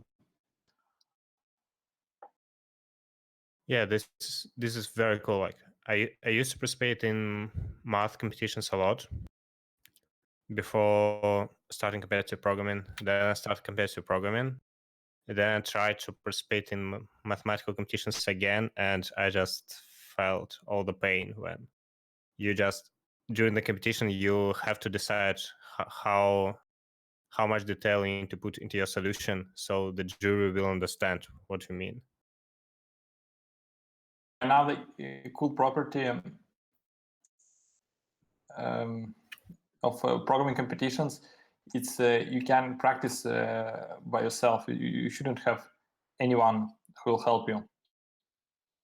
Like if you practice math, you just it's really hard to practice it without a teacher because you solve the problem, you have some ideas how to solve it. Even you can write it down, but you actually can't be sure that this is the correct solution because only a human can check it.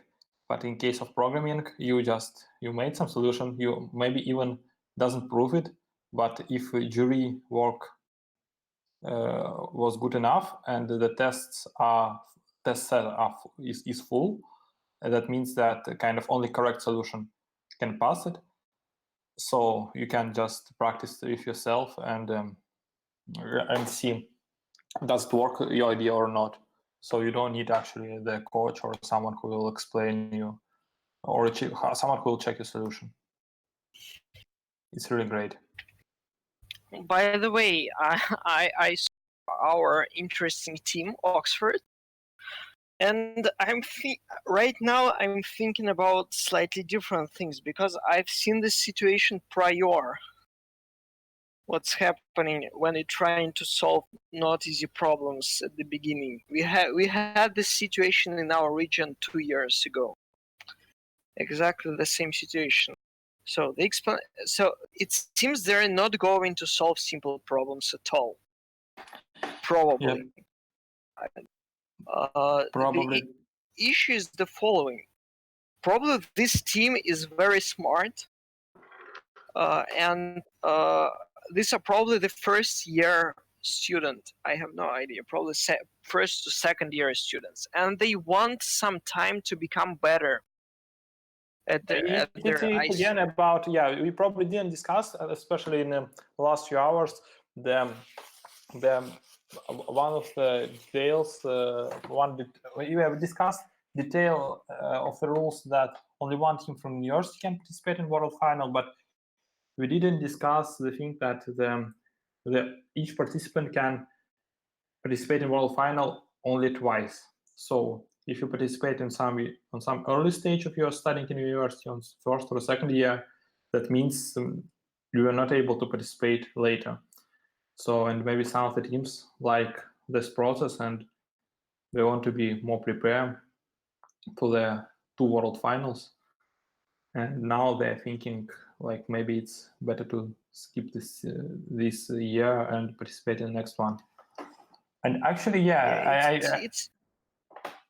have actually the same thoughts like in the beginning that I want to solve problems, because actually I don't remember teams who didn't solve easy problems and just solve them in the main part of the contest and just solve them in the last hour.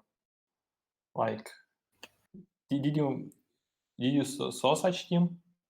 No, I honestly, by myself, I haven't seen. Vladimir, have you seen such situation prior?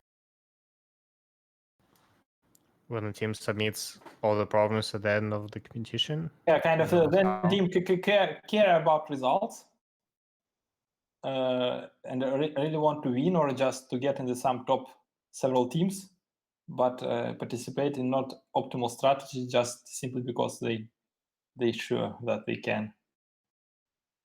No, they can do it. It's quite actually. It's quite. It's really important competitions. It's just one step to World Final, and kind of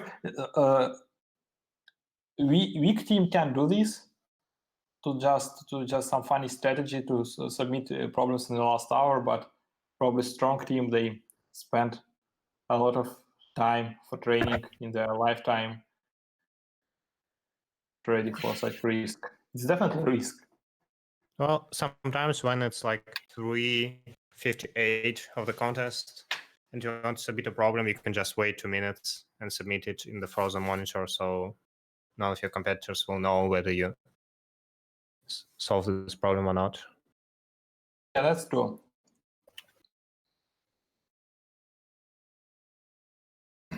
It would be funny if they submit all problems in the end of the contest, but it will be all wrong. I mean, they intentionally submit like just the wrong answer one.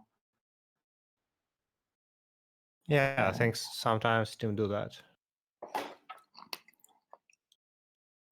I will tell you something, but I think I will do this after the competition. After the video. We will now have the video of the problem F. About the problem and how it is possible to solve it. It should be. Well, I don't know when it should be. It should be in 1 minute or so. So, and after we can possibly discuss problem B. I don't know. We discussed problem B, right? Or actually we didn't finish discussing. It just I said some hypothesis and I'm not sure it's correct or not. Okay, yeah. And now we'll see the solutions for problem F.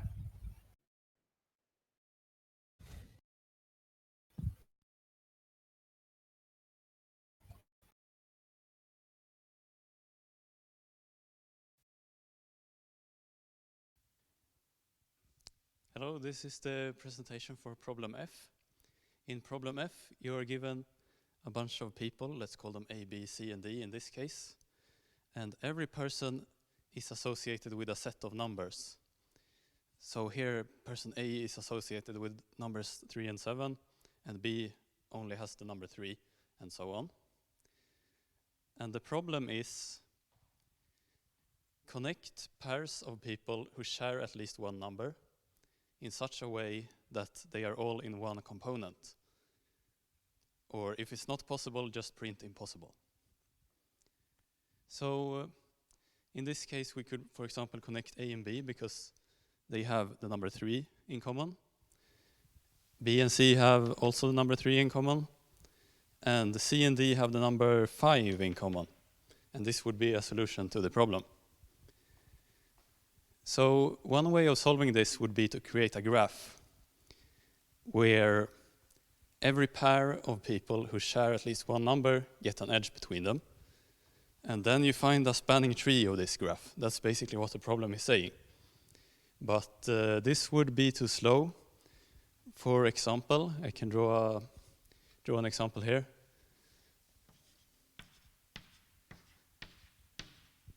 If every person has a number in common, then this would just be a complete graph.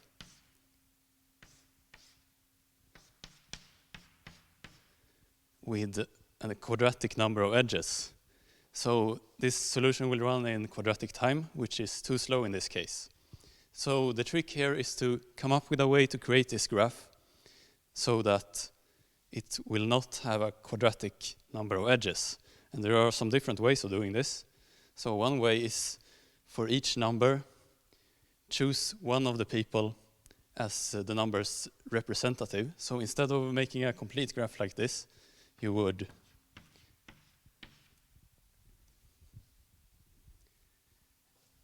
create something like this. And now the graph will only have a linear number of edges, and you can run a DFS or a BFS, or maybe union find to find a spanning tree, and it's fast enough. So that's one way of doing it. Another way of doing it is for each number, create extra nodes. So let's create an extra node for all the people who share this number and connect them. And now we find a spanning tree of this graph. And that's also linear time. There are a linear number of edges, so that's also fine.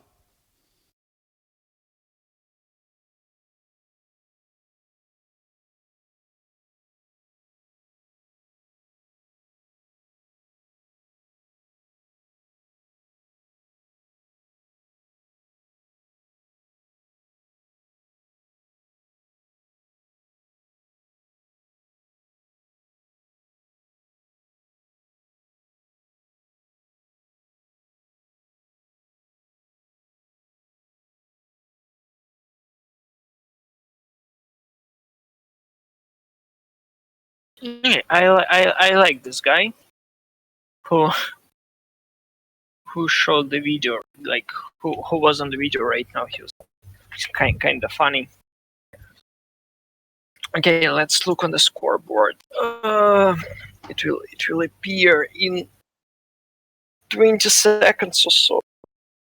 I don't know, probably Vladimir has faster scoreboard appearance because he is in Europe right now.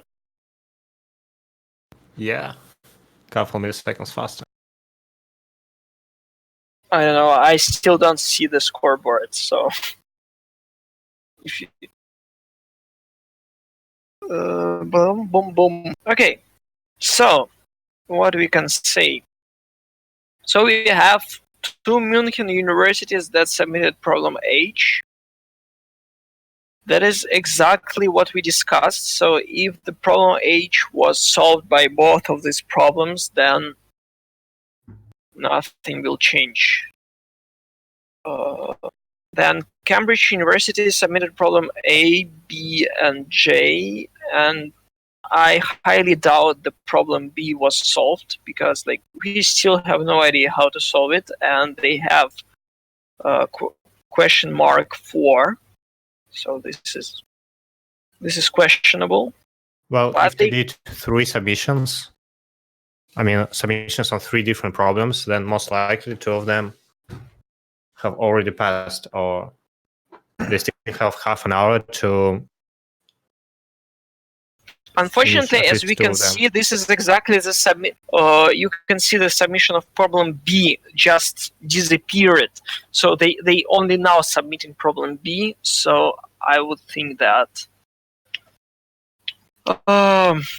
they did it after problem A and J. So probably, yeah. So probably, as you suggested, they already solved problem A and J.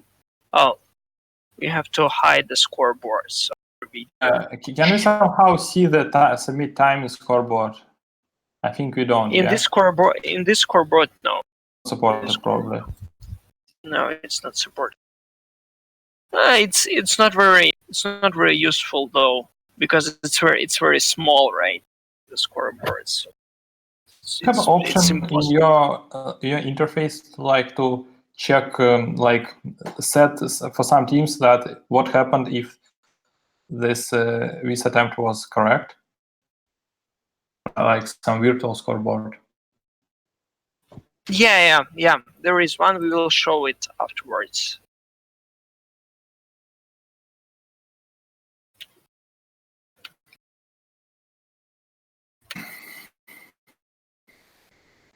Yeah, actually, it's interesting that we potentially Cambridge can we can have 10 problems right now. That's interesting.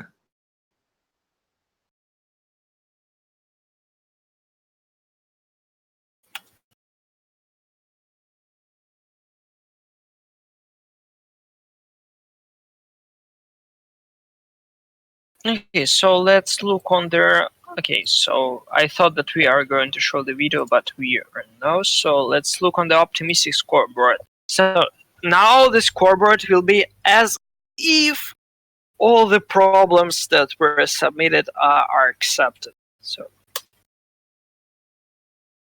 I don't see it, so I can't comment it. Like we will see right now, but there are like. Unfortunately, I think the problem B wasn't solved really, so I would. Nima, do you have ideas about problem B?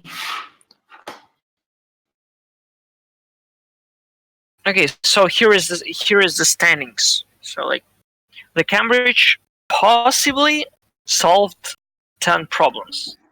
Yeah, looks optimistic, yeah.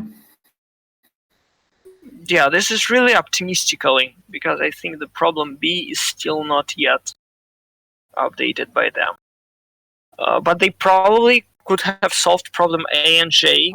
I wouldn't be so surprised. Actually, I believe that A and J could be solved.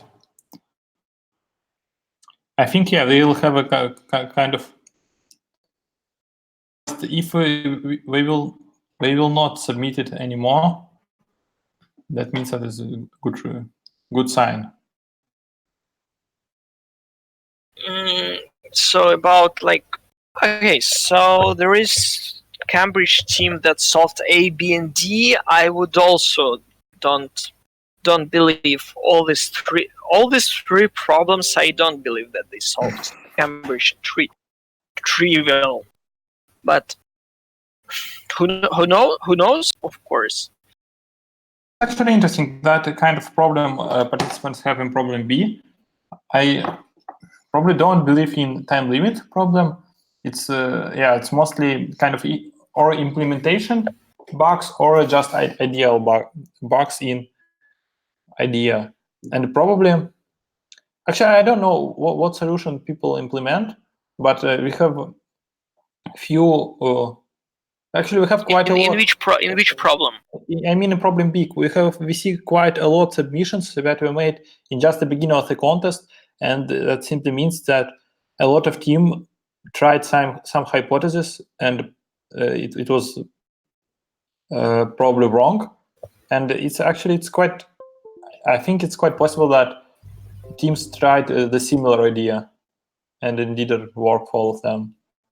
Okay, so there is a question by trichlorohexane.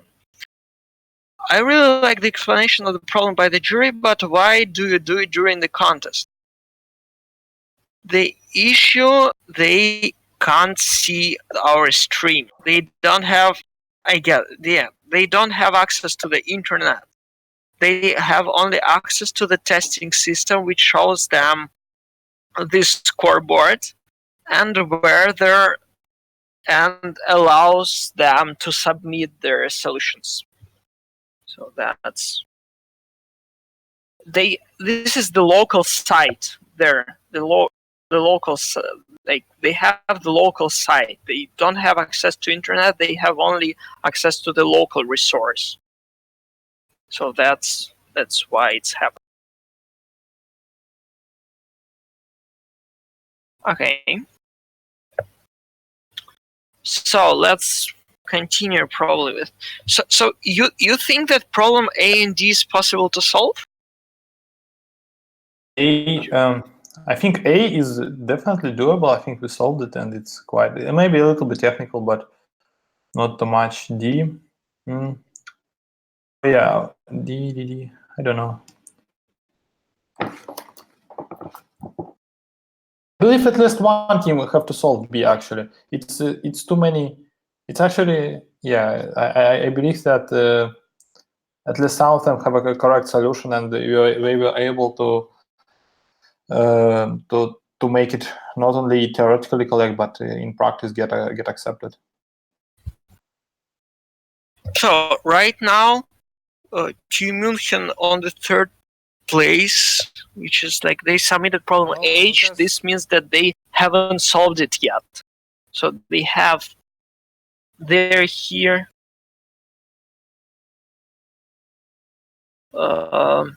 They're here on the place 6 in ours, so they have problem H, which is +2, but I wouldn't be sure that this +2 is really +2. Okay, so what else? Honestly, it's better to look afterwards on the normal standings, because this standings is very hard to analyze. But probably Cambridge and TU München will be the 2 universities that will come to the finals. That's my prediction. I don't know who will be the 3rd university, but these 2 should definitely go there. At least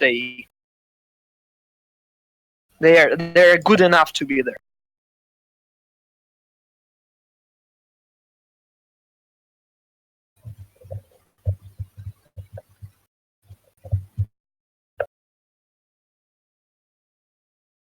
And now we will see the video of the problem E.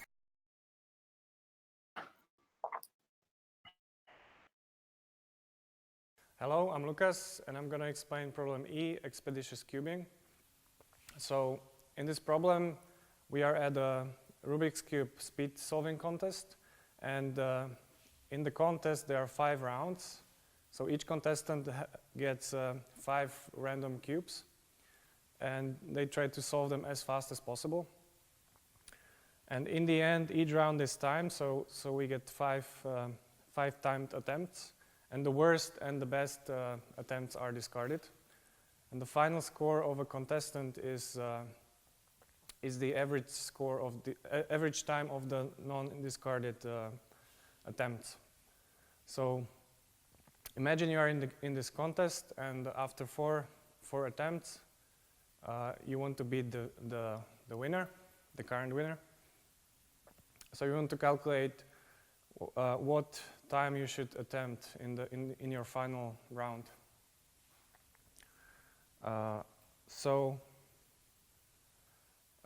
Given is the input, which is 4 times from the first 4 rounds, and the time of the winner. And in the beginning, you can sort your 4 attempts, and if you draw them on a line, we can see that if in the final attempt we have a time which is better than all the previous attempts, so somewhere here, better than all the 4 other attempts, then the resulting score is the average of the first 3 already done attempts. So no matter how much we score, how much we are better than the currently best attempt, the final score will be the average of these three. And if the winner, for example, if the average of these three is somewhere here, but the winner scored here, we cannot beat them. So then the answer is impossible. Also similarly, if we score worse than any of the previous attempts, then the final score will be the average of the last three. So if let's say the average of these three is somewhere here, and the winner is worse than this, we won no matter what. And finally, in the case where we'll score somewhere in the middle, then we know we can calculate. Well, we know that these two attempts will be counted in the final score, so these two will be discarded, and we know what average we want to have. So there is just one missing score that we need to calculate. So that's just a simple subtraction. And don't forget that when you're comparing floating point numbers, you should use epsilons. And but this problem can also be solved using integer arithmetic.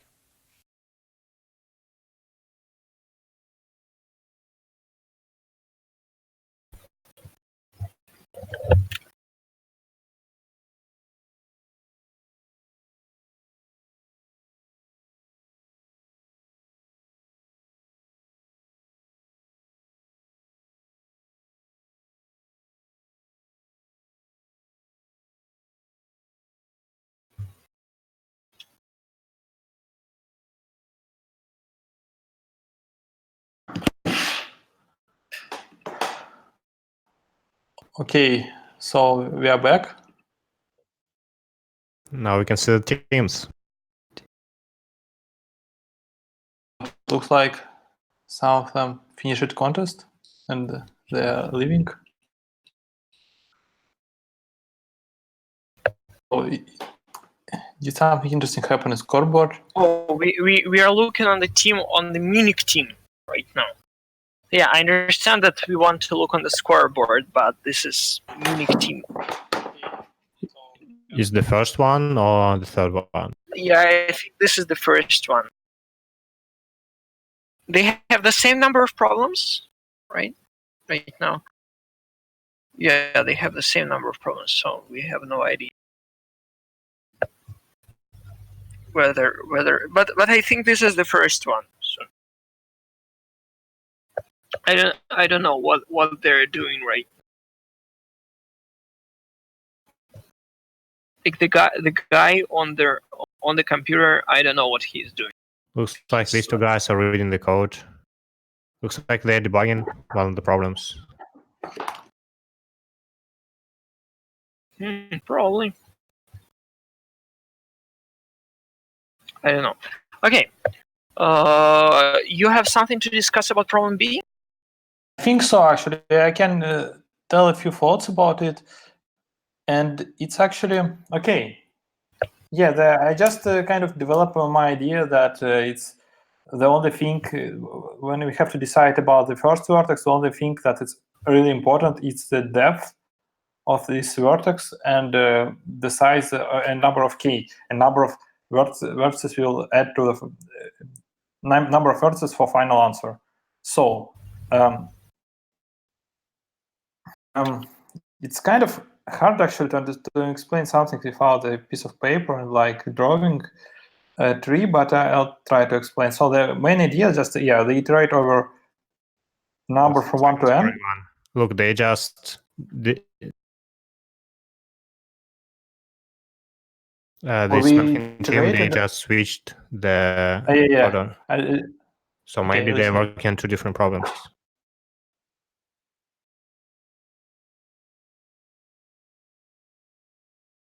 It's not always a great strategy. It's kind of easy strategy in terms that you're always thinking about the best possible outcome, but in practice it's much more often it's better to just to focus on one problem and do not pursue several problems. It can also be the case that the second guy is just writing automatic stress tests or like parallel, more slower, stupid solution, just like to compare the results. Well, the main guy who wrote the solution, he just reads the code, trying to understand what's going on. In that case, it makes sense. But yeah, I think the easiest kind of the proof why it's often it's better to focus on one problem, because there are a lot of situations then team try to solve all started problems, and they failed with that and have results that's not satisfying. But there is I almost haven't heard a situation then team focused on one problem and didn't have enough time to finish the second one because they didn't work in parallel. Like I didn't hear about this situation. The team decided to switch to one problem, but it was the wrong solution. So that means it's more often it makes sense to be a little bit less optimistic about results and try hard on. But yeah, the different thing with this strategy, it's simply because if you're solving two problems, you usually don't know how much work you have to do when you are working on two problems. Like you're doing something like testing or implementing stress test, but it's hard to estimate how much time have you spent with this problem to solve it. In this sense, working in parallel kind of it's multiply chances. Yeah, that's true. But if we look at the first team at Dumbledore, if they're truly working on two different problems, then just mean that it is possible that the let's look on the scoreboard table. Competitor Lord Voldemort from the same university already solved the problem H, and they're actually ahead in the competition, so they can be advanced to the finals.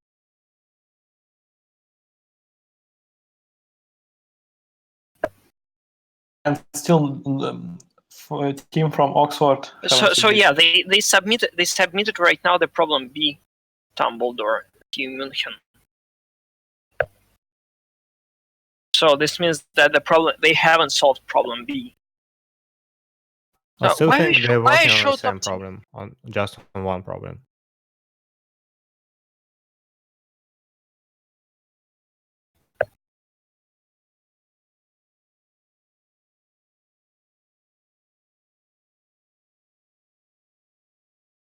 Also, the team from Cambridge made the second submit after the Frozen on problem B.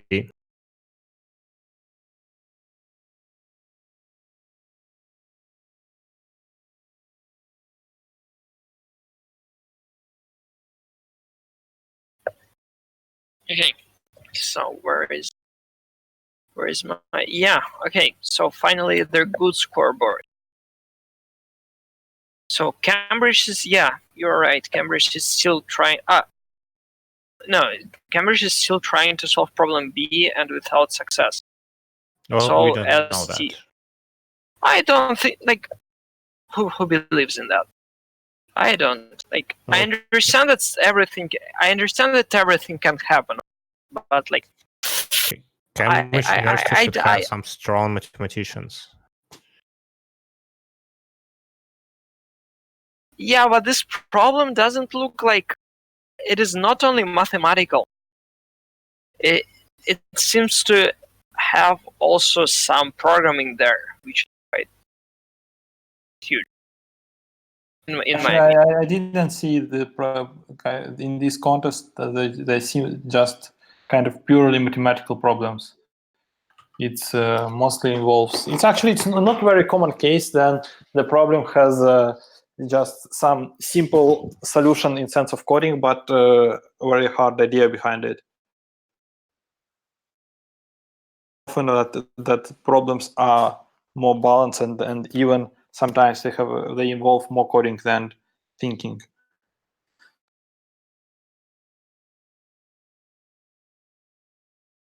Look, I think the first team Dumbledore, they just made a submit on problem B and a submit on problem H. So it looks like they're indeed working on two different problems. No, it's two different human. It's one Dumbledore and another Lord Voldemort. So no, like, I'm looking at the monitor. Like on the Dumbledore, they have 4 submissions on problem B and 5 submissions on problem H. okay. Because Voldemort just submitted problem H. This means that they haven't solved it. I see. So by that, this means that their first München is still on the top.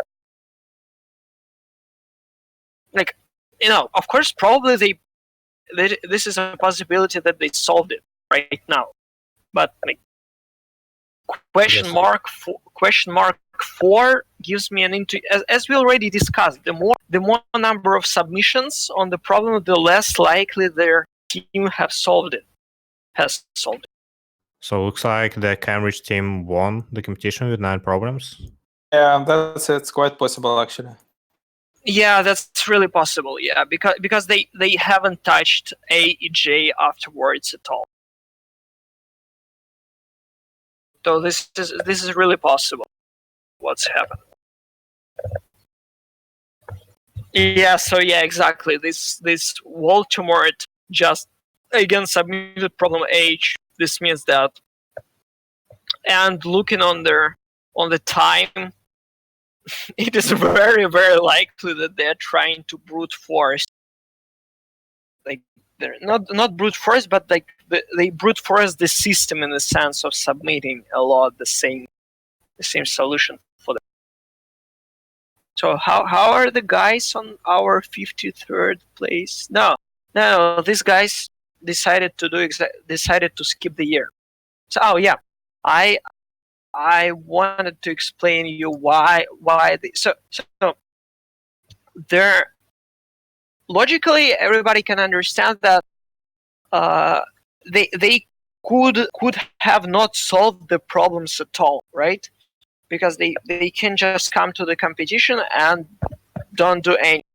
But the problem that in the kind of terms and conditions of the participation in this competition means that the teams are willing to participate in the finals. So they have to solve at least some problems. So that's why they solve some problems. Okay, so coming back to what's happening there. So Cambridge, Trinity Ceratops are trying to solve problem B again, and nothing has happened. And So Cambridge, probably with 9 problems, has won. It's the last minute of the contest. So yeah, let's make our final prediction. So yeah, what's our final prediction? 9 problems. Cambridge with 9 problems on the first place, and I don't believe in the first Munich University. And probably the first Munich University didn't solve problem. B and H are not solved. Yeah, their H is also not solved, so they have only 7 problems.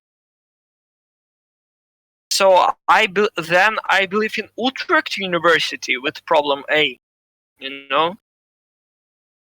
with 8 problems. So it's probably Cambridge, then Utrecht University, and the third one I have no idea.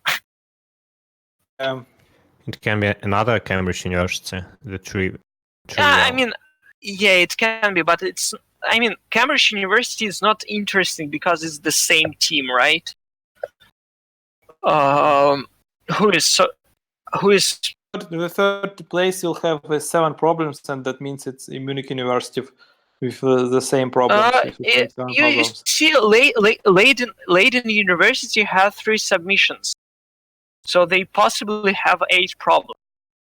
Oh yeah, that's possibly. But no one So solved. we really don't know. Okay, so the contest was finished, and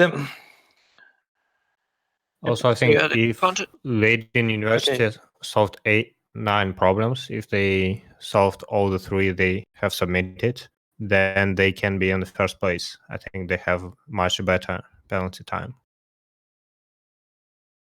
Yeah, then can be. Not really. They have question mark 3 plus 3. I wouldn't be so sure. So okay, so I think Cambridge is on the first. So we consider that the number of teams who are advancing to the finals is 3. Probably there will be more. Probably it will be 4 because no, it wouldn't. Do you know the results of the finals last year? Who knows? Because it depends on whether if they have a team who submitted World Finals results, ICPC, blah blah blah, scoreboard. Okay, who is there? Microsoft, Moscow, Massachusetts, Tokyo, Warsaw, Taiwan, Wrocław, Seoul, Kimchek, Sharif, MIPT. No, they don't have a medal last year, so they probably will have three teams. Like I'm not 100% sure. Everything can be changed, but for 3 teams, my prediction, it is Cambridge, Utrecht, and Leiden. So for three first advancers to the final, as advancers, probably like some Cambridge will be on the top. I don't. So what do you think? That's interesting prediction because just the first and the third team from Munich could be really just. They actually were in the leader group in almost during all the contest. But yeah, later. Yeah, we'll see it later. Okay, guys, thank you everybody for watching. Thank you to Ilya, Ivan, and Vladimir who connected to our of course to Pavel because we started with Pavel. Yeah, thank you very much. And to Lydia, who helped us with a lots of stuff, but we didn't show that to you. Okay. Please subscribe. Like you are free to subscribe to everything. Not free. Please subscribe to everything. To Twitch, to YouTube, to Facebook, to Contact. I don't think you are interested in. Do you So stream to on this, Facebook? yeah, we are streaming to Facebook also. So there are some people who are looking on Facebook. This one. So these three metas, we would like to see you. What's coming next? We will broadcast their NWERC, but we will do it. We will do it in Russian, so probably you are not very interested in that. Or probably we will broadcast NWERC, but it's in January. But anyways, stay tuned for everything, and we will not finish this broadcast because we are waiting for their solution session, or I don't know, for analysis session, where all the solutions will be given, and for closing ceremony where we will understand who are coming to the finals and who will get first 3 places, or 12. I don't know exactly what the medals are going on in the NWERC, but we will see. This will be done without us, so thank you very much for the ones who watched. See you at some point. Okay, thanks. Thank you, guys. Thank you.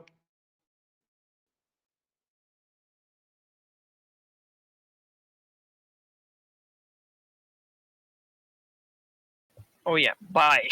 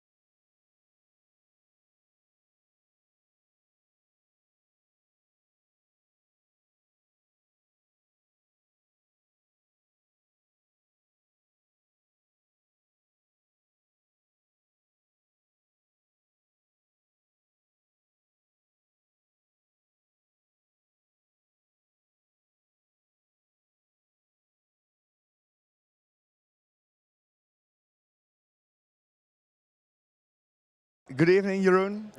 Thank you for joining us here in the NWERC. How well are your team and you prepared for the NWERC tomorrow? Very prepared. We have all the confidence that that will hit the high spots. Yes. Do every one of your group have some specialty on some certain area for the tasks? No, we're all just amazing at everything. Oh, great. So you're really confident you're gonna win tomorrow? Definitely. Okay. Is there any other tactics you may be using to win tomorrow? Well, I think there's something happening. What's the? I mean, there's not really something happening. And oh my God, what? This. Oh, we'll cut back to the break. We'll see you later.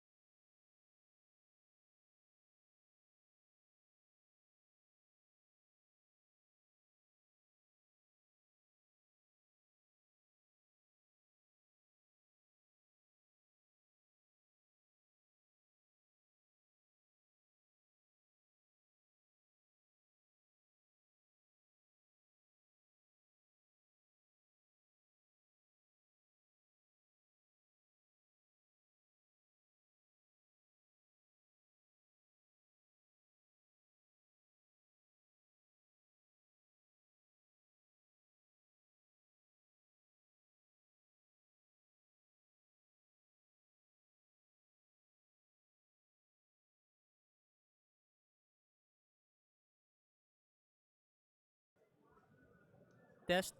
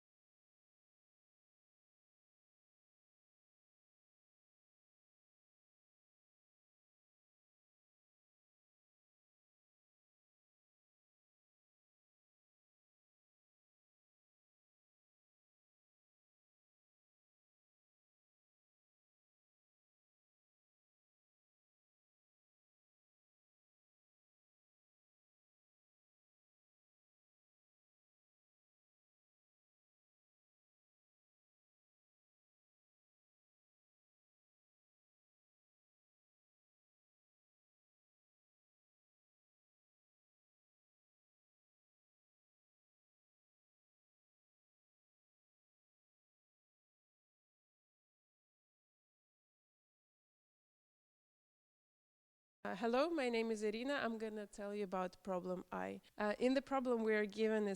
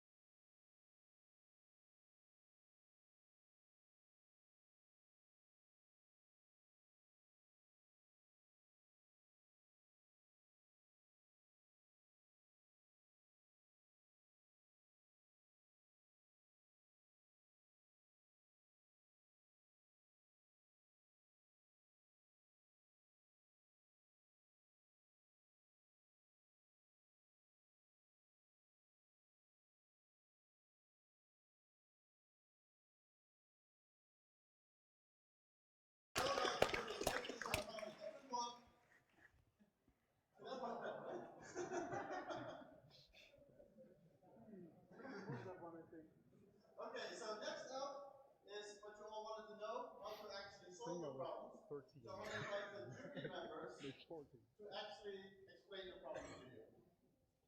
You're Who's first? Yeah, I can be first. Could we take away the mouse, please? Could we take away the mouse, please? Thank you. Yes. Okay. We are going to explain the solutions to you in approximate difficulty order. This will be done by myself, and Jeroen. But could we go back to the jury, please? Thank you. All of these people contributed to the questions. I think we have more jurors than questions, or at least it's very close, which is very good because we all have to do very little work. However, we have very few test solvers, but we'd like to thank them specially. On the next slide, good, Alexander Rass and Tobias Firth. Now, the solutions.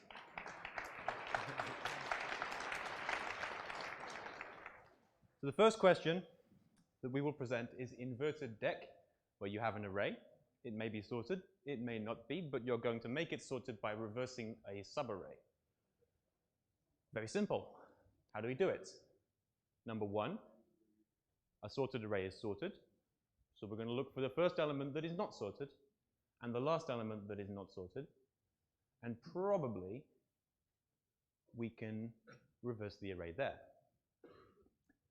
However, there's a little bit of a catch. We have to rewind if we have identical elements at the start of the reversal range. If we have the elements 3, 3, 2, we should go to the first 3 rather than the second 3, or we'll mis-sort the array. Moving on, we invert the sublist and we check if it's sorted.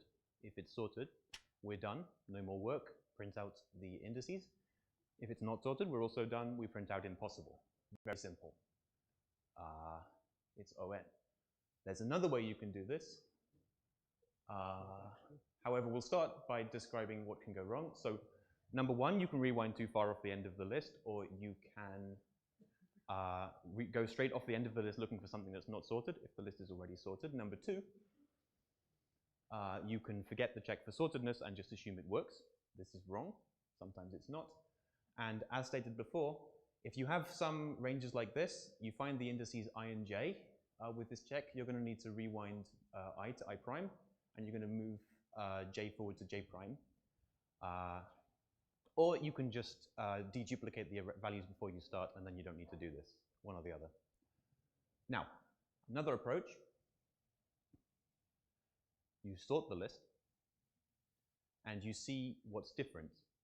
And the bit that's different is the bit you have to reverse. If nothing's different, that's okay. You can just output any pair of any single index you want. Please continue. Please continue. This is ON log n because sorting is ON log n. And as before, you do not want to go off the end of the array or do anything else that has undefined behavior, because you will get some defined behavior and that may lead to a runtime error. As before, also check the array is sorted afterwards. 374 submissions, 116 teams were accepted, maybe more were accepted after the freeze. We're going to find out later on. Now to the next easiest problem, the expeditious cubing. So the problem is that if you have 5 numbers and you remove the smallest and the largest one and take the average of the other 3, you want to see whether, given 4 of those numbers, you can add a 5th to get to a certain average.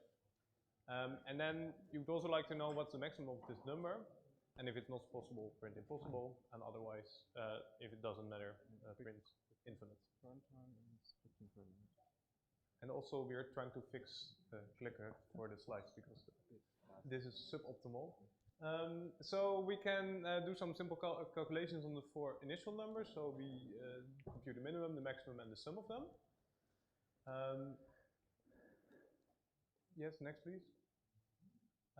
And so we give, let's say x is the next number on the that we want to add to this. Then how can we make the solution? Well, if x is bigger than the maximum we have so far, then the average is clearly sum minus the minimal element divided by 3. Oh, does it not work? In which case we discard x. It will work, and you're going to test it for us. So if Okay, x that will is help a lot. smaller than the minimum, next slide, It might please. be done by then.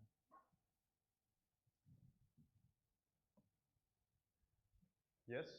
So if x is smaller than the minimum, yes, I have my tool again. Great. Then the sum is, sum minus the maximum divided by 3, in which case also this x that we added is discarded. And if x is anywhere in this interval, we are going to discard both the minimum and the maximum, and we add this x, and then we divide by 3 to get the average of these three numbers. So now the question is, how can we maximize this? Well, if x is bigger than the maximum, we maximize this when x is bigger than the maximum. So if sum minus min divided by 3 is smaller than t, we output infinite. For the minimum, here's the inverse case. And then otherwise we solve this equation which we had above, giving the solution as 3t minus the sum plus the minimum plus the maximum. Now, this is some math you can do with pen and paper, but there are some things you can do wrong in actually solving it, and the big red blob of submissions already shows that quite a few of you had some difficulties getting this accepted. So what can you do wrong? Well, you had to output exactly 2 decimals, like in the input specification, which sometimes people don't do if there's trailing zeros. You still should print 2 zeros. If you compare floating point numbers, if you use float or maybe double as a data type, then maybe some comparisons can flip if it's off by a little margin. So use epsilons to compare your doubles. Or even better, use integers, because you can just multiply everything by 100 to get integers and solve everything with integers. However, then do your printing right. So we saw many teams failing a case where the output was 17.08, which as an integer times 100 is then represented as 1708. Then if you first say, well, we divide by 100 and print that, and then we print the dot, and then we do modulo 100 and print the rest, you will print 17.8, and that's wrong.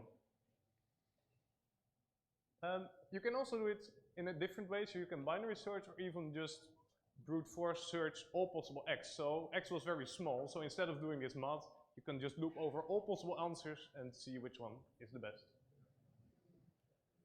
So we had 635 submissions, out of which 90 were correct before the freeze. Right, onto a slightly less tricky one. It worked. Good. Right, canvas line. We're going to hang a Mondrianic laundry line, and we have some existing pegs on the line. We want to hold every item with 2 pegs at distinct locations, and we want to hold every item with exactly 2 pegs. How many pegs do we need to use? Given that we can share 1 peg with 2 canvases if we have it at a shared corner, like for example the white one on the right, or the 2 blue ones on the left. So, obvious approach, start from the left, keep adding pegs until you can't add pegs. Very simple, very wrong. We're going to show you an example of a case where it's not correct. Here, what you could have done better, rather than adding all of these blue pegs, is merge together the leftmost one and the 3rd blue peg, like this, and save yourself a peg. So you need to be a little bit cleverer than greedy, but actually not much cleverer. All you have to do is note that the shared corners are the best thing to go for. So you just add them first. You go through all of the shared corners, see if it's valid to add a peg there. If you can, add it. Then go through all of the things that aren't shared corners and try and add a peg there, if it makes sense. And third, you go through and check that what you did made sense, that you didn't add too many pegs or that there weren't already too many pegs, for example. Good. So we're having some connectivity issues with this thing. You will have to keep track of how many pegs are on the canvases. You can either do this by just scanning each time because the limits are very low, or if you want to be efficient for some reason, you can keep a hash map or something of that kind. So 274 submissions, 76 teams accepted, maybe more teams accepted. As before, check back later.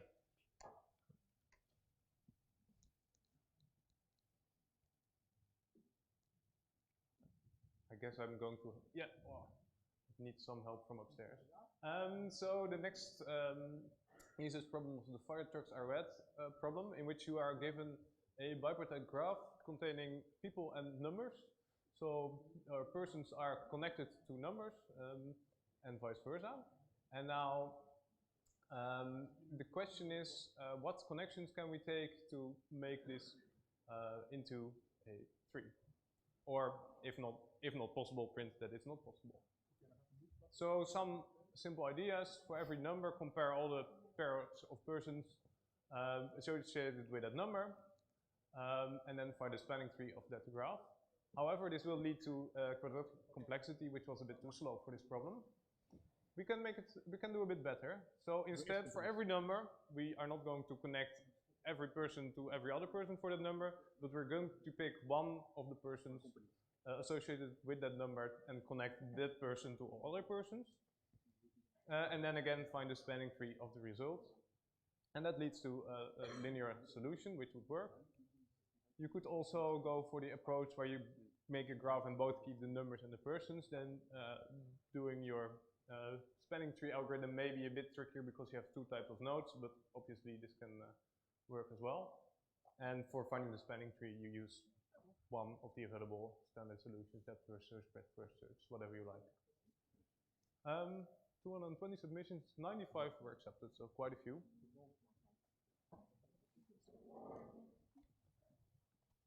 Next up, null hypothesis.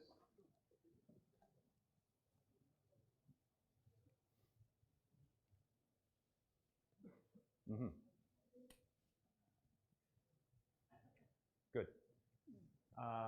So we have a list of numbers, very simple setting, very clear.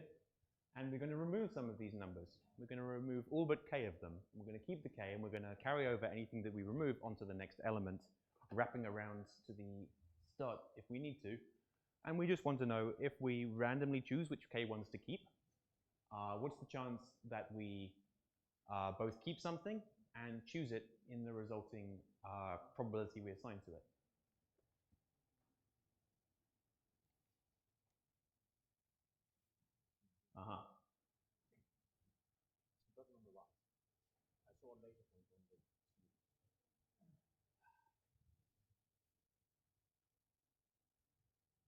Could I have some help with this?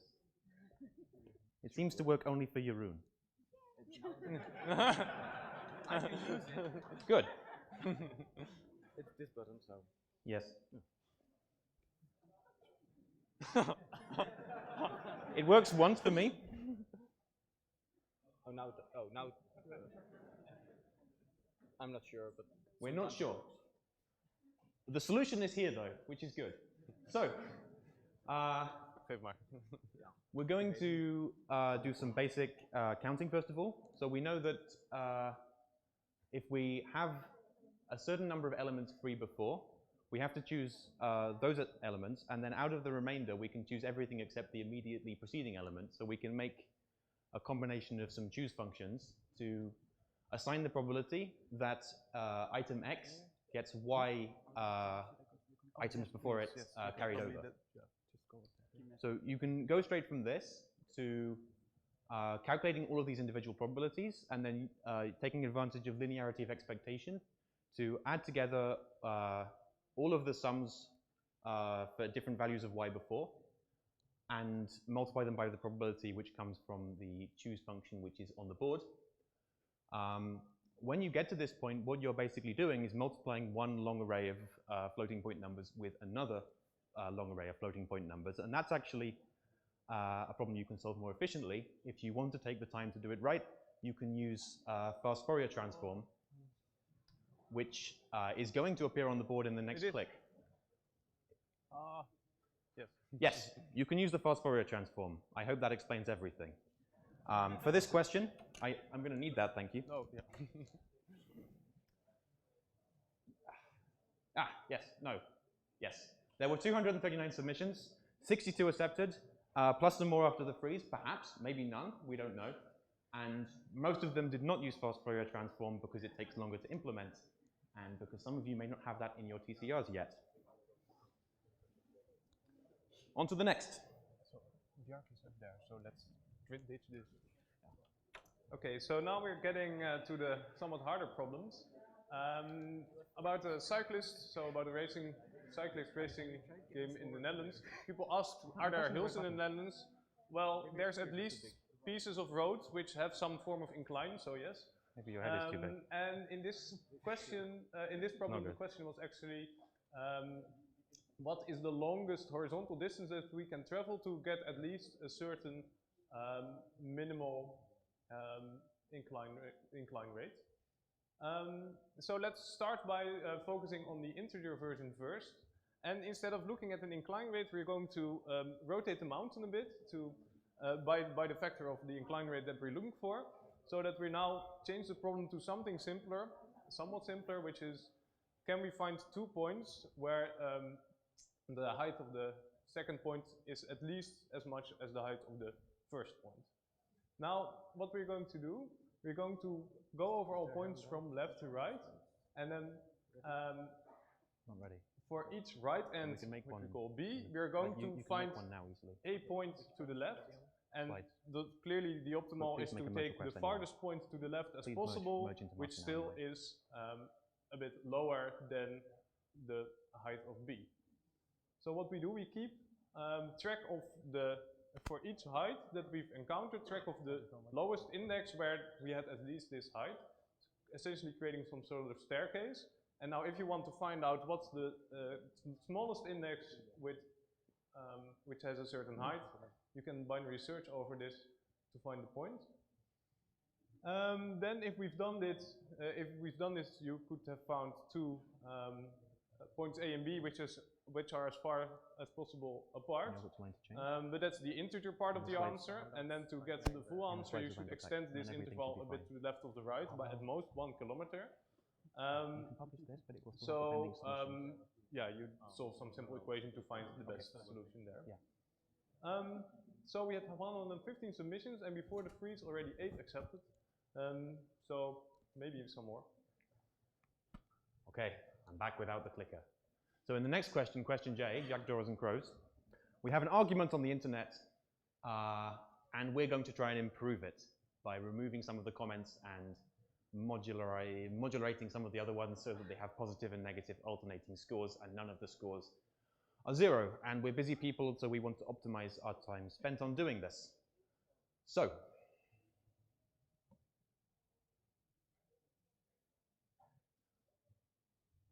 we know that if we have F fake accounts, we can take anything with a score less than that, either positive or negative absolute, and change it to positive or negative. So at that point, it can be anything we want it to be, and we can simplify the question into thinking of things in terms of things which are forced to positive, things which are forced to negative, and things which can be anything we want. And the only values that change what these wildcards are is when we go past an existing score to that score plus 1. So the next insight, I think, is the most important one, and that is if you have a trigram of some combination of score types, for example, wildcard, positive wildcard, you can infer what the contribution to the overall score is from that and treat it individually from everything else. And you can also take any long chain you get of wildcards with an odd length and compress it down to just 1 wildcard, or an even length and compress it down to 0 wildcards. Which makes things a lot simpler because now you can think of the problem in terms of just the sequences you generate rather than trying to solve the whole problem on a macro level at once. Now, we can calculate in ON the number of removed comments in the original chain. And then we can go through the interesting numbers of accounts, which are scores plus 1. and change things to wildcards one by one and update the overall score as we go along without recalculating the whole answer to be efficient. And then we also need to be a little bit careful when we have no fake accounts, because then we can have things which are neither positive nor negative nor wildcard, things which are just strictly 0, which does not allow us to have a solution. So we need to remove anything with score 0. Now, there were 5 teams who managed to do this before the freeze, out of 46 submissions. Some of those submissions were after the freeze. The next problem in our order of difficulty, which may not necessarily reflect the end score, was the kitesurfing problem. And the problem is as follows. You are given the location of some islands and a large distance of water. And the question is, how can you kitesurf from the start to the end as fast as possible, doing 2 types of moves? Either surf over the water with a speed of 1 unit per, or speed of 1. Or you can jump d units ahead, and this just takes a fixed time. So you can also jump less, but it will always take some fixed time. And of course, you cannot surf over the island, so for the island you actually have to jump. We need 2 crucial insights here to get our solution. So first one is that if you have an optimal solution where you need to jump over an island, you could as well jump a bit earlier and move it forward so that you end up exactly after an island, so that the destination of your jump is at the right side of one of the islands. Or of course at the finishing line at the end. Now the second insight is that if there are no islands between 2 points, and then you can actually in constant time find how much time it takes to cover that whole distance without actually going through all the points.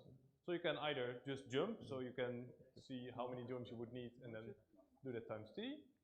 Or you maybe jump and then surf a bit, because the last bit is shorter than the full jump, so it may be cheaper. Or you just surf, because maybe jumping is more expensive. So then, given these 2 insights, you can come up with the following dynamic programming approach, which visits only interesting points given the previous 2 insights. So for each of these points that we consider, we can do 2 things. Either we go to one of the other interesting points just over water. So here the point in the middle is the interesting point because it's actually 1 jump before the right side of the island, so that was from inside 1. And with inside 2 we can compute how long it takes us. Or we keep jumping and then at some point we will jump over an island. And also this can be found in constant time where you end up then. So here you will only visit n squared number of interesting points on the water. And it takes order n time to do the computations for each of these, for each island you look ahead, leading to a cubic solution. And before the freeze, we already had 2 teams solving this, so that's quite impressive. Next up, we have a problem very close to all of your hearts about tracking the average rank a team is during a contest. Which isn't so important. What's important is where you end up, not the journey. So we need to get a solution for each team individually, or each person individually. And the first thing we need to think about is, what are the critical times when something changes? Because if nobody changes score ever, we can just average things very simply and not have to track each individual week. But the times when things change are when someone themselves increases score, or when someone with the same score as them becomes the same score as them, or leaves having the same score as them by increasing their own score. So if we were to track that individually for each competitor, we'd have to potentially update everyone on every single change to a score ever, which would be too slow. But we can be cleverer. We can look at when the rank of everybody with the same score changes. And that's going to happen a little bit less often, because if we have a lot of people in the same bucket, we only have to update them once. If we have one person in the bucket, we only have to update them once. So it's only the number of point changes that matter at this point, not the number of weeks. So we're going to invert the problem a little bit, and rather than looking at the contestants, we're going to look at the scores the contestants have and when those scores change. Grouping contestants with the same score together and just updating their sums slightly differently. So then we need to figure out how we can update these buckets of scores we're going to create. And we're going to, for each time a person changes score, carefully adjust their total score up to this point, then move them to a different bucket of scores and adjust them again so they fit into that bucket and track how much their total rank is changing over time from then on, like a kind of linear function of number of weeks progressed so far. Please accelerate a little bit. So this is fine. Let's go from here. The linear functions that we get from treating buckets of teams as one distinct thing are basically the integration of score at any one rank at any one point over time. And if you plot those integrations, you just get a very simple piecewise linear function, which you can update every time you have a new inflection point from someone changing score. The exact logic to update the scores is here. It's two kind of atomic transactions of removing someone from the tracking and then adding them back into the tracking somewhere else in the bucketing system. So there were 9 teams who managed to pull off this bucket-based trick before the freeze, and there were 73 attempts at it.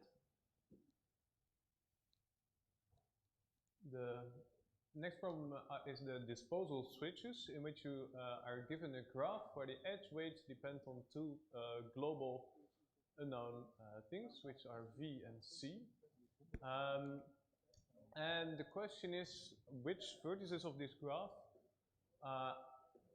can never be on a shortest path, regardless, on the shortest path between vertices 1 and n, no, regardless of V and C. So given any V and C, which vertices will never be on a shortest path. So we can do a few tricks here to make the problem slightly easier. We know that V is bigger than 0, so instead of keeping the formula as is, we can multiply by V, keeping the same problem but making the formula a bit easier to read. So then the edge weights are as follows. So we multiply by V, so we get the length of I plus V times C, and the length of a full path over k edges is then the length over that path given just the else, plus k times the new constant, which is V times C, which we call now x. So it's the length of the path of the underlying graph plus the number of vertices in this path times x. Now let's look at each k individually. So if we say we look at paths with exactly k edges, then we have a certain set of vertices that lies on the best solution for this given k, which we can compute using dynamic programming. If we have paths with more than n edges, well then clearly they're visiting some vertices twice, so they cannot be shortest path. Also, if you have a path with k edges where the length is bigger than the length of this shortest path for this specific k, they can also not be on any shortest path. And now we are back, we reach some point where we have several k's, and for each of the k we know something about which edges or which lengths are optimal or are in a possible shortest path. So we can write it out as a linear function, which is k times x plus this best x, which you could also think of as being line segments. or lines. And if you draw them out in the grid here, then the question is which of those are possibly possibly used in a shortest path, regardless of this VNC. Well, that's those that lie on the lower hull of all these line segments. So you generate these line segments for each of these k, and use your favorite algorithm for finding the lower hull here. And if you implement this properly, you should find the proper answer here. And of course, then in the end, if you know which of these are there, then you should find the actual vertices in the original paths that were used to generate this line segment. And oh yes, you actually output the rest of the vertices, of course. We were looking for the ones not on any shortest path. One team managed to do this before the freeze, but we did have quite a few more submissions, so maybe we'll have some more later. Right. Now, I think the last submission, the last problem is balance cut. We have a balanced tree. We'd like to cut the balanced tree, so it's still balanced but has a few fewer nodes. We'd like to keep exactly k of those nodes from this n node tree. And the rule we're going to have is that we want the representation of the tree as a series of ones and zeros, saying whether we kept a node 1 or removed it 0, to be as lexicographically large as possible. So for example, out of a solution where the first node is kept and the first node is not kept, the solution with the first node kept is always going to be better.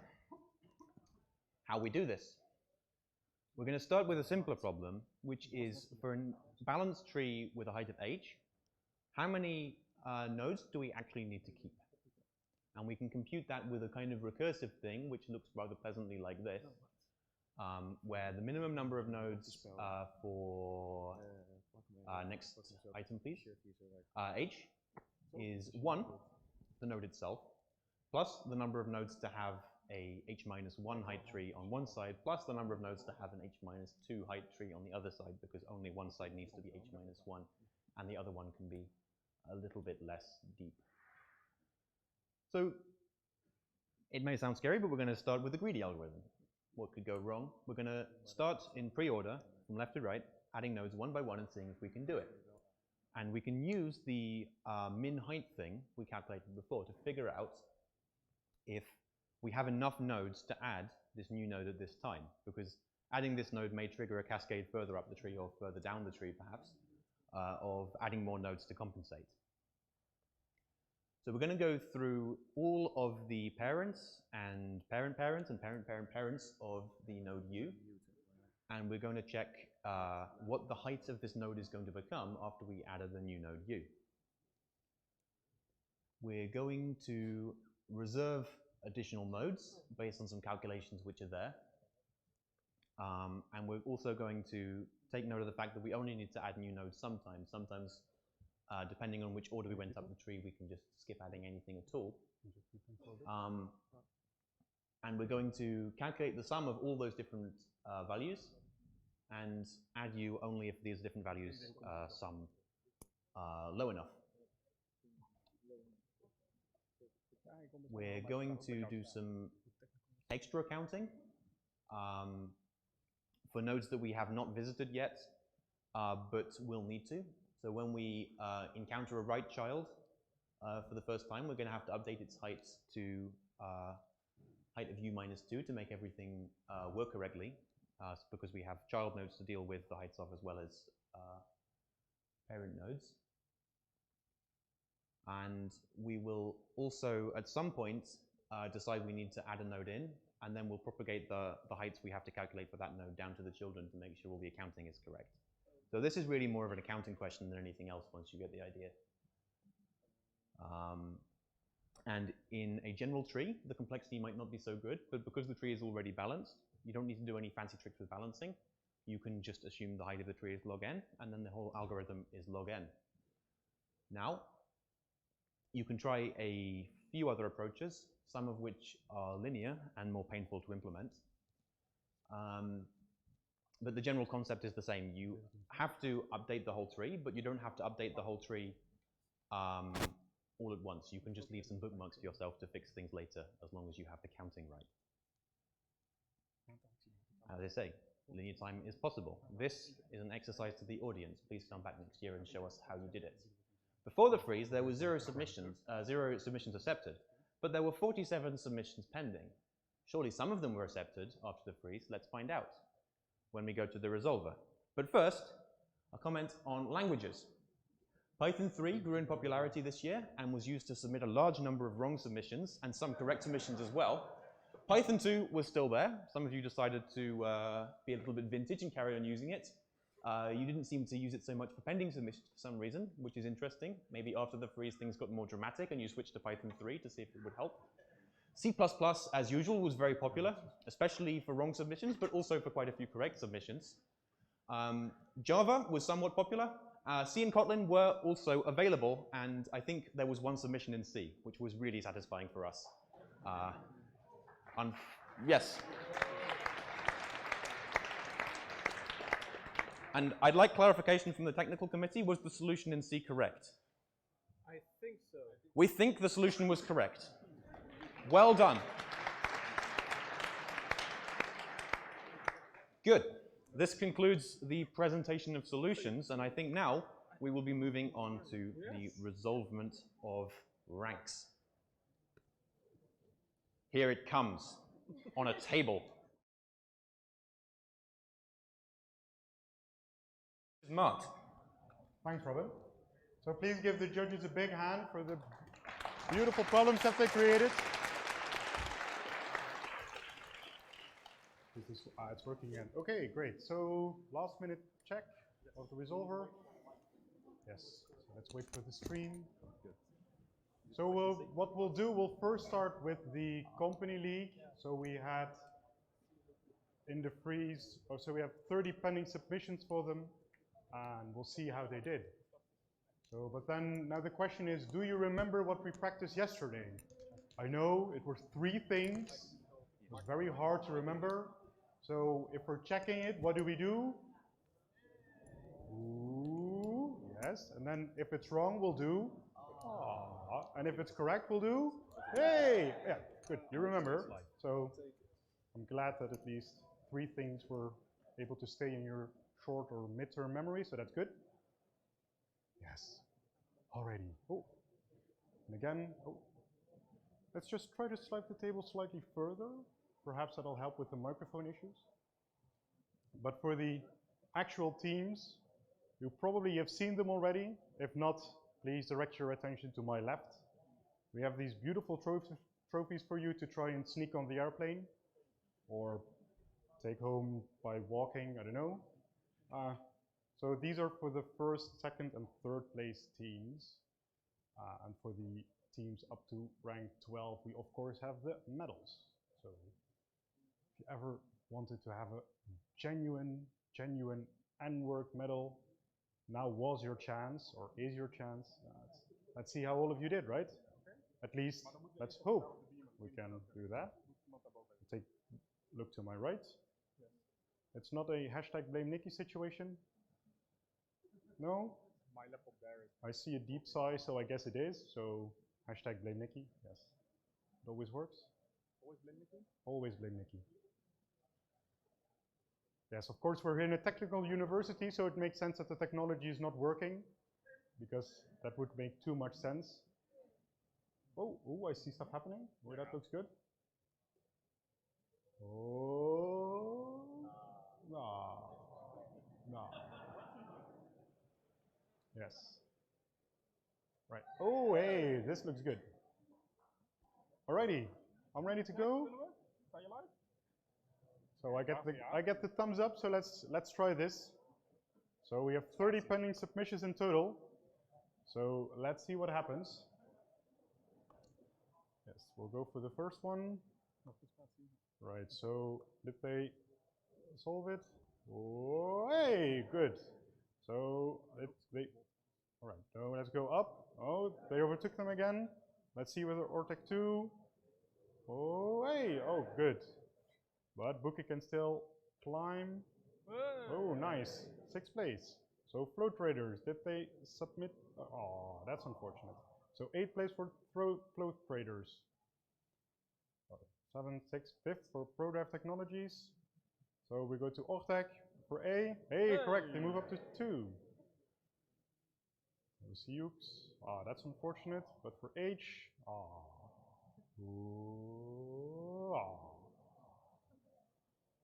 So third place for booking.com. Congratulations, guys.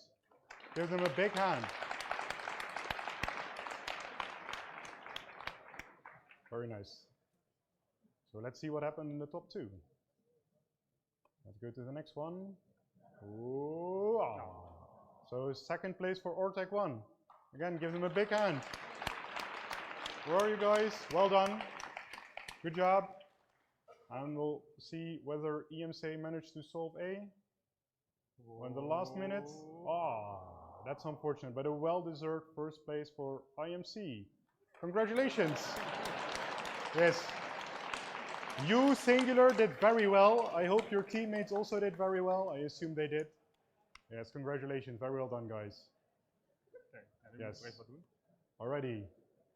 So, again, we'll see whether we can blame Nicky for some further technical difficulties while he's preparing the resolver for the Student League.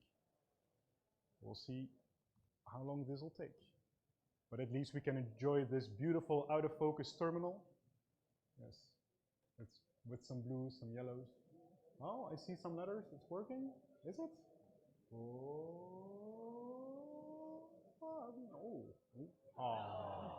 Hey! Nice. Nice. All right. Yes. So we have quite a few submissions, as you could see. So this was basically the scoreboard before we started. Oh, it's gone now, so 482. So this is a scoreboard before we started. So we see we have quite a few pending submissions. So let's see what will happen. Yes. So we're going all the way down. All the way down. Right. So let's see what happens. Alrighty, this is taking quite a while. All right, almost there, almost there. So yes. So let's see. So we have 114. Whenever we have next submission. So relentless.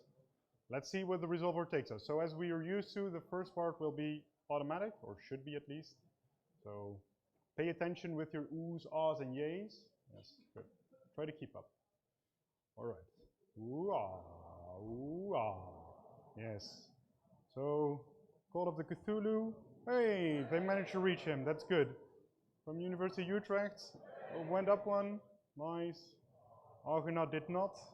So click. Yeah, they're moving up. Yes, Brunel. Nice job. Oh, yes, 116 for the Cthulhans. So click. Well, that's good. Hey. So let's see. So we're slowly climbing. So we had Bath. Oh, we're reaching up to 102. Yes.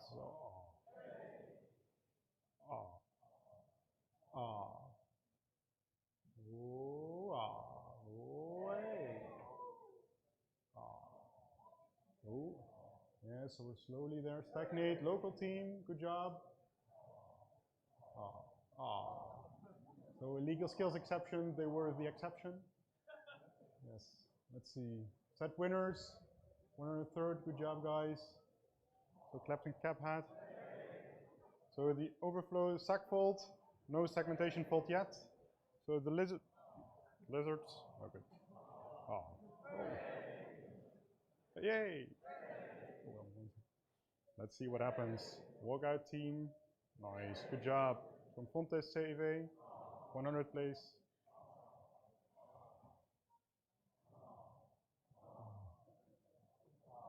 You're doing very well. Wow. From the UvA, hey, forest fruits. It's going very well. From Lübeck, yes, I'm not even going to try to name this. Ode to Joy, no joy there. No joy for the Captain Claphats. Stagnate, hey! The Cream Dean, Hey, in the last minute.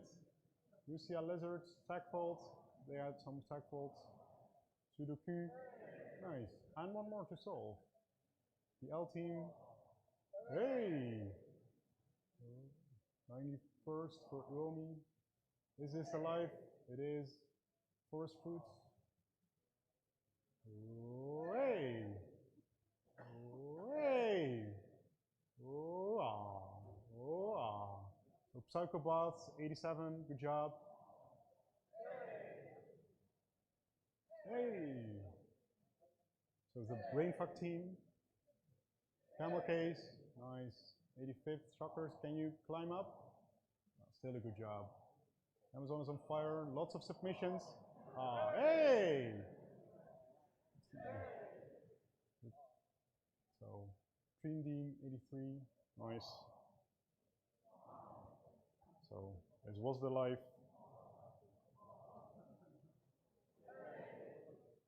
These are having fun. The L team. Ah. Oh, hey! 11 submissions, wow. They solved it, that's good. Inglorians Balkans, they can go back home to the Balkan.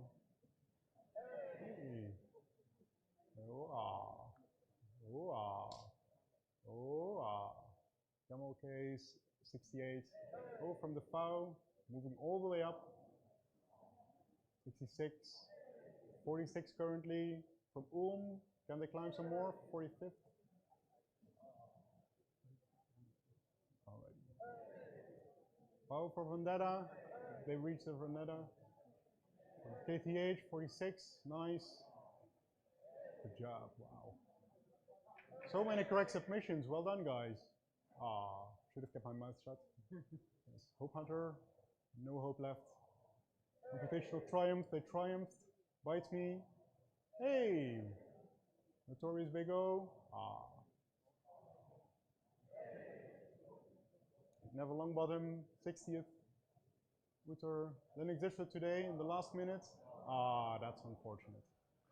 The true, the false, the fuzzy. It was too fuzzy. Oh, from Ulm. Ah. Oh yes, it just, oh no. Invaders. CPU Mons. Ah. All these submissions, especially in the last minute, wow. All right. So we're up to place 42. So, wow. The answer to everything, right? So, Python considered not harmful, the best team from Ireland, well done. Give them a big hand. Good job. Now let's see what the rest does. All right. So again, we're at 42nd, so we have FAO, 41st, 47th, 39th, sorry. White Me, Boterham and Appelstroop. Oh, moving up.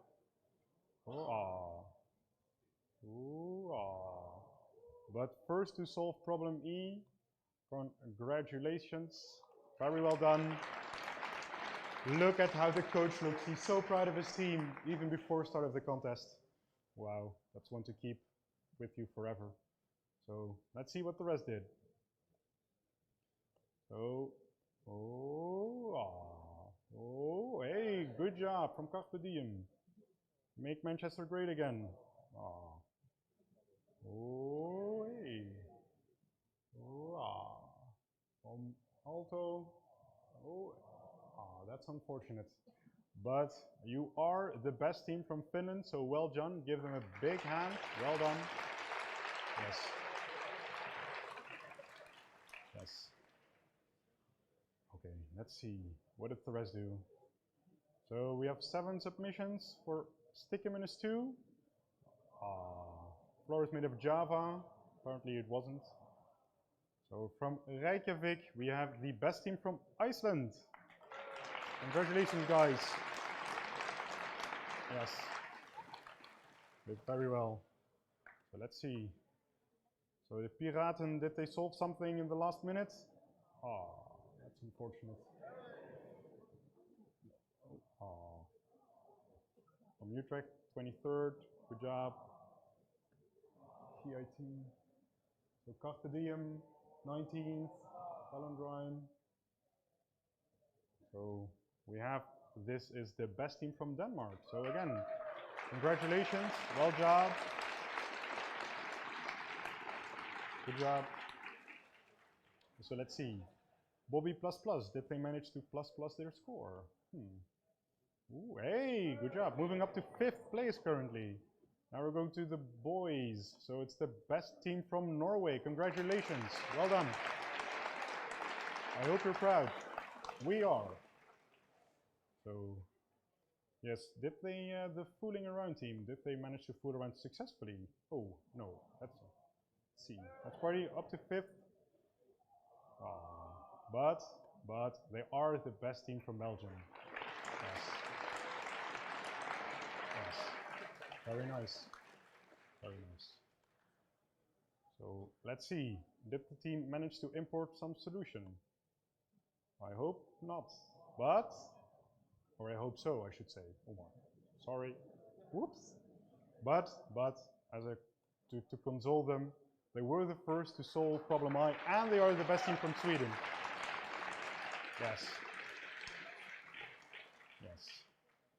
So let's see, we're almost at the top 12, almost in medal positions. So did the randomization help from Tartu? So in 13th place, just shy of the top 12, but there are still the best team from Estonia. Give them a big hand.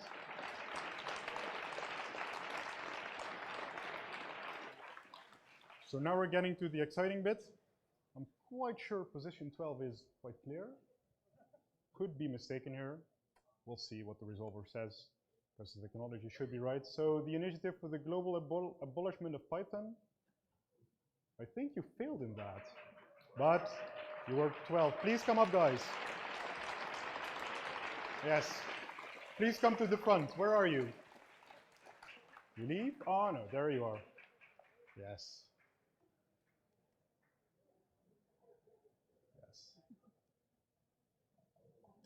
You get these medals to take home and cherish forever.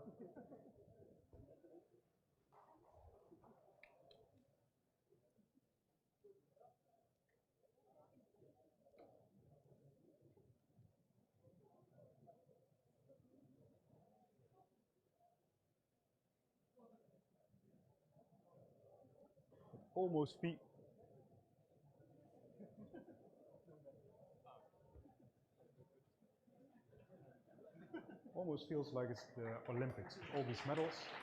Yes, give them a big hand. No anthem today. We'll spare you that one. Yes, thank you very much. Congratulations. Well done. So let's see. Will the owl move up? Oh, hey, Apfelmoes. Oh, nice. And Cambridge, moving up to 5th. Wow, good job. Hey, Octopus, up to 2nd. Bobby plus plus. Bronze medalist, again, please come up, Bobby plus plus, congratulations.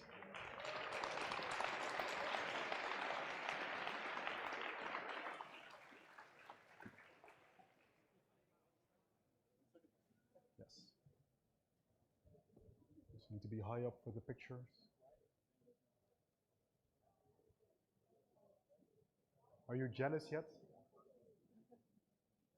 Nobody is? Okay. Sure, sure. Yes. Well done. You deserve it. Give them, yes, give them a big hand.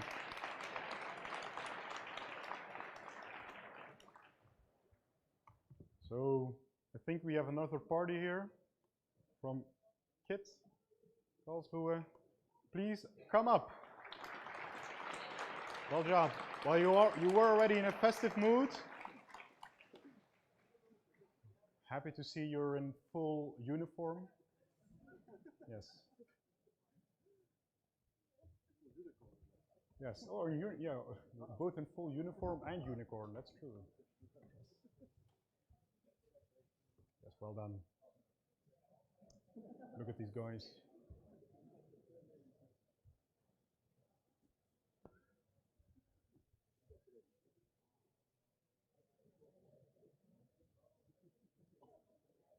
Look at these faces, so young. So hopeful in the picture above. Yes, good. Give them a hand. Good job. Yeah. Let's see what the rest of the scoreboard is still hiding from us. So we have another submission in the last minute. So did they solve it? Ooh, but still they managed to get 9th place. So come on up, guys. The last bronze medal.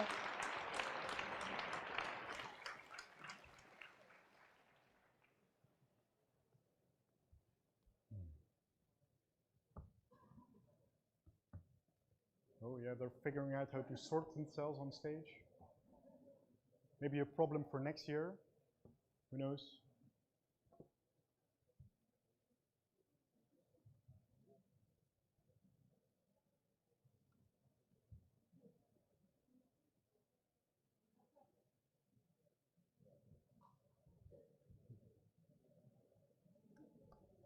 Yes, indeed. Yes, you can clap more, it is allowed. Yes, you don't have to be shy here, it's a safe space. Yes. We won't judge if you clap louder than others. We will if you don't.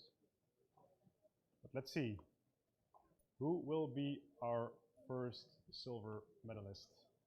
So, moving all the way up to first. So from Cambridge, we'll have Trivial. Come on up, guys. The first silver medalist. Where are you? Oh, there you are. Yes. We'll be following the same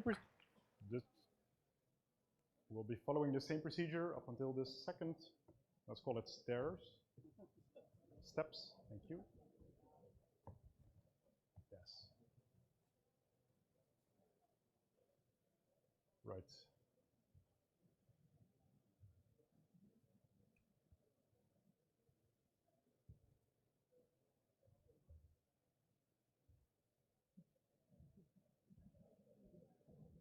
And the question is, who do you think will be first?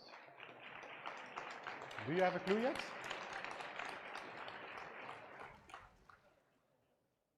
Yes. But before we get to first, we have to get to 7th and then 6th and so on. So let's see, from another team from Cambridge with again a submission in the last minute. Did they solve it? That's unfortunate, but still 7th place, it's very respectable. Very well done. It's better than I could have ever performed in my life. Yes, you can. Yes, in many different regards.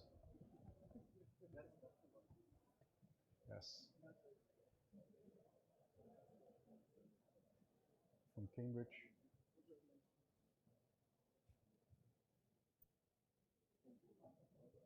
Well done.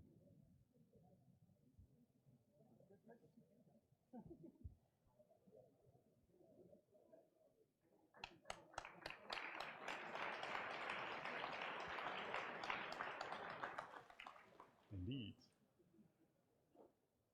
So let's see. In 6th, we have Lord Voigt to Mort. Let's see whether they actually managed to kill the last submission in the last minute. Oh, they did, moving all the way up. But then we have in 6th place, Up for Moose. Where are you guys? Come on up.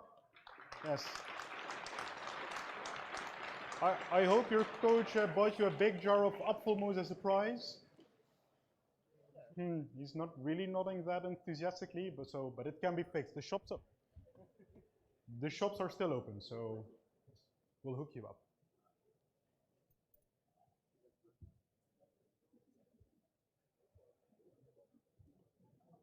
All the way from Munich.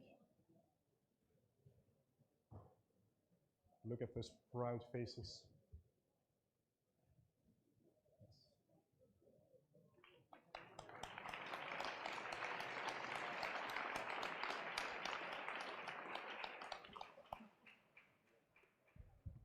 So let's see.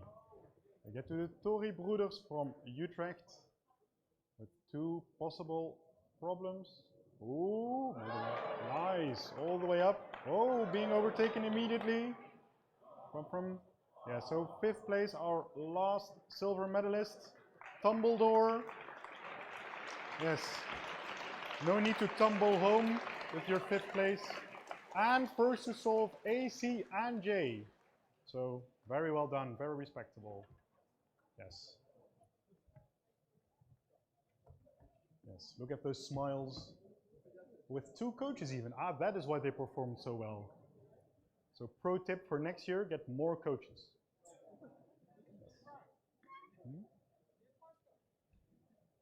So somebody's here complaining that they had 5 coaches but are not yet on stage. I think that's on you, not on me. So, yes. Yes. Good.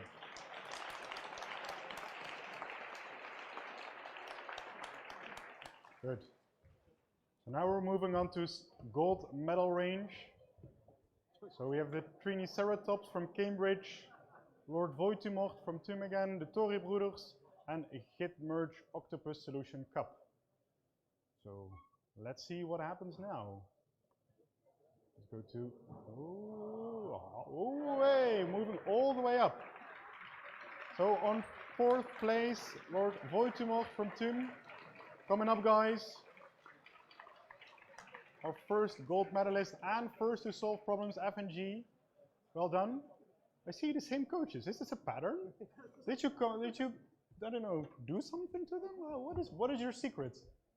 I think the other teams would like to know. It's a secret, I've been told. So you now know who to hack, I guess. Yes. Yes.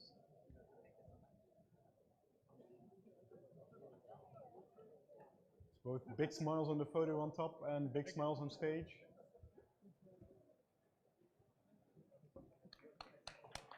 Yes.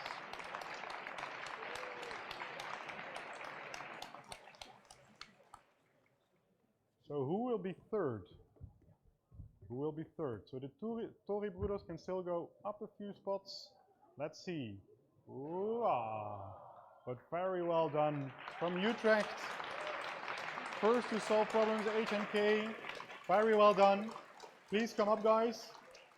Oh, I see some movement. Yes. Yes. Wow. Congratulations.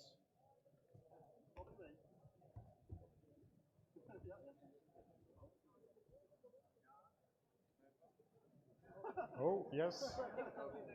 So some sorting is, has been sorted out.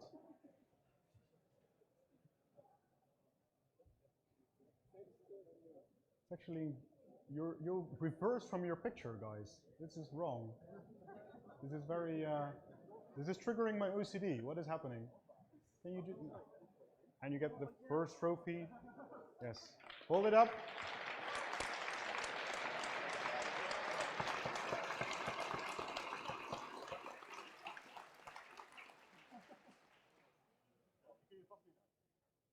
Yes.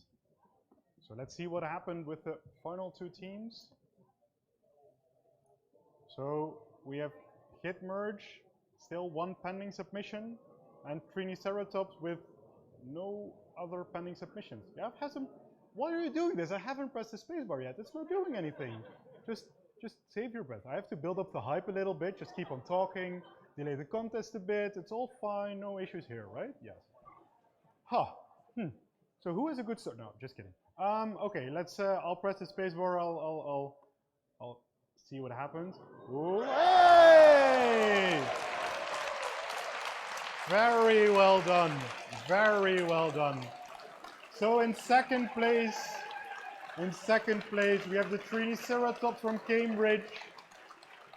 We have the Triceratops from Cambridge. Come on, guys, where are you? Yes, well done. Yes, indeed, bring your coach. Yes. And you get to bring home an even bigger trophy than the previous team. Yes. Very well done.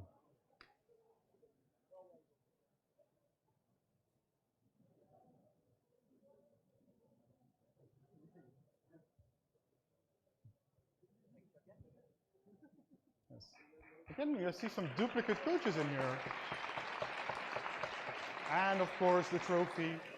Yes. Hold it up. Show everybody what you won. Awesome.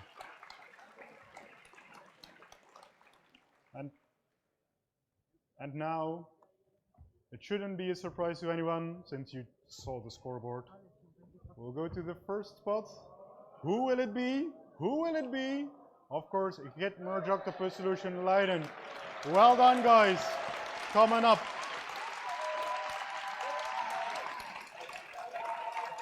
Very well done. Very well done. Congratulations. Congratulations. Congratulations. Congratulations. Yes. For the people in the know, I made a bet with these guys, and I have to admit I lost. I lost, so they get an even more special trophy afterwards. Yes. And look at how proud he is. He's even shaking that he bested me. Yeah. Getting cheeky here, getting cheekier. Yeah. We'll see how you do at the World Finals. We'll make a new bet. We'll make a new bet. It's fine. It's fine. Yes. Indeed, hand them their award, their trophy. Yes. Hold it up.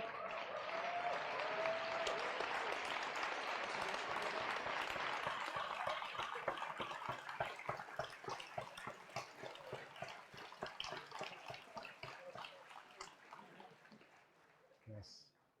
Very well done. So that was it for the resolver part. Again, congratulations to all teams and especially our prize winners. For discussing how to get it home. Well, you don't have to fly, so I think that's an advantage. That's good. So now I'll hand back the mic to Kevin to do the closing ceremony. The final closing. Well, we want to ask Iceland, the organization for Iceland, to come up here.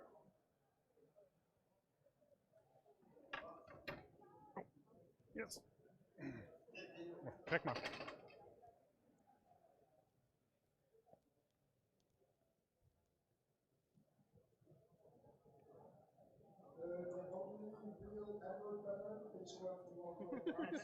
There's some orientation to this. 2 years ago, this one came to Eindhoven from Bath in the United Kingdom in Kevin's luggage, and now it goes around the world again. Let's pass it through, yes.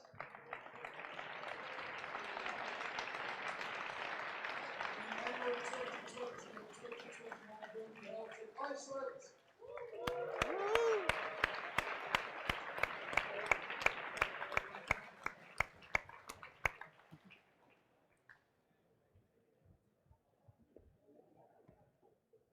Okay, thank you all for coming. If you want to